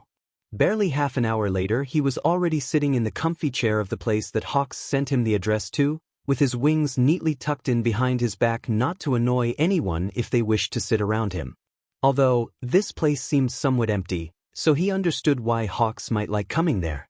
The couches also were made with people with mutation quirks in mind, so that was a place perfect for people with wings or tails to sit comfortably and not bother anyone. That didn't make him any less paranoid about bothering people though. 10 more minutes passed with Izuku nervously sitting in the building that he had started doubting was the correct one before Hawks walked through the door, surprised at the fact that the green-haired boy got there so quickly. His bag also seemed to be much emptier, which made Izuku wonder what he did during those 40 minutes of time between their last meeting, as it was clear he did not spend all that time just flying to this place alone. At least seeing the hero was enough for most of Izuku's worries of, should I even be there, and what if it's the wrong place, to melt. The moment Hawks walked up to him, the teenager could tell that he was surprised, although he had a perfectly trained smile on this entire time. Izuku could see it was partly fake though. How did you get there so quick? A secret, Izuku said nervously, but thankfully Hawks did not press for answers. Instead, the hero laughed. Have you ordered anything? Not really. Come on then. I'm starving. The hero said dramatically before going over to order something, while Izuku wondered how come the hero is not bothered by literally anyone. Sure, there weren't too many people in there, but how is it possible that not even one person out of them all is a fan? When the hero went back to sit next to Izuku waiting for his fried chicken, the teenager was able to ask the question that was stuck in his head this entire time. But how is no one really bothering you there? I mean, you're pretty popular, he spoke quietly. Well, this place ain't popular either, so new people rarely come here and all of them are regulars. They know I come here every so often so they don't bother me that much anymore, already having a lot of photos and all that stuff. Oh, Izuku whispered as he sat there awkwardly, not sure what to do with himself. In the meantime, Hawks kept tapping his finger on the wooden table, which gave the green-haired teenager something else to focus on than his overthinking brain. After a few minutes, the hero stopped doing that, finally deciding to talk. You don't mind chicken nuggets, do ya? No, not really, I don't think. Don't mind. I'm all right with them, I think. I can get you something else, You don't need to agree with me just because I'm a hero, you know. No, it's not like that, I'm just anxious a little. Don't you worry, lil hummingbird, I shall protect the tiny being. Hawks grinned as Izuku wished he could just disappear. I'm not that small, he mumbled out, embarrassed. And for a second he could swear that the hero's grin was almost malicious, as if he was plotting something to make him embarrassed or something, but thankfully he was saved by the chicken nuggets being ready. The rest of the meeting was spent with Hawks acting way too friendly while Izuku had no idea what to do with himself. He barely even touched his food, constantly thinking about how Hawks acts almost as if he considers him a younger sibling of sorts, which made him feel weird. This definitely is a way that he could only explain as a sibling relationship or a very close friendship, which it definitely isn't. So Hawks must have some kinda instinct that makes him consider people with wings as family or sorts or something, maybe? Is that even a possibility? Is it even because they both have wings, or is there some different reason there? At the end of their little meeting, Hawks asked him if he wanted to hang out more often, while saying that of course it's okay if he's busy and wants to only train together and that's it, and that he just thought that getting to know each other past just the gym they are stuck at could be fun. But Izuku's mind went blank basically at the beginning of the sentence anyway. A hero wants to hang out with him without actually training? But he's not interesting, nor strong, and sure their quirks are similar, but that doesn't really mean anything. Does the hero think he's worthy of that? But he agreed, of course, too stressed out to decline. He could only hope that it won't end up too badly and that the training sessions won't stop. Thankfully, as he was walking towards the door, Hawks called out to him one last time. I remember training tomorrow. At which Izuku nodded, suddenly gaining back some of his previous determination once again before leaving the building. Good thing that at least he will be able to continue training as normal. And he can only hope Hawks won't hate him after they start meeting up more. He shouldn't waste his time, something whispered at the back of Izuku's mind, but he tried to ignore it as best as he could.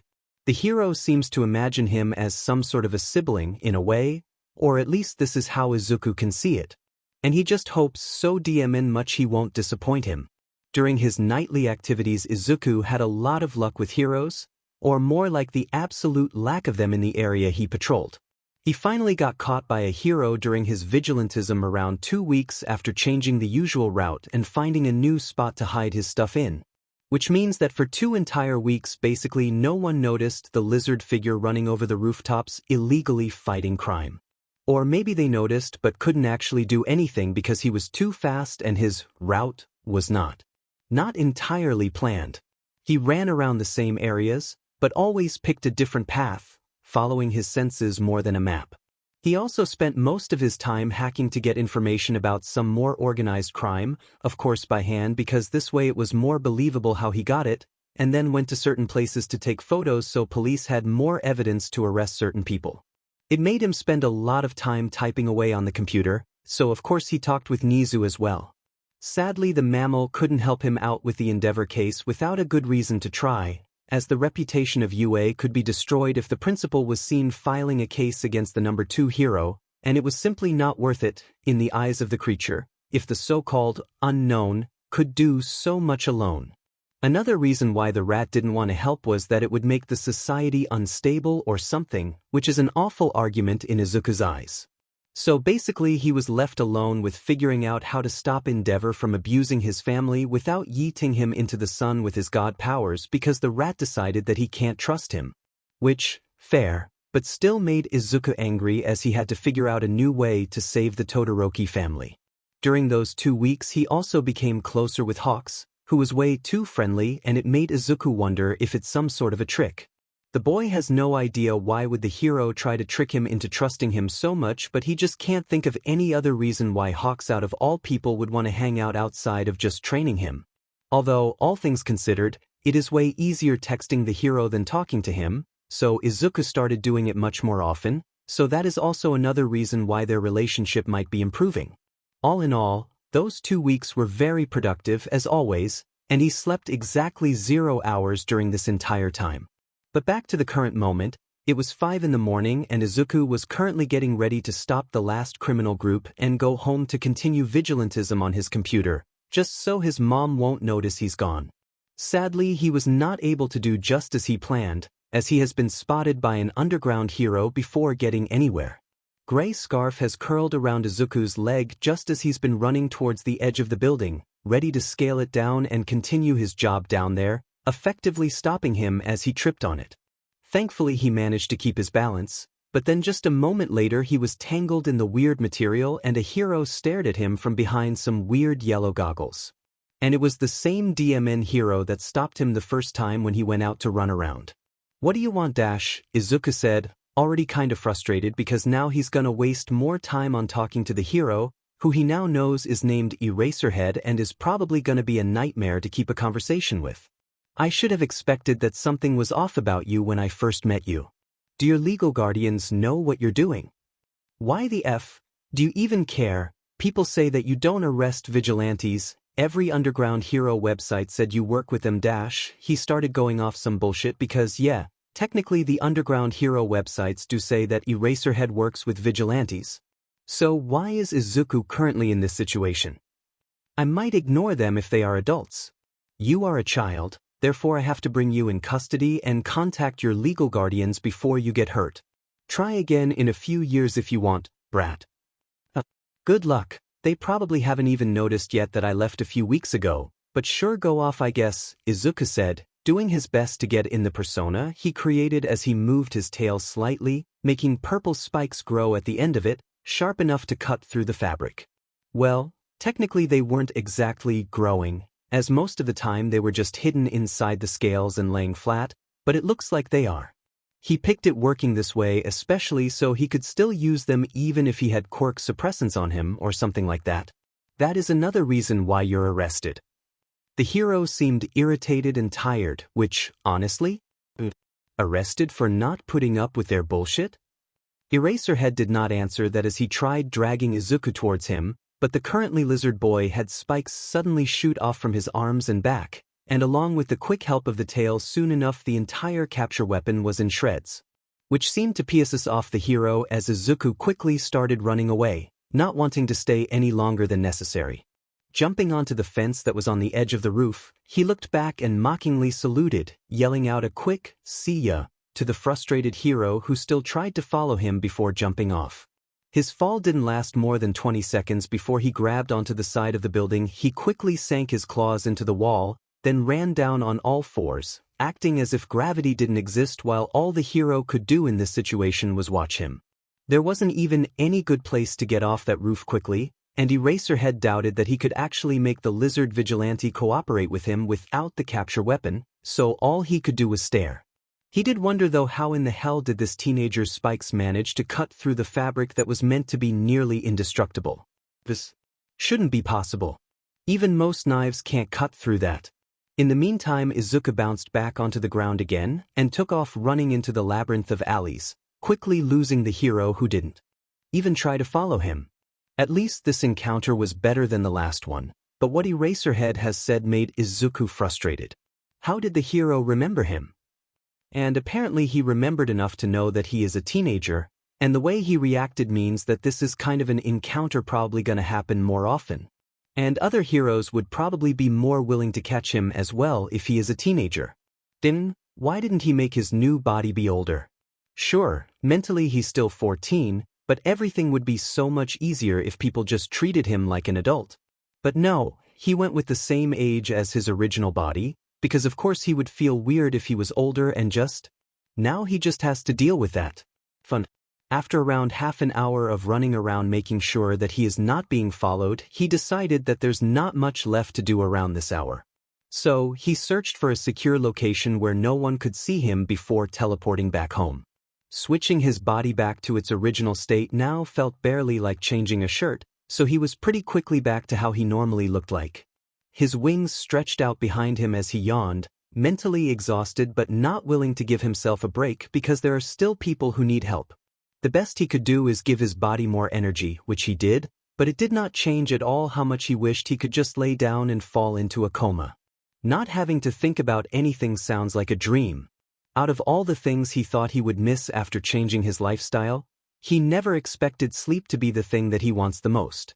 But he is not supposed to sleep. If he has the opportunity to work all the time, then he should. So all that he did was just stare lovingly at his bed and pillows which haven't been touched in 2 weeks for about 5 minutes, trying to convince himself that he doesn't need that.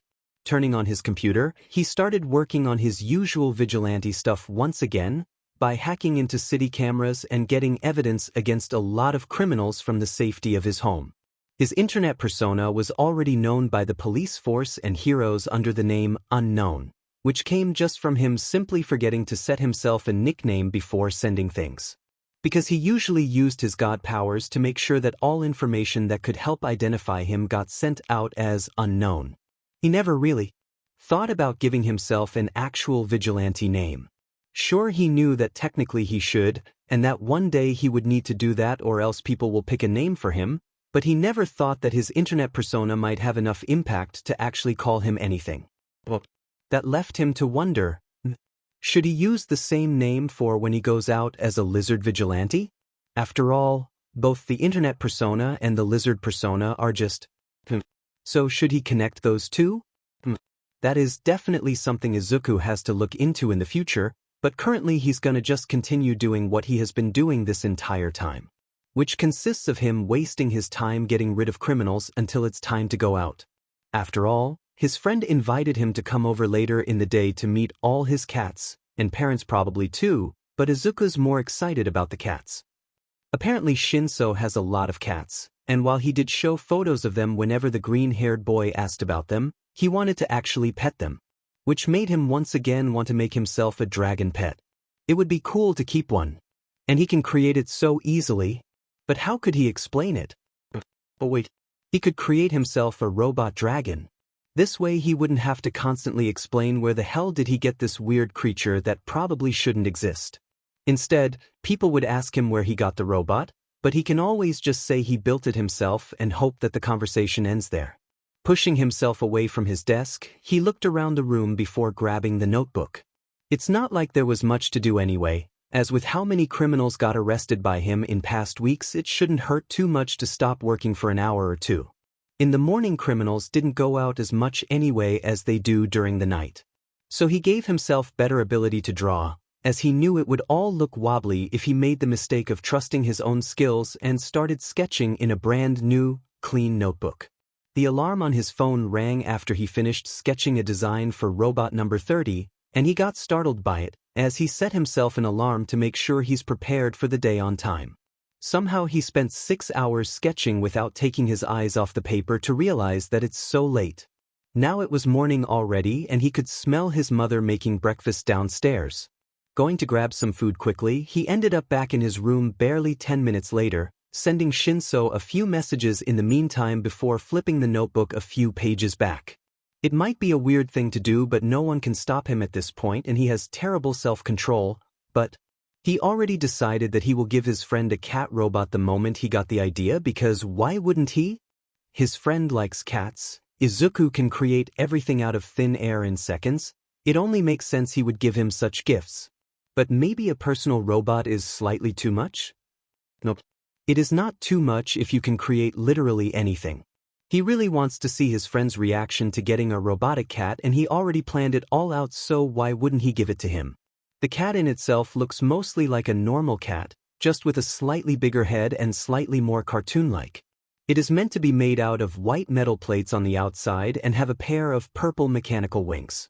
The eyes are made out of small cameras, and the entire inside was planned out by Izuku's powers, calculating it instead of him making it on his own. But it's the thought that counts, right? He made sure to give it a lot of cool functions, a complicated AI that makes the cat act as if it's alive and can actually think and stuff, and also the ability to change into a bracelet so he could take it everywhere without having to carry around a cat-sized chunk of metal.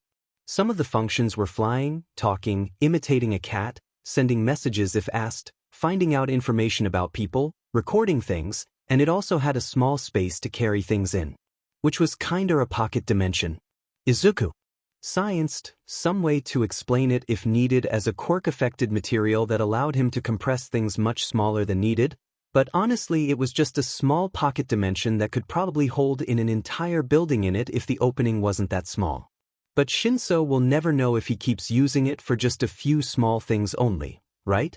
It also had an attack mode that can be turned on in case he's in trouble, because you can't really be mad at Izuku for being worried for his friend and wanting to make sure that he's always safe. The cat had strong claws it could take out whenever needed. It could breathe fire, as well as can open the tip of its tail to take out a small needle that would paralyze for an hour or two anyone who got stabbed by it. All in all, very useful. It also is coded so it would follow Shinsou's directions always, and also Izuku's ones technically too. But because it had a mind of its own, it could also technically do what other people ask as long as it wants to. When Izuku created the cat, he stared at the thing sitting on his table for a good half an hour, having self-doubts again. It's one thing giving his friend a random cat robot because the friend likes cats. It's a completely different thing when the robot looks this expensive. But Izuku just can't help but worry about Shinsou and just wants him to be safe, especially considering how often the purple-haired insomniac goes out on a walk sleep-deprived at night for no other reason than why not. A protective robot like this could save him from any possible villains in case they attacked him by just paralyzing them, or it could alert heroes in case that wasn't possible. There's literally no reason not to give it to his friend. Of course, past it being kinda weird, Izuku isn't really known for being rich. Where would he get that? He already created it. He will not back down anymore. Scratching the cat robot under the chin was the way to turn it on, so Izuku did so and watched as the black eyes opened. The tail instantly started swishing around as the cat tilted its head, staring at him. Quietly, Izuku could hear really soft thrumming of a ventilator, but it was quiet enough that it shouldn't be a problem. Please submit a name. The cat spoke in a robotic voice that sounded semi-female, but no one could really be sure at that point, considering the fact that it is way more robot than human. What? He had no idea how to call the cat. And he hasn't thought of a name. Welp, it looks like he couldn't surprise his friend as he pulled out his phone, texting Shinsou. Burb noises, I made you a cat robot and I wanted to keep it a secret to surprise you, but I have to give it a permanent name and I have no idea how to name it. Low on energy what? Low on energy, why would you do that? Burb noises because it needs a name? Low on energy, no, I mean why would you make me a robot? Burb noises because you go out at night all the time and I want someone to drag you home in case you pass out in a ditch or something. Low on energy, I don't do that.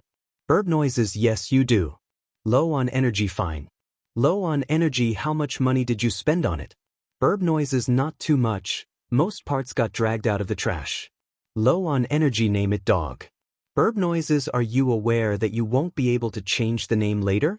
Low on energy, fine. Low on energy, gimme a sec. A response came after a few more minutes of silence. during which Izuku thought about what else to add to the cat. Low on energy, is the cat white? Burp noises, yeah. Low on energy, name it Snowball. Burp noises, that's pretty basic though. Low on energy, yeah, but am too lazy to come up with a better name. Burp noises, finey. Burp noises, if you regret it later, that's on you. Burp noises, when I come over later I will give the cat to you because it is done now, but first a few more tests. Burp noises, I hope it won't explode.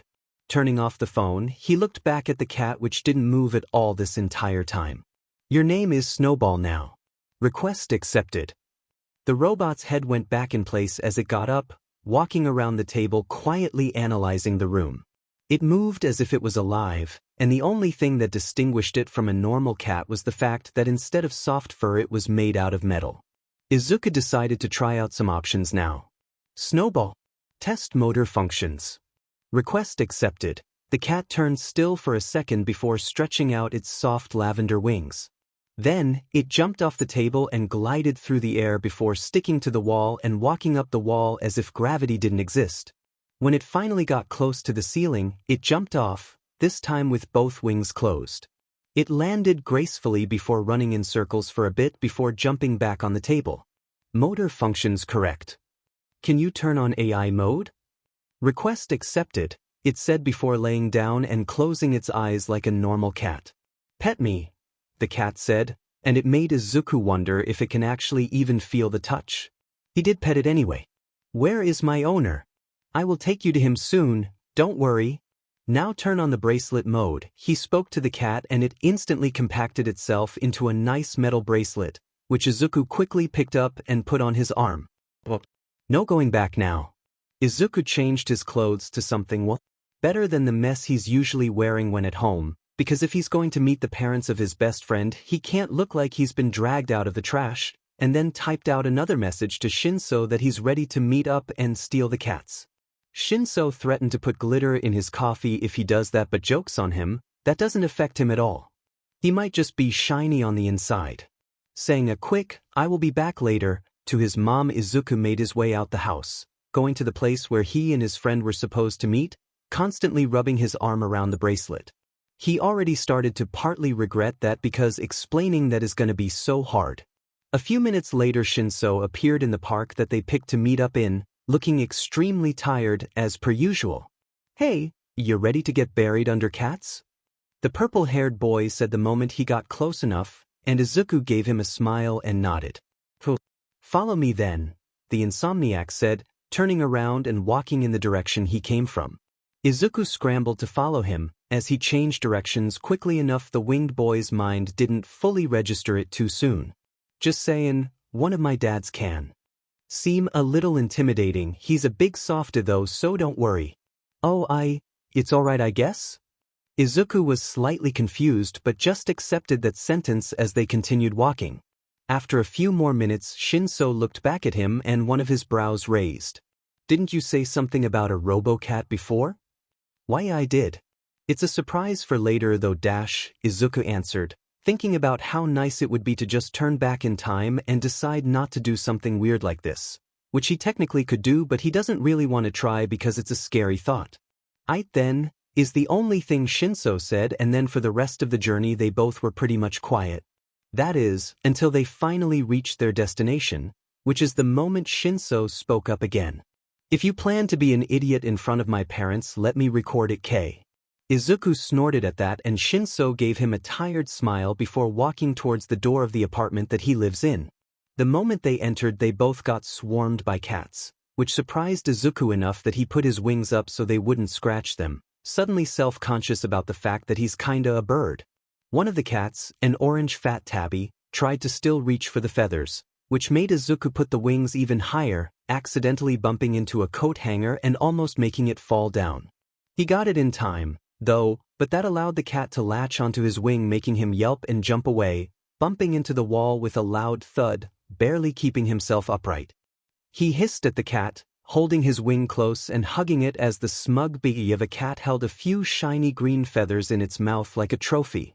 In the meantime, Shinsou could barely contain his laughter at Izuku's misfortune.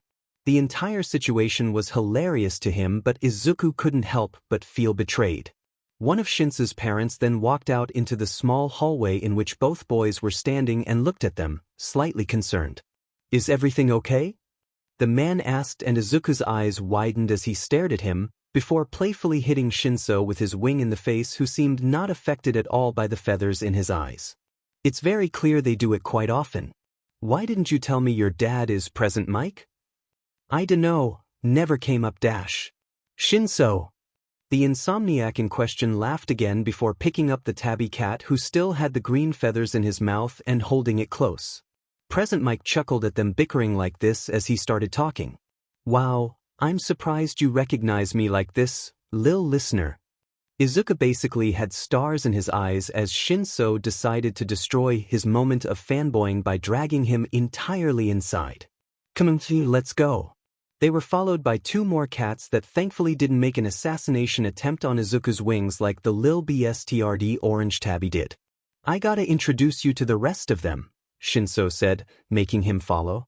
Izuku was a little bit disappointed he cannot talk to present Mike anymore, but he guessed that the hero must be busy even now or something, and he probably shouldn't bother him. In the meantime, the hero in question smiled at them and then went to another room. "Will they try to eat me like the tabby BSRD did?" "How did you know his name?" Shinsou looked at Izuku, grinning. "He looks like it." Shinsou chuckled before shaking his head. "They shouldn't. But I would love to see it." "How dare you!" Izuku fake gasped dramatically, staring at him feeling betrayed. "Not gonna lie, it's funny," Shinsou chuckled before opening the door to his room, letting the cats in first. Suddenly around 5 or 6 cats swarmed around Shinsou's feet, asking for attention, which made it impossible to get inside the room without stepping on them, and the purple-haired boy seemed too focused on saying hello to all of them to take them away. In the meantime, Izuku looked around the house, waiting for the traffic around Shinsou to get better. The house was pretty basic, it had nice blue walls, furniture looked pretty basic, and the only things catching his attention were cat-related. Like the giant cat tree stuck to one of the walls that looks like it cost a fortune. Connecting to the living room there was an open kitchen, and Izuku instantly froze the moment he saw the same hero that tried to arrest him the night before standing with his back to the wall, drinking what was most likely coffee from a cat paw-shaped mug and staring right at him. Izuku recovered pretty quickly, but he still felt anxiety creeping up on him, not wanting to deal with the hero any more than necessary. Sure, there was literally no way the hero would recognize him. He quite literally uses a different body while out being a vigilante, but still. Shinsou now took care of the cats by giving them all treats so they would stop swarming him, and if he does that every time, then that's probably the main reason they do that in the first place, and now he's watching Izuku's reaction to his other parent. The winged boy looked back at him then and said quietly, "Why didn't you tell me that both of your parents are pro-heroes?" Shinsou snorted at that, throwing a quick, "Why would I?" before walking into his room, with the army of cats still following him, and Izuku looked one last time at the hero in the kitchen before disappearing behind the door too, relaxing slightly now that he isn't being watched anymore. Shinsou sat down on the bed and patted the place next to him to show the green-haired boy that he can sit down too, but quickly the bed was filled with cats taking all the space, making him shrug and grin a little. "Your cats are very rude dash. First come first serve." Izuku huffed before picking up one of the cats and sitting in its place, and the cat very quickly snuggled up to him as if he isn't just a random stranger that entered their house and stole their warm spot. Izuku ran his fingers through the cat's black fur, enjoying the company of the little feline when he heard Shinsou suddenly speak up next to him, making him jump up a little in surprise as he was too focused on the cat to notice the other boy being this close. "You're going to jail," Shinsou whispered before laughing a little at Izuku's deer-in-headlights expression. "Was? You moved a cat from a nap spot. Illegal. Jail for you." "And no?"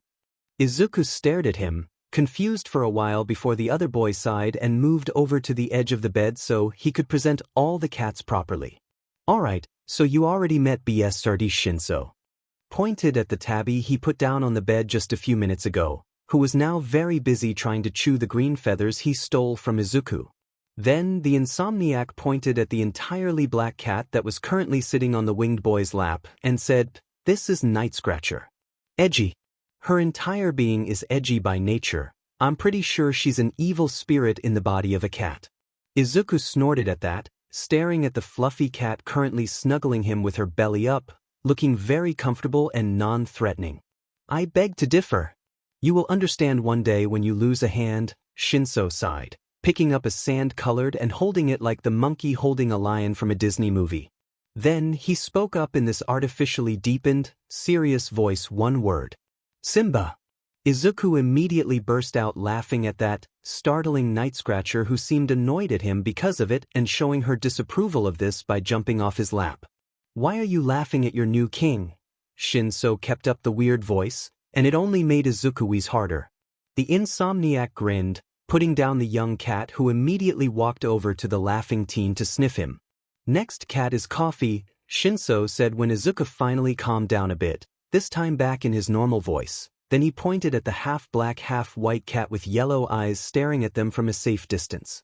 Here's also Rat, be careful with her because she bites and will definitely steal your socks the moment you aren't looking. A gray cat without an ear and with a chunk of hair missing from her tail was currently sleeping next to them, seemingly unbothered about the wish she got described. And the last one is Marshmallow. She would sell her soul for treats. A calico cat meowed hearing her name, jumping at Shinsou and getting comfortable sitting on his lap, purring loudly. That's a lot of cats. Yeah. How do you take care of them all? Barely. I feel like I sold my soul to Satan to be able to keep them from eating me in my sleep, Shinsou chuckled, while Izuku moved to pet every single one of the cats. Past BSTRD, of course. That lil sheet is still eating his feathers, which Izuku does not approve of. After a few minutes of just sitting in the room and petting the cats in silence, Shinsou finally spoke up. Yo, so what's up with the cat robot you've been talking about before? Oh, alright, yeah, I forgot dash. Suddenly Izuku's anxiety came back full force telling him that it's a weird kind of gift but there was no going back now. So he pushed a button on the metal bracelet he wore and it clicked softly, quickly changing shape before falling off his arm, switching into a cat midair and landing gracefully on the floor. Shinsou in the meantime stared at this in disbelief as the robot sat down, analyzing the room.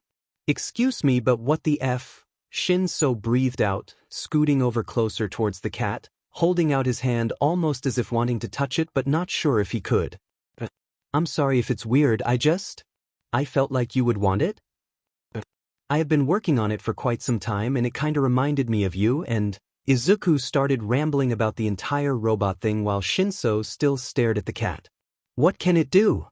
It made Izuku snap out of his mumbling, as now he had something better to focus on.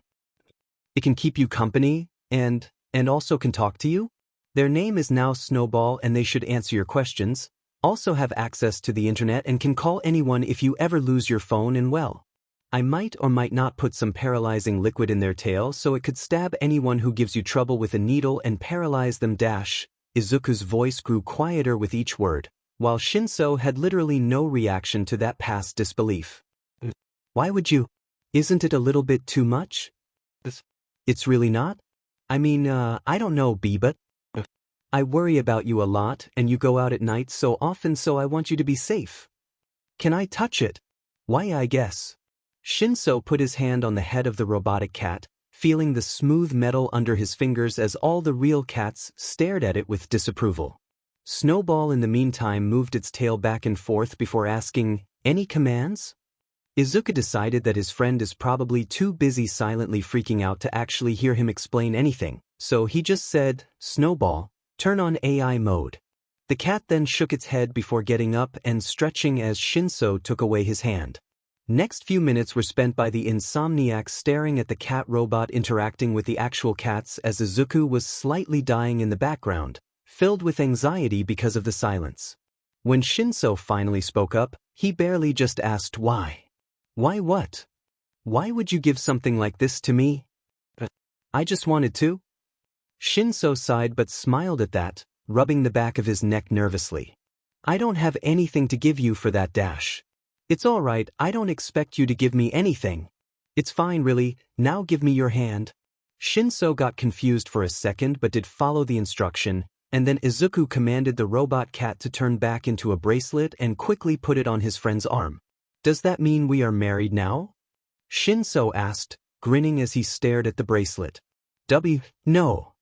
Izuku quickly moved away as the insomniac started laughing at that, which caused Izuku to crack a smile too. Divorce so soon, how dare you? I didn't even dash. The betrayal. Shinsou laid down with one hand over his heart and another one over his face in a very dramatic way, which caused both of them to start laughing at that, and Izuku's anxiety slowly melted away. Better than he expected. At least now he knows his friend isn't weirded out that much if he's cracking jokes like this. Maybe it will all be alright. So, can Snowball quote memes? Shinsou asked after a while, fiddling with the metal bracelet. Definitely. Can I configure it to talk only using puns and dad jokes then? Oh god, why would you do this dash? Izuku said, before blinking a few times realizing what he's just said. If he's a god then does that mean he shouldn't say that? Well, he doesn't entirely care about that so maybe he can still use it, right? Unaware of his internal struggle, Shinsou grinned, picking up his phone and probably searching up puns on the internet. Why would I need a robotic cat if I can't make it talk in puns? For protection? Just so you know, dad jokes are actually a very powerful weapon. Izuku snorted at this but didn't disagree, instead mindlessly petting Night Scratcher who sat on his lap again. You can just use a command to configure it by saying the name Snowball and then a command. Hell yeah. Let's torment my dads with the robo-cat, Shinsou said, poking around the bracelet until the bracelet opened and turned back into a cat. Why? Izuku asked, really not looking forward to staying in the same room as Eraserhead, even if technically the man has no way of knowing the boy is also the lizard vigilante he dealt with barely a few hours earlier. Why not? It will be fun. Izuku looked nervous at the idea, but he sighed and eventually agreed after a bit of arguing. If it made his friend happy, then he can deal with sitting in the same room as the underground hero. He can only hope that he won't make an idiot out of himself and expose his secrets in any stupid way. Sure, there's no easy way to mess this up, but no one should underestimate his stupidity. Either way, he is still willing to do that. If only for Shinsou.